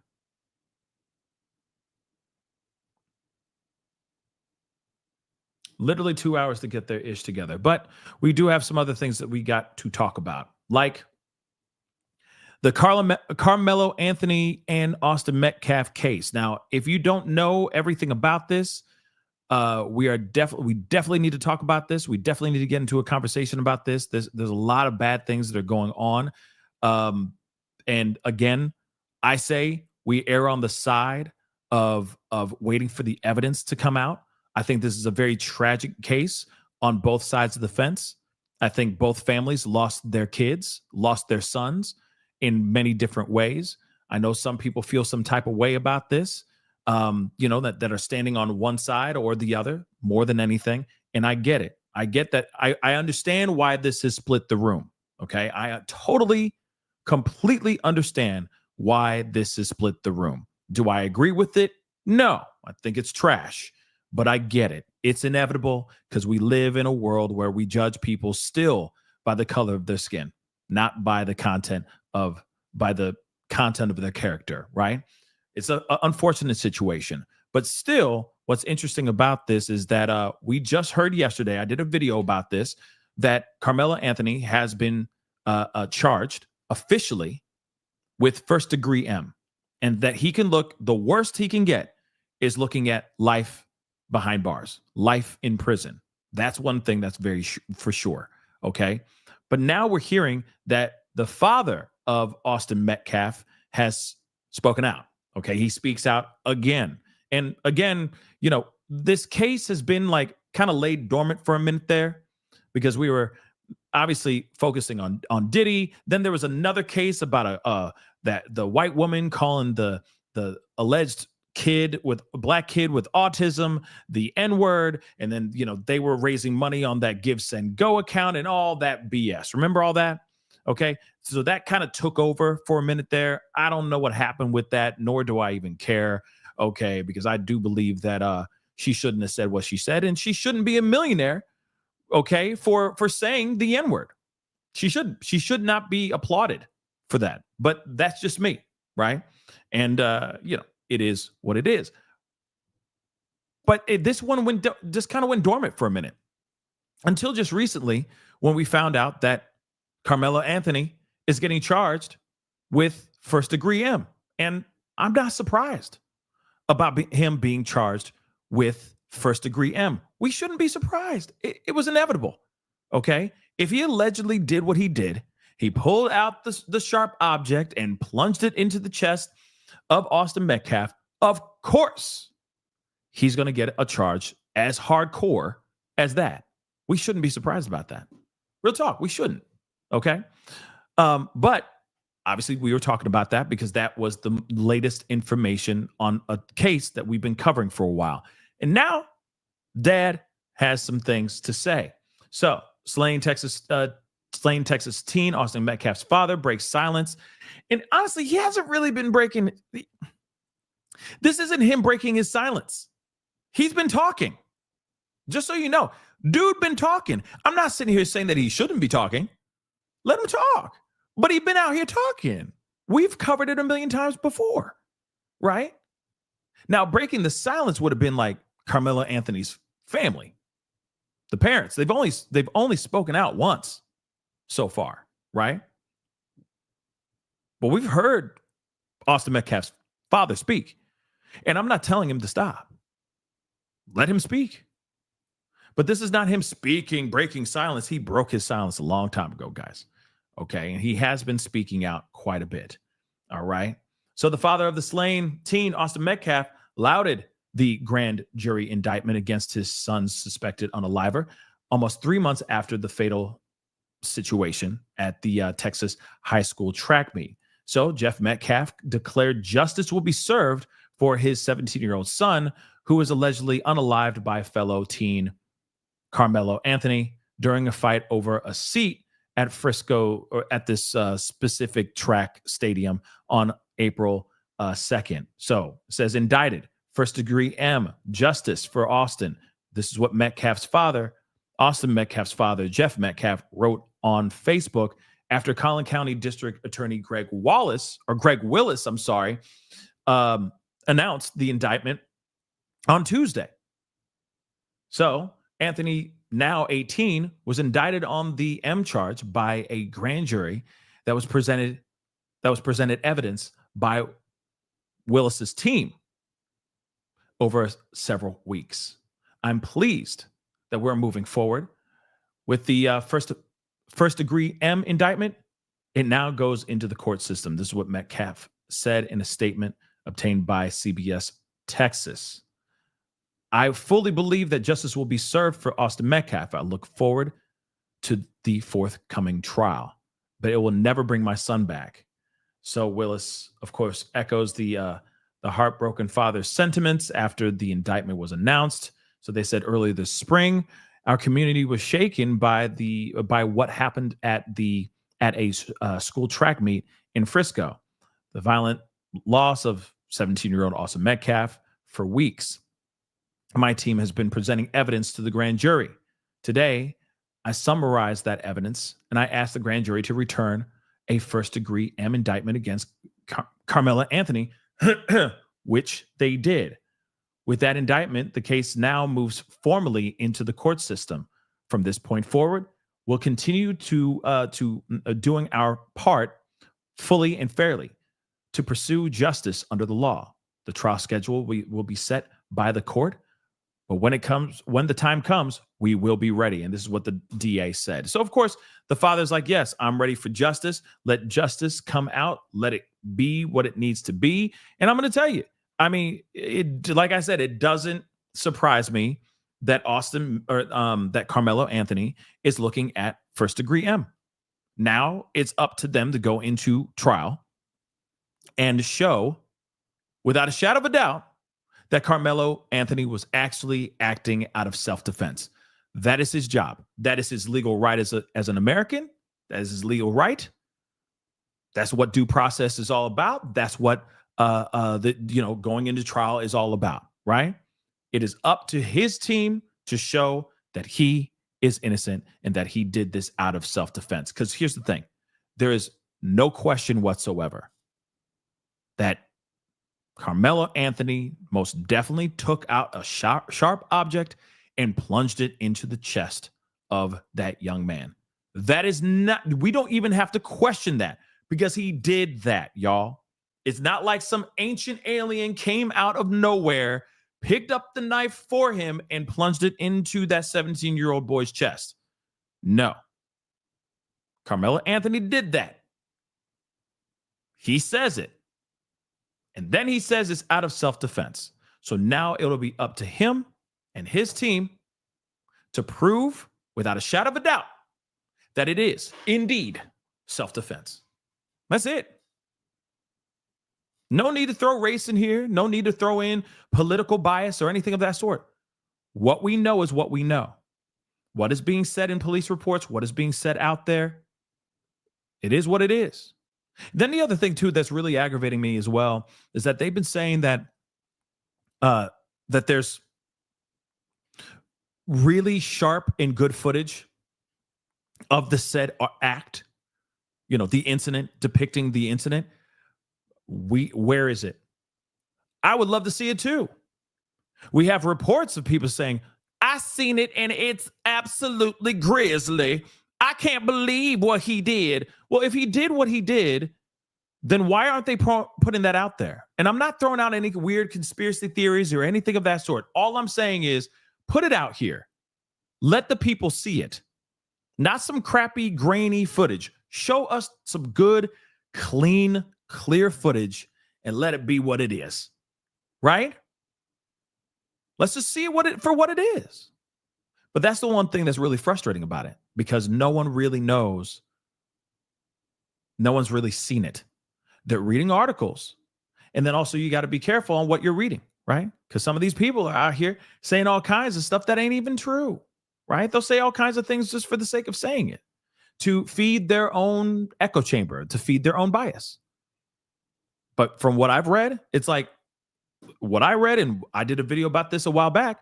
It's like you can't even see anything.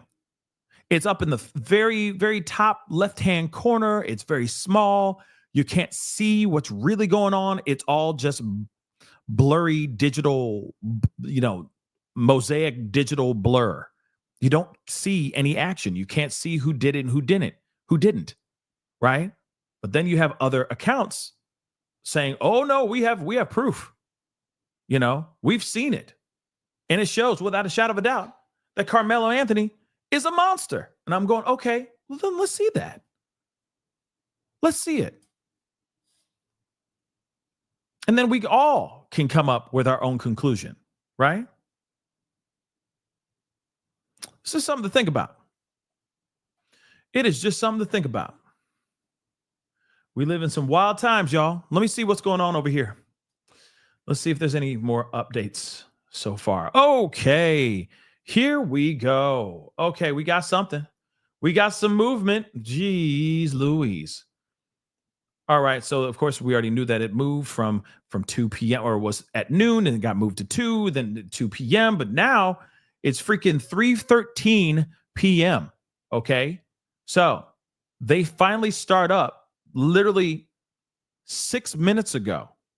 So they start up. Judge says, sorry for the delay, but there was a full-on constitutional challenge. Wow.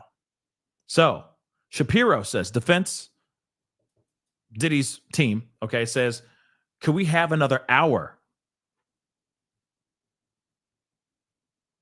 Judge says, I'm happy to give you that time. Shapiro says, I'm sorry, half an hour would be sufficient. So they got enough. They got a whole other 30 minutes, baby, before they even address anything for the charge conference. What the hell is going on, y'all? Damn. Stupid. So we got another 30 minutes to kill. Or, a little less than 30 minutes now. But what is going on?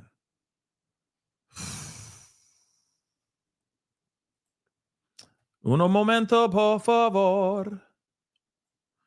Uno momento, por favor. Let's see.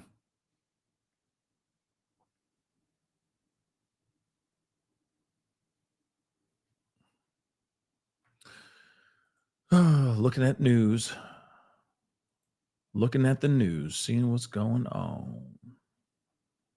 Oh, yeah.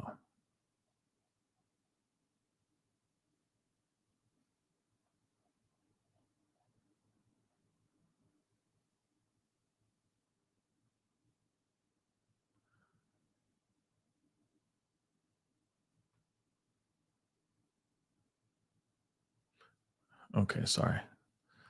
There's some crazy stuff going on in the news.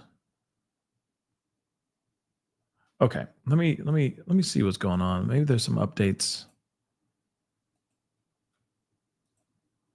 revolving around. One second, guys.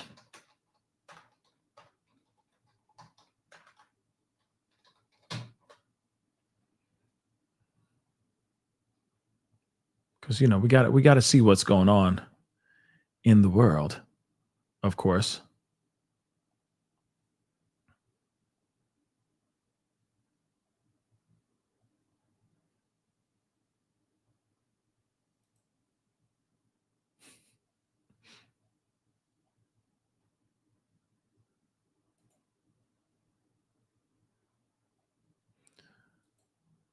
One second, guys. Sorry. Hold on. Allie, thank you so much for the love. I appreciate the super sticker. Thank you so much. Thank you, thank you, thank you.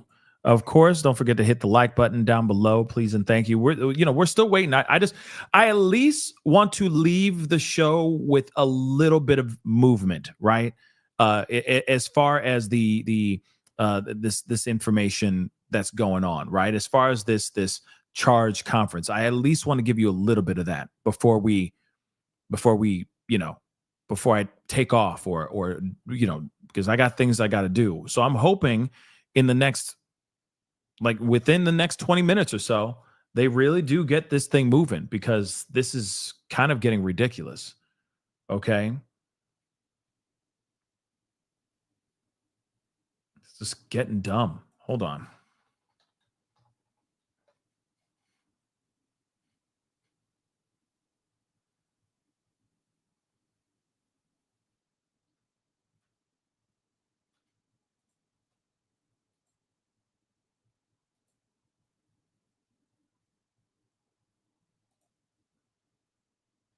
Yeah, I mean, there's other things that are going on too, so I want to make sure I can show that to you guys too.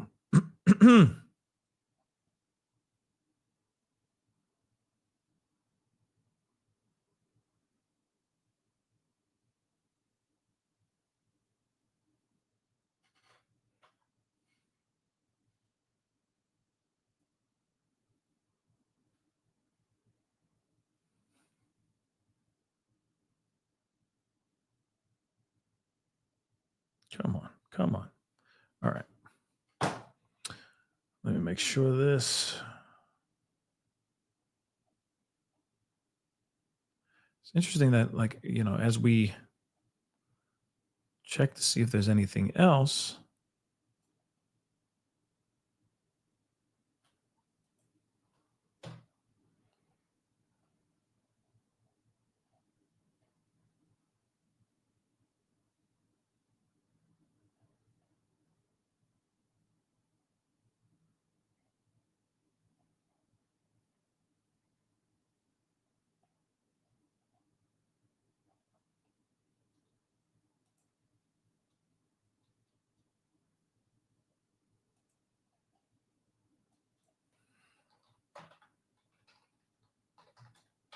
And then, if I remember correctly, NATO was calling Trump daddy. I want to make sure I'm not losing my mind here. Did he really call him daddy for real? Oh, we got to take a look at this. A little bit of a detour. I mean, we may do papers on it, Marco. Maybe we're going to do papers. I don't even know if you need them. They're not going to be fighting each other. They've had it. They've had a big fight, like two kids in a schoolyard. They fight like hell. You can't stop them. Let them fight for about 2-3 minutes. Then it's easy to stop them. And then Daddy has to sometimes use strong language to You have to use strong language. Every once in a while, you have to use a certain word. I think we have to join the other side. He said daddy. Yeah, Nicole B. He most definitely called him daddy. And I'm not talking about the podcast. Hold on. I get what he was trying to say. I get it. But he did call him daddy. This happened this morning, everybody. This is during the we didn't get a chance to check it out because I was waiting for the Diddy stuff, right? So and of course I wanted to get straight to that as well. This happened today. So there was a NATO press conference, okay? And of course, they're talking about all the things that are going on. Especially they were asking, a lot of people were asking about things that were going on with Ukraine and Russia. And then, of course, obviously the most important one that's in the lead is the Iran-Israel stuff that's going on as well. So this is what he's talking about here. He's like, yo, it's like a bunch of kids at the schoolyard, just throwing bows, acting a fool, getting to fisticuffs. And then, of course, you hear this guy saying, oh, yeah, and then, daddy has to come in and lay down the law. I mean, we may do papers on it, Marco. Maybe we're going to do papers. I don't even know if you need them. They're not going to be fighting each other. They've had it. They've had a big fight, like two kids in a schoolyard. They fight there it like is. hell. You can't stop them. Let them fight for about 2-3 minutes. Then it's easy to stop them. And then Daddy has to sometimes use strong language to You have to use strong language. Every once in a while, you have to use a certain word. I think we have to join. Yeah, see, and it's like, okay, and of course you got to use certain language, throughout the F-bomb, right? Say what you need to say, right? Sometimes you just need to just be a gangster, right? And say that, which is hilarious.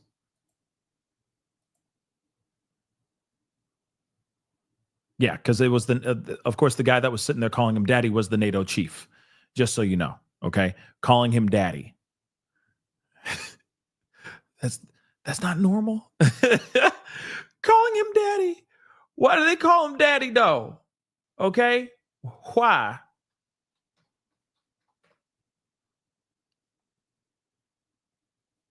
Didn't somebody else call him daddy in the past? Somebody else called him daddy too.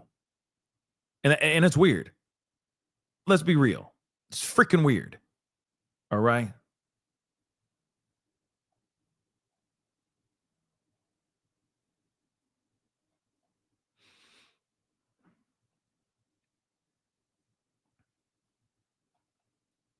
What else is going on in the world, guys? Anybody else know anything else that's going on? Any craziness going on that I should know about? What is that place called? I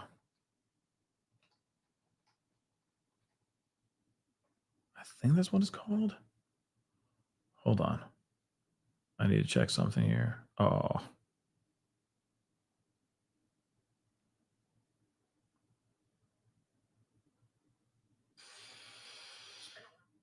What is this?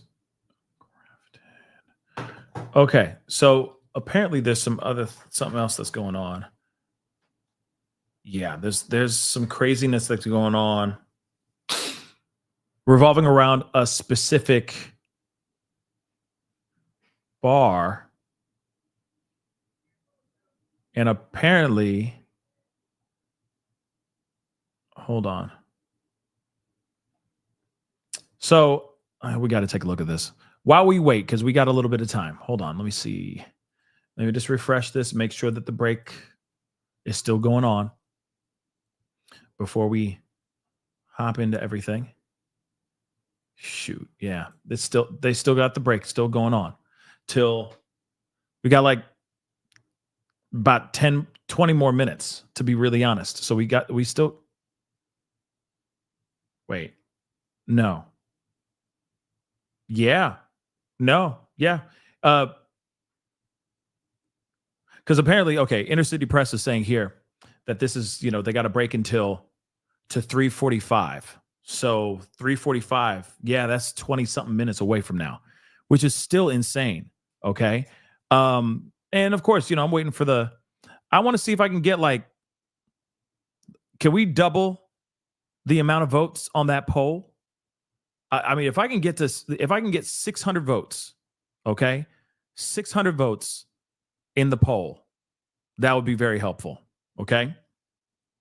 I'm just trying to do roughly, I know that's not exactly half of you guys, but if I can get everybody to a few hundred more of you guys to go up to the poll and just vote yes or no, okay, that would be really, really great. And then here's the other thing, reality and music. Recap what? You want me to recap what we covered over the past four and a half hours? Sheesh.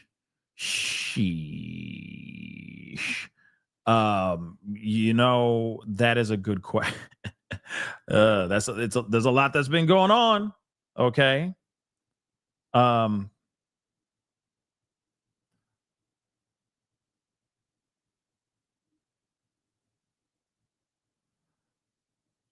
on. Okay. So I don't know if I could do a recap of everything. Okay. I would just recommend go back and just hit rewind, and put it in, speed up the speed, the playback speed. Okay. So you're just fully up to date on everything that's going on, because there's a lot that's going on. I've covered a lot of things in this particular live. Okay. There's been a lot of little bits, things that are going on in the world. The world is newsing. The news is newsing right now. Okay. But as you can see, they're not coming back until 3:45. So that's another, like I said, a little over 15 minutes from now. But where did I put that? That's going to drive me crazy. Okay. So this is another story that's kind of starting to become viral right now. Okay. And this is coming out of a place, out of a bar called Crafted. And this is in St. Louis. All right. So they're saying a woman was called the B word at Crafted Bar in St. Louis by the employee, the owner of the bar, without fully apologizing. Oh, sorry. I see. There should be a sentence here or a period here, but a woman was called the B word, okay, at Crafted Bar in St. Louis by an employee. The owner of the bar, without fully apologizing, says her business is under attack after online backlash, and then owner criticizes woman for coming forward. So I'm kind of curious as to what you guys think about this, okay? What are your thoughts on this? As we wait, okay, there's a whole video here. I think this will be very interesting to see what's going on. We got to take a look at. I just watched a whole deal of nothing. This is your life. For some reason, your struggles are yours and yours only. Accept it. Keep fighting. Okay, let's see this. Apparently, this is something that is going viral right now. People are watching it. People are reacting to it. People are talking about it. So this is the woman right here. She was at this place called Crafted. Apparently, she was called the B word by one of the employees there. And of course, now I guess the place is getting backlash for having an employee for calling her the B word. Let's take a look at this. Size correctly. What's the issue over here? I think you should talk to him because he already confirmed it with me. I just asked what's the issue. She didn't apply your happy hour discount like she was supposed to. Okay, well, let's not be a bitch. She's gonna get it taken care of. You don't even. What's your name? Even in here. What's your name? Just be quiet. Where's your manager? I just recorded what you just said, right? Oh, she shouldn't have said. Oh, snap. What? Oh, my Lord. That's bad. That's bad. You don't call a customer the B word. Yeah, if she got attitude, she got attitude. But if there was a mistake, there was a mistake. Let's continue. Wow. Can I speak to a man? Good afternoon, St. Louis, and most importantly, Courtney. My name is Danny Davis. I'm the owner of Crafted, and we met briefly last night. I am now coming on here to address what everybody wants me to address and respond to the videos that you're making and dragging Crafted through the mud and trying to destroy my business. I don't know what I ever did to you or what Crafted did to you, but you know what we did. I apologize. I am just addressing like our truth, I guess. You told your truth, which honestly, I watched the videos and I'd say that's what I remember too. I mean, you're not lying. Okay. It was very accurate. I think the context could have been a little different because, you know, all of your followers are now attacking my business. A personal issue that you have with one of my employees is now ruining a small neighborhood business, woman-owned business. And then there's been a lot of lies. I don't know how it turned with all the comments and stuff that we've been getting, but I assure you, and I assure everybody out there and all of your followers that no, we don't condone like our employees calling customers any name, Okay. let alone bitches. And Wow. we try to give good service to everybody. That's why it's the service industry. And unfortunately, people have personal lives outside of here and stuff happens and it's beyond my control. And then I have to come in and deal with them accordingly. What is unfortunate is I keep on getting all these comments and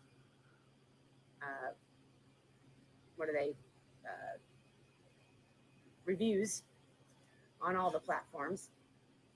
By the way, I just need to point something out. I should have stopped where I wanted to stop, because right now is where her video should have stopped. Just so you know, she should have been like, we don't condone that kind of behavior. We're not cool with those kinds of talks. We are sorry for what happened. And we'll make sure that never happens ever again to any other customer. The end. To wrap it up, be orchestral music, walk off the mother-loving stage. But what is going on here? She's going to talk on for another, over another minute, almost 2 more minutes? What does she got to say? What does she got to say? What is this, your girlfriend or something? Like, is this your bestie? What the heck is this all about? And nobody knows whether I fired her or not. And they're threatening us, and I'm getting voicemails and a lot of, what is it called?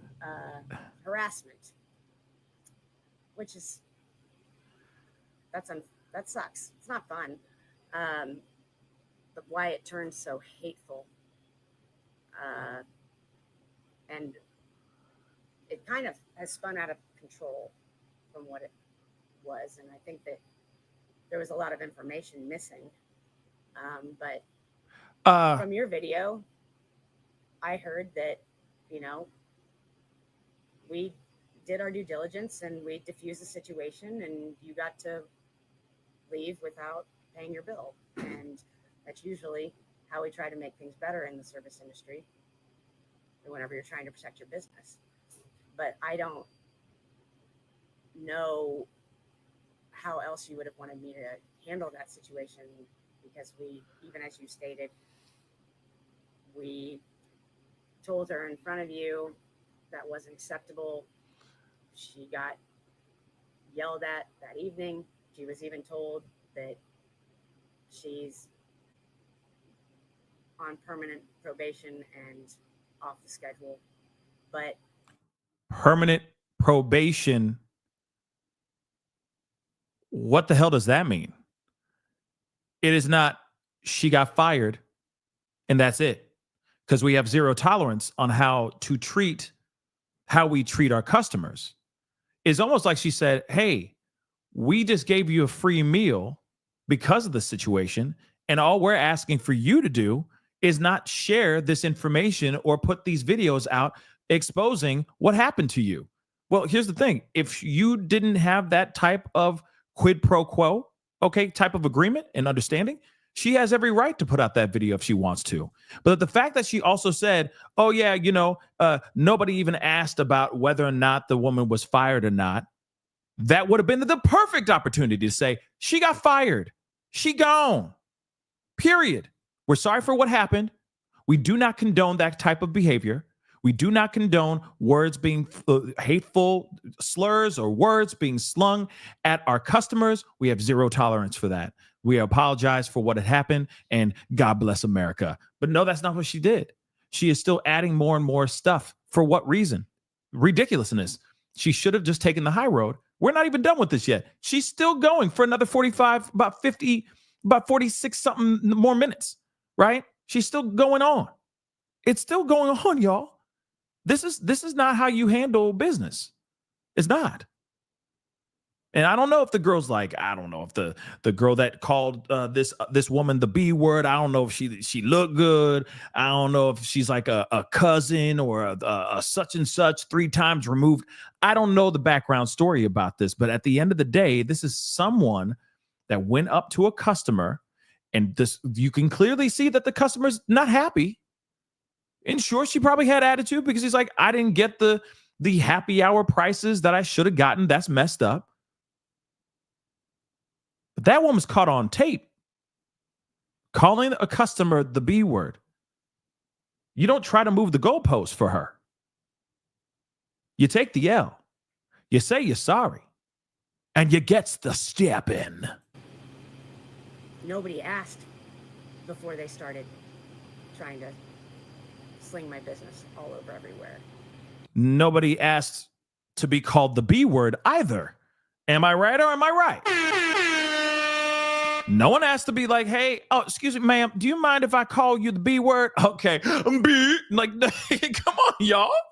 Come on. Come on. Of course, if it's got caught on tape, then that also shows a reflection on how you're running your own business as well on someone who shouldn't be there in the first place, baby. Because what if this is not the first time that this employee has called somebody a word? And no, the mother lover doesn't have Tourette's, so don't play with that mess. And go at it negatively. And I think there was a lot of information left out. And the other server, left in tears. Like, we were back here for 45 minutes consoling her because she was bawling her eyes out. I have some footage as well from the hundreds of comments and reviews that we've gotten. I can assure you all,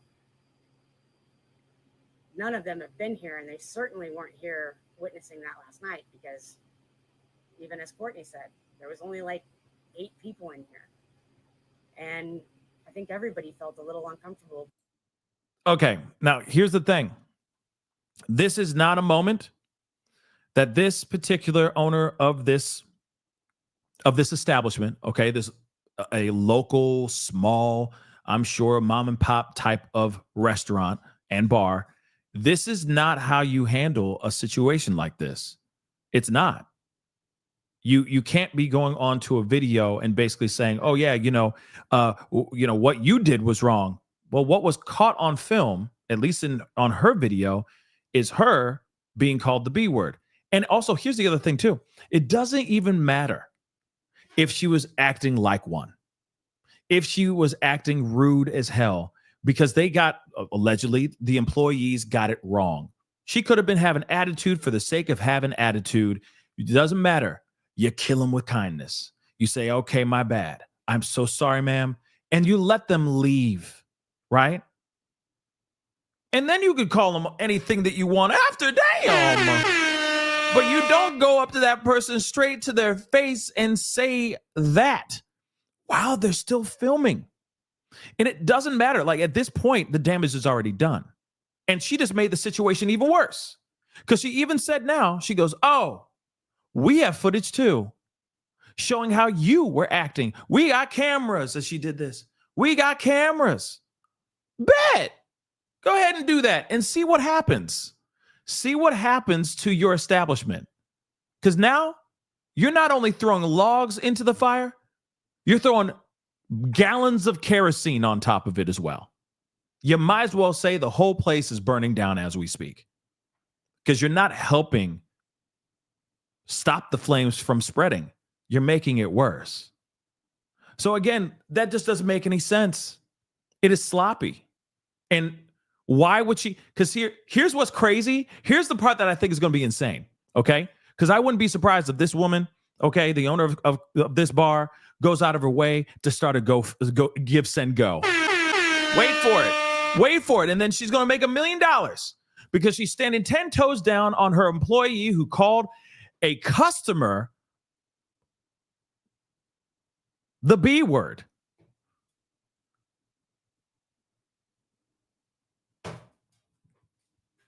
You can't make this stuff up. You can't make this stuff up. That's real. That really happened. And of course, we don't know the full context of everything, but at the end result, this is a woman who is mad, not happy about things. She was filming this though. It takes only one moment to show your whole ass. And that's exactly what happened. And instead of you actually saying she is fired, you still sit there and you try to move the goalpost for her. Like I said, I don't know if that's her sister that called her the B word. I don't know if that was her best friend, her lover, family, a relative of some sort. Don't know. But she shouldn't be out here saying what she's saying. She should have just said, we are sorry. We handled the situation as best as we could, but we apologize for what we did. or what happened with that employee that does not reflect upon the rest of the restaurant, we are all good people here. We are sorry. And just leave. But she took no accountability for it at all. And what's crazy is she even said in the beginning, yeah, you're right. There's a lot of it that you said that's right. But you know what I mean? At the same time, you still had to post this. Well, that's her legal right. That's her within her right. If she wants to still put up that video, doesn't matter if you let her walk away not paying the tab. That employee should never have said what she said, and she should have been immediately fired right there in front of that employee, right in front of that customer. That's it. And keep it moving. And have a holly jolly Christmas. But no, she wants that restaurant to go. She wants that restaurant to go crashing down, which of course is never what you want. So that is insane. That is insane. People, oh man, people.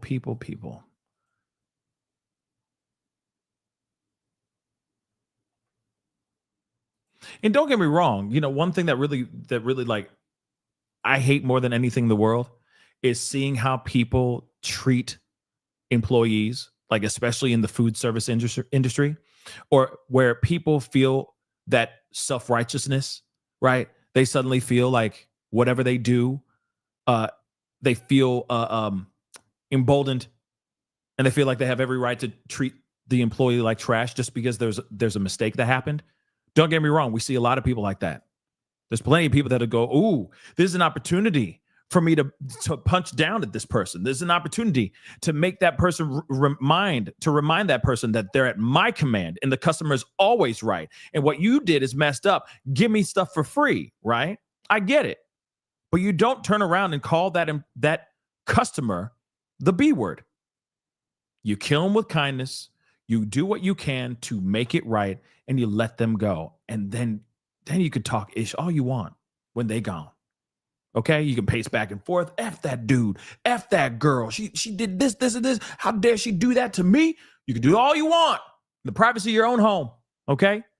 But you don't call a customer the B word and think that you're not going to see any sort of repercussions, especially if you are the owner of the bar and you're not willing to reprimand that particular employee for doing what they did. Because when you say permanent probation, that doesn't mean fired. That's just a fancy way of saying she isn't going to be here for like a week and then she'll be back. She'll be right back behind that bar serving tables. It's a damn shame, y'all. It's a damn shame. But that's some real ish, y'all.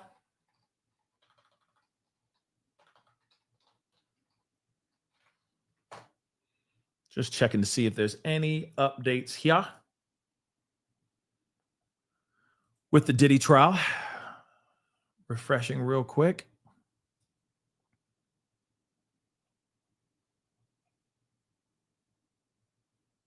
What is this?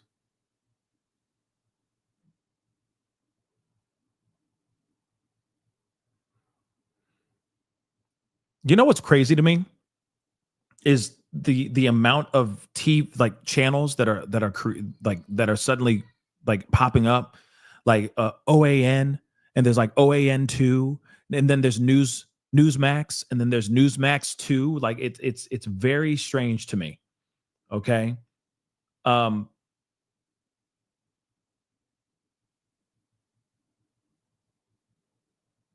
Wait a second. I'm sorry.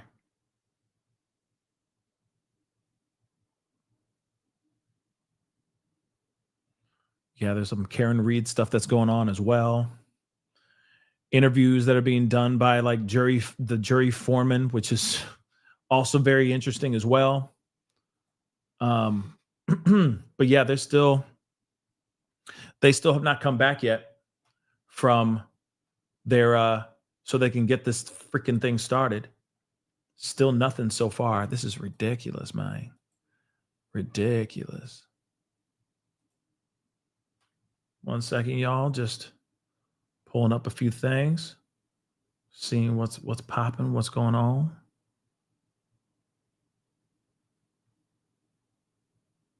Yeah, and what's interesting is that they're sitting there saying like Diddy is winning some sort of legal deal here, and I'm like, I don't see at all what you're talking about.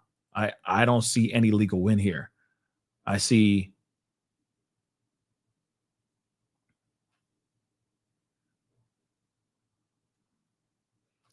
Hold on.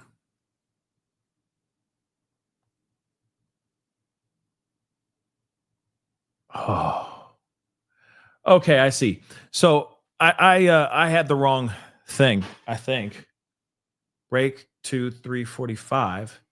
That's Eastern Standard Time. So yeah, they should be back on. They should be back on right now.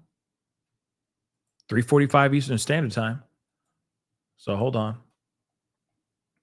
I'm just checking.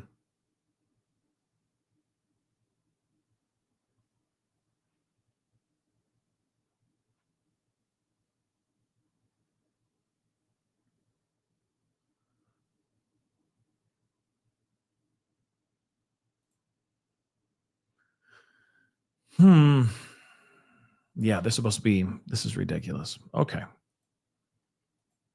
So it is what it is.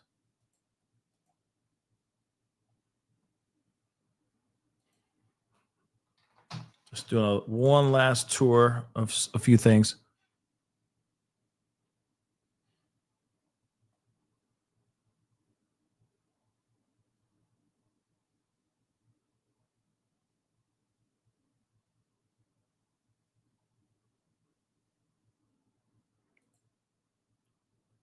Oh, he just posted?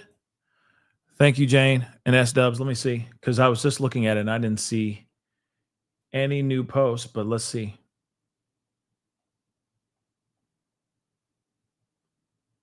Yeah, I don't see a post.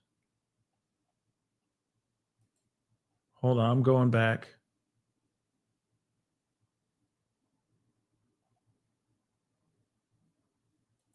I don't. Okay, hold on.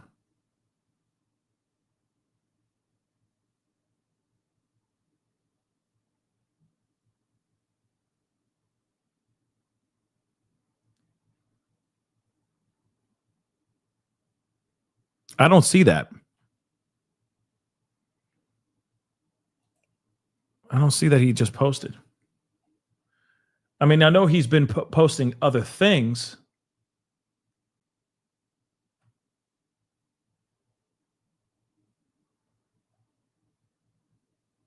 Just see what I just want you to see what I'm seeing.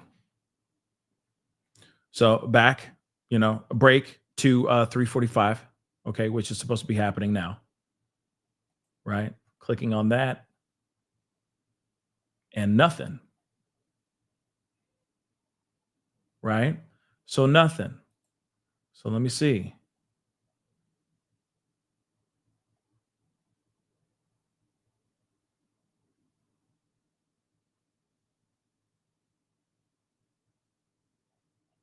I don't see any update. I don't. Yeah, I don't think that they're back.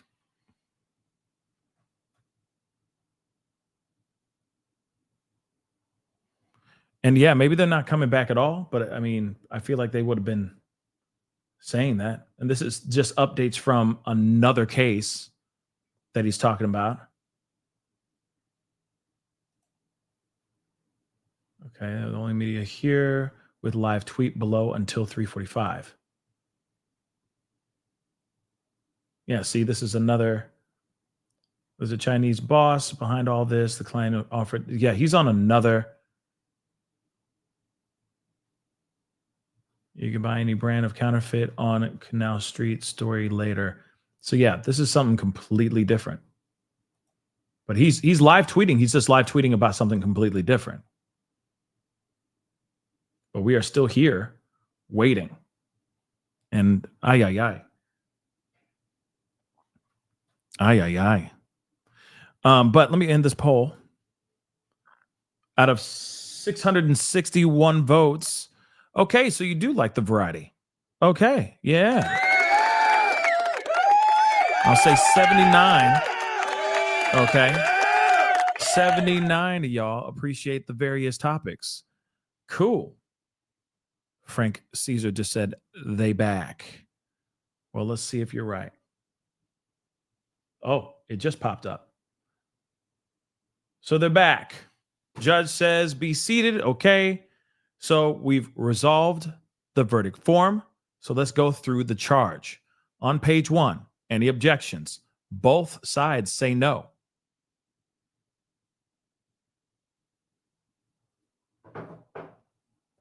Unfortunately, I'm gonna have to wrap up here shortly. But Jesus, this is insane. And the question is, are they going to be able to fly through all of this stuff within an hour? Remember, it is almost 4:00 their time. And they got to be wrapped by 5. So hopefully they're able to go through everything without any objections. But that is still, anything's possible. We're dealing with Diddy and his team. So let's see. Have mercy. Come on, give me something. Give me something, y'all. Give me something.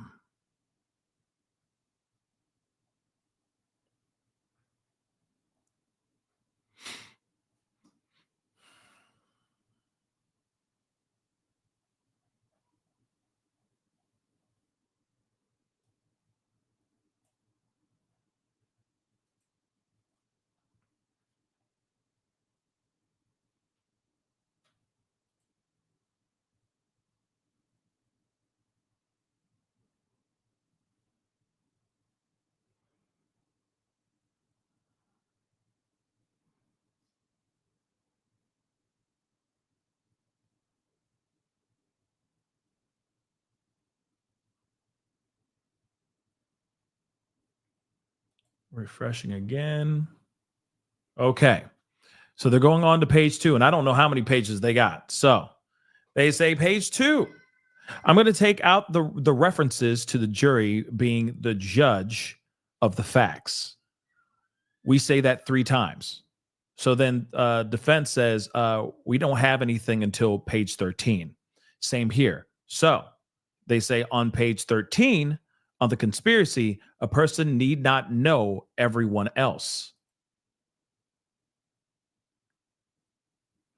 Very interesting.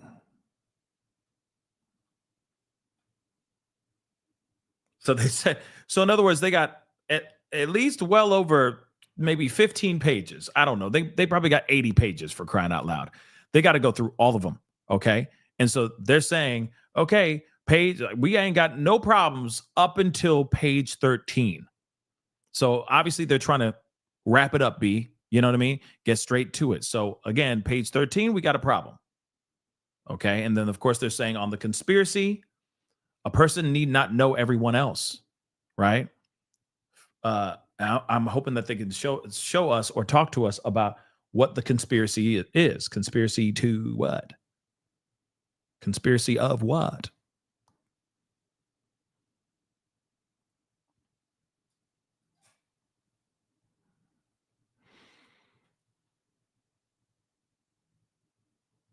Yeah, I wish this part was televised as well. You know, I feel like this is a part that I feel it's not like they're going to have any witnesses up there.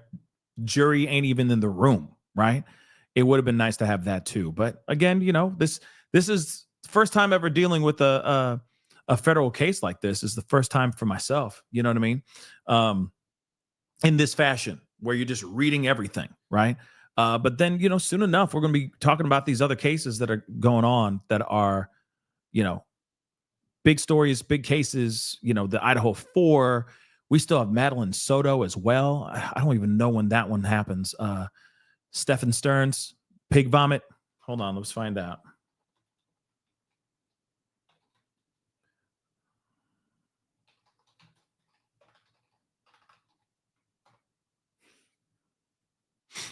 Let's see. So it's supposed to be in July. Push back to July. Let's see. So it's supposed to be in July. I just don't know when. Just refreshing this. Okay, we got another one. But let me see.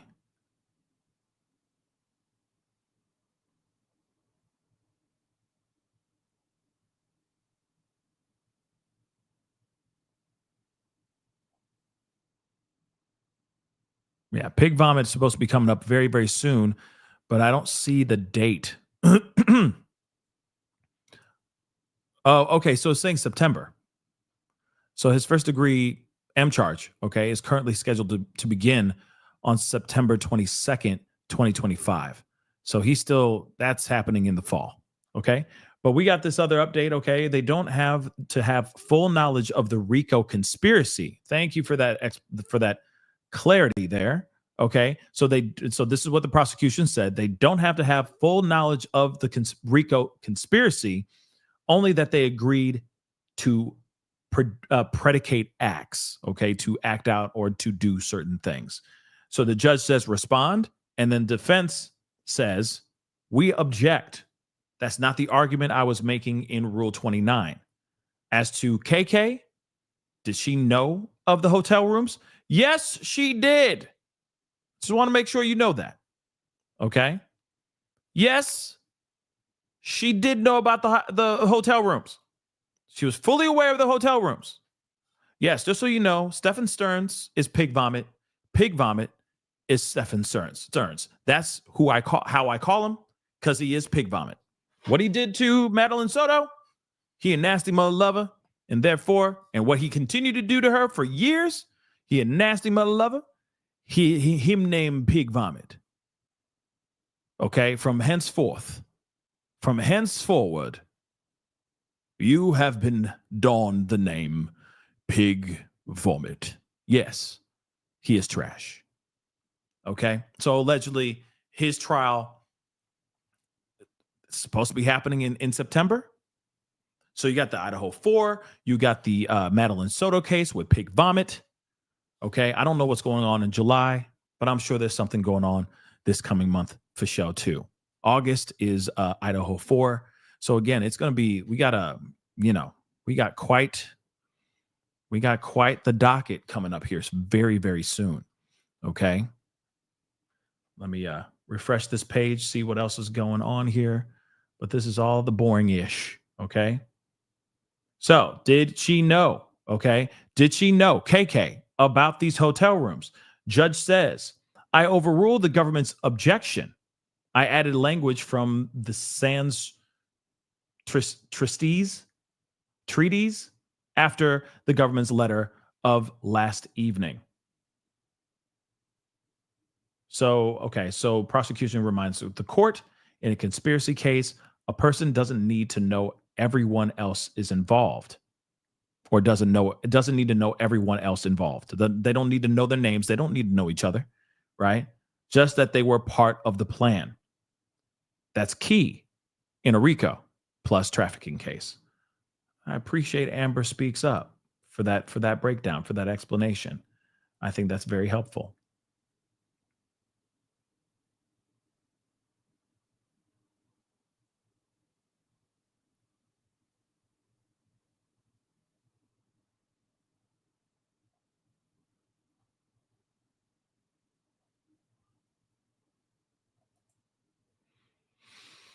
What is going on?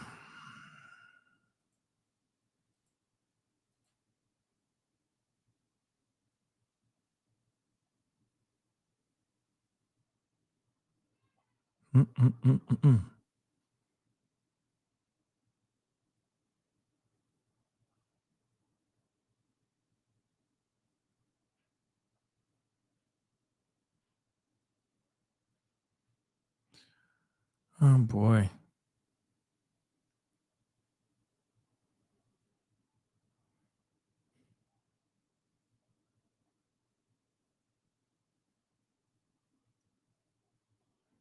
Let's refresh this again. See what's popping. And see, that's the other thing I'm confused about, because it seems like it was defense that objected. So the judge saying that I overruled the government's objection. It's the defense that said we object. So is that a typo? That's got to be a typo. So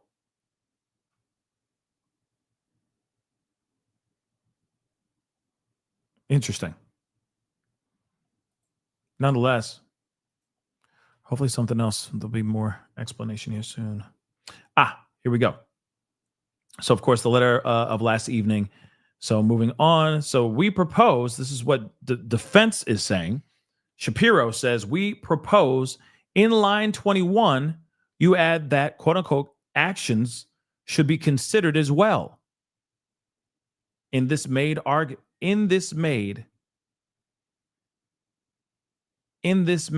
argument, the Judge Lyman last year in the Bruce Gerlich trial. And of course, he's saying, which he also covered as well.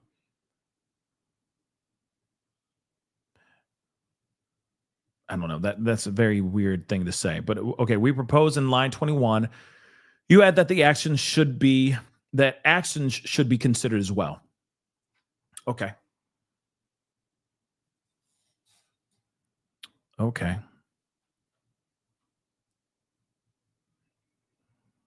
Yeah, there's something interesting. Let's see.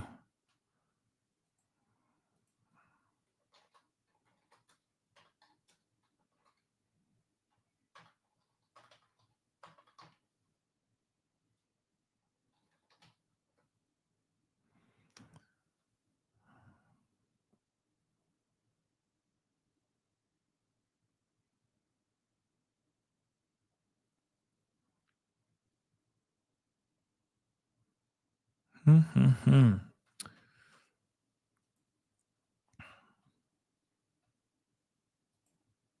Let me see what's going on here. Okay. Judge says, I think this instruction is clear enough for the jury.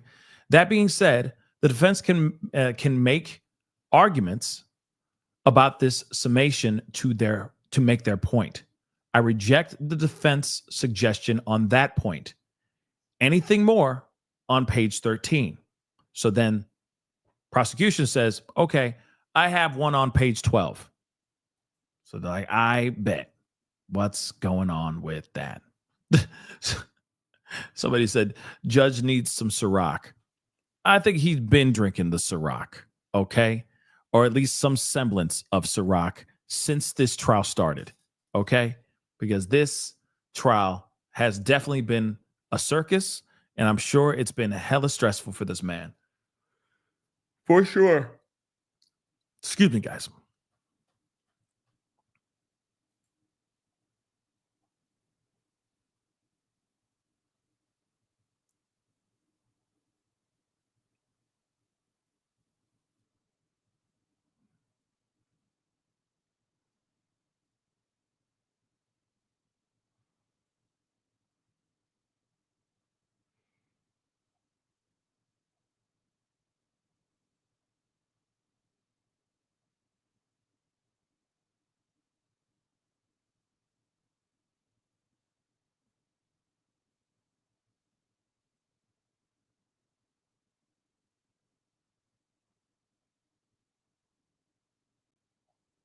Man, oh man.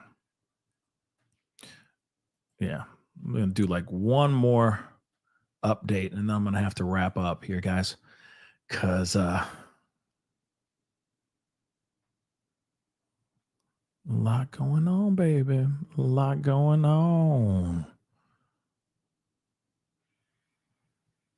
So many questions. The judge needs a protein shake. I'm done. Yeah, the judge definitely needs an IV drip, I'm sure. I think we all need an IV drip for all the nasty things that we've consumed throughout the course of this actual trial. Okay, let's keep it a bean. We all need that IV drip right now. Okay? We all need that IV drip. Do you have your passports? Do you have your shots? Oh, dear Lord. Yeah, we all definitely need that IV drip. Okay. And we ain't looking at soup, vanilla milkshakes, baby oil, and Astroglide the same ever again. Okay. All of that destroyed. All of that. So they're going backwards. I don't know how many pages there are. I mean, hopefully there's only like 10. I mean, only like 14 pages, right? But they're like, okay, we got a problem with 12, page 12. We got to fix that.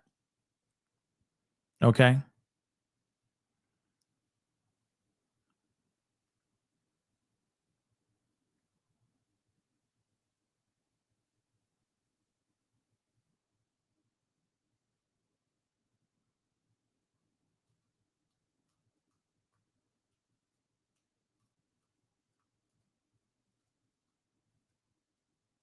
Come on, man. Come on, man. Sheesh. This one's interesting. Okay.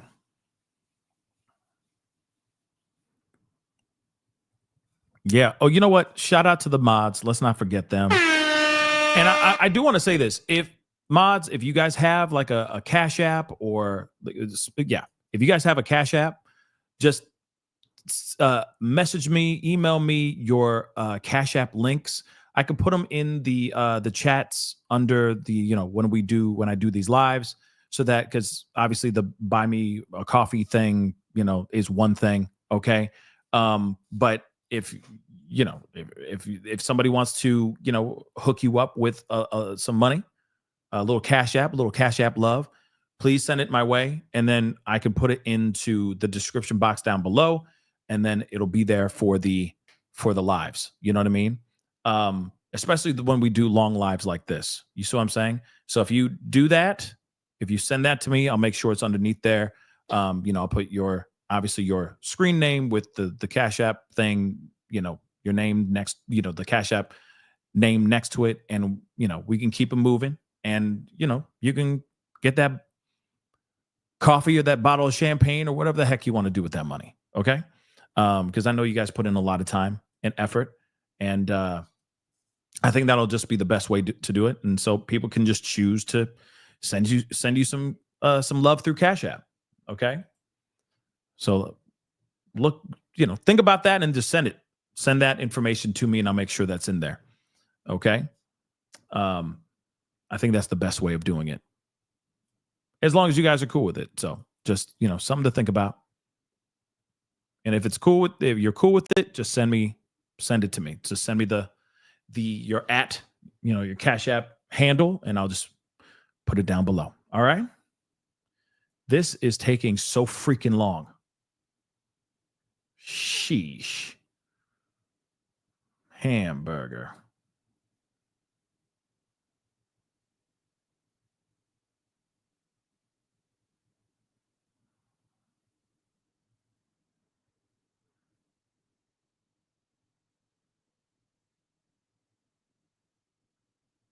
And thank you so much for the Cash App. Speaking of which, thank you so much. I really do appreciate that.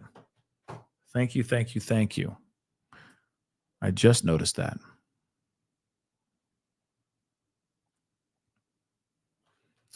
Let's try this again.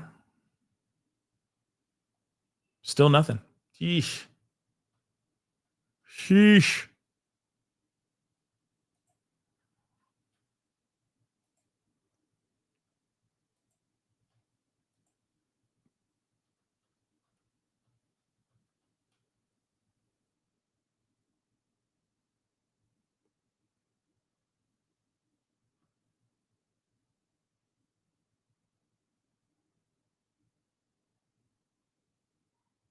It's wild what people are saying. Like, it is just wild to me what people are saying. Like, oh yeah, charges are dropped and all that. It's like, no, the charges are not dropped. Okay. Okay. Yeah. Denny. Yeah. I mean, whatever way. Okay. Mods, whatever way works for you. Okay. if it's PayPal, if it's Venmo, if it's Cash App, just send me those at things and then we'll put it down there. I mean, I don't know how to please everybody in Canada, you know what I mean? But if you want to, you can do it through that. Okay. I just don't want it to be like 15,000 links down below just so that they, you know what I mean? It's like, all right, if it's, Canada, if, whichever way works for you. If it's like, hey, I prefer PayPal, send me that link. If you prefer Cash App, send me that link. Venmo, send me that link. And then I'll make sure that's under the description. But unfortunately, I can't, have 15 different 15 different platforms underneath. You see what I'm saying? So I'm just trying to keep it simple, trying to keep it clean. Okay. So it might be something that if you are Canadian, you might be missing out on that. Unfortunately, that just is what it is. You know what I mean? But just to keep it simple, Cash App works amazing, and that might miss out a few people. Sorry. Okay. But to just keep it in, just to keep it clean, keep it simple, pick one of them and just send it to me. Right. And then I'll put it underneath. Okay. That'll just be the best way to do it. Cleanest way to do it. Let me see what's going on here. So, okay. So, Shapiro says, Miss Smizer has referenced to, what Miss Smizer has referenced to is the nature of the agreement. So the judge says, I think that's right. I overrule the objection of the government. Let's move to page 14. So then Shapiro continues and he says, on line 9, the government's markup of last night, not docketed. Okay.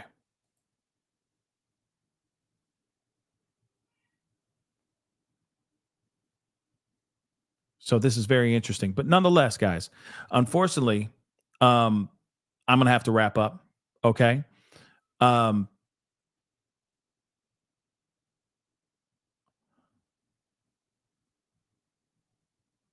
Yeah, that's another idea. But I think before we get super advanced like that, you know what I mean?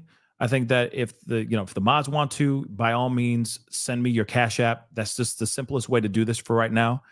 Okay. It keeps my life simple. Okay. If you guys want to do that. If you don't, I understand that. No big deal. I just don't want things getting complicated. I just don't want things complicated. Okay. So if you can, send me the Cash App link and send it my way. Okay. And then I'll put it underneath the thing. But here's the thing. I will only put it all up together when everybody sends me their Cash App. So it has to be a unanimous decision. Okay. Because I don't want somebody feeling some type of way because they're one person, one mod's, Cash App is up there a few days longer, before somebody else gets their Cash App. You see what I'm saying? So everyone needs to send me their Cash App together so I can just put it up. So they're up there at the same time. Because I already see problems in the future. I already see drama in the future. And I don't want the drama. I really don't. So if you guys can send me the Cash Apps or the links on how you want to, receive a little bit of love from people who are viewing and all that. If they want to give you a little stuff, cool. Send me the links. I'll put them all up. But they all got to be, all y'all, okay, together. So I can put them up at one fell swoop. Because like I said, if I do it and it's like, say, Debbie puts up hers and hers is up for 3 days longer than Tipsy, then people are going to be like, you know what I mean? That's not fair. You see what I'm saying? So I'm just trying to keep it fair so I can avoid drama. Okay. Cause I don't like getting messages about drama. I don't. So again, send me those links, send me those things, please. That would be greatly appreciated. And I'll make sure they're all up at the same time. And then we'll keep it moving. Okay. And if people want to buy you a cup of coffee or a beer, they're more than welcome to do that. Right? Cool? Cool. Anyway, guys, that is the show. I appreciate all y'all for being here. Really means a lot. Thank you, thank you, thank you. Okay. I appreciate it. Thank you so much for being here. Okay. Again, long show. We got more big shows coming up. Okay. Mods, seriously, think about it. Send it my way, and I'll put it up. Okay. So do me a favor. Before you head out, hit that like button down below. Okay. Hit that like button down below. Crush it, do what it do. Hit that reaction button if you're watching on other platforms. If you are watching on those other platforms like Facebook, X/Twitter, Instagram, TikTok, Rumble, please send that love by hitting that follow button or that like button wherever you're watching this platform. Okay? Don't forget to hit that subscribe button. Subscribe, please and thank you. Okay? That'd be awesome. Go to my second channel, The Pascal Show Clips. Hit that subscribe button over there. Hit that notification bell over there and here. Set it to all so you know whenever I go live, whenever I upload, because it's random. Okay? I appreciate you guys doing that. It helps us grow, helps us get the story and the show out there. That'll be greatly appreciated if you can hit that notification bell. Hit that join button down below. Become a member. Support the channel if you can. Check out my Patreon. Check out my locals. And, of course, check out PascalMerch.com. All right? Okay, guys. I'll be talking to you guys very, very soon. If something is going on overseas, we'll be talking about it. And if there's any updates or any bombshells that drop throughout this very short charge conference that they're doing, we'll talk about it in a little while. Okay? But anyway, it is time to get going. Much love to y'all. I love every single last one, y'all. Thank you so much. I'll be talking to you guys soon. Be good to yourselves. Be good to one another. This is The Pascal Show. Bye.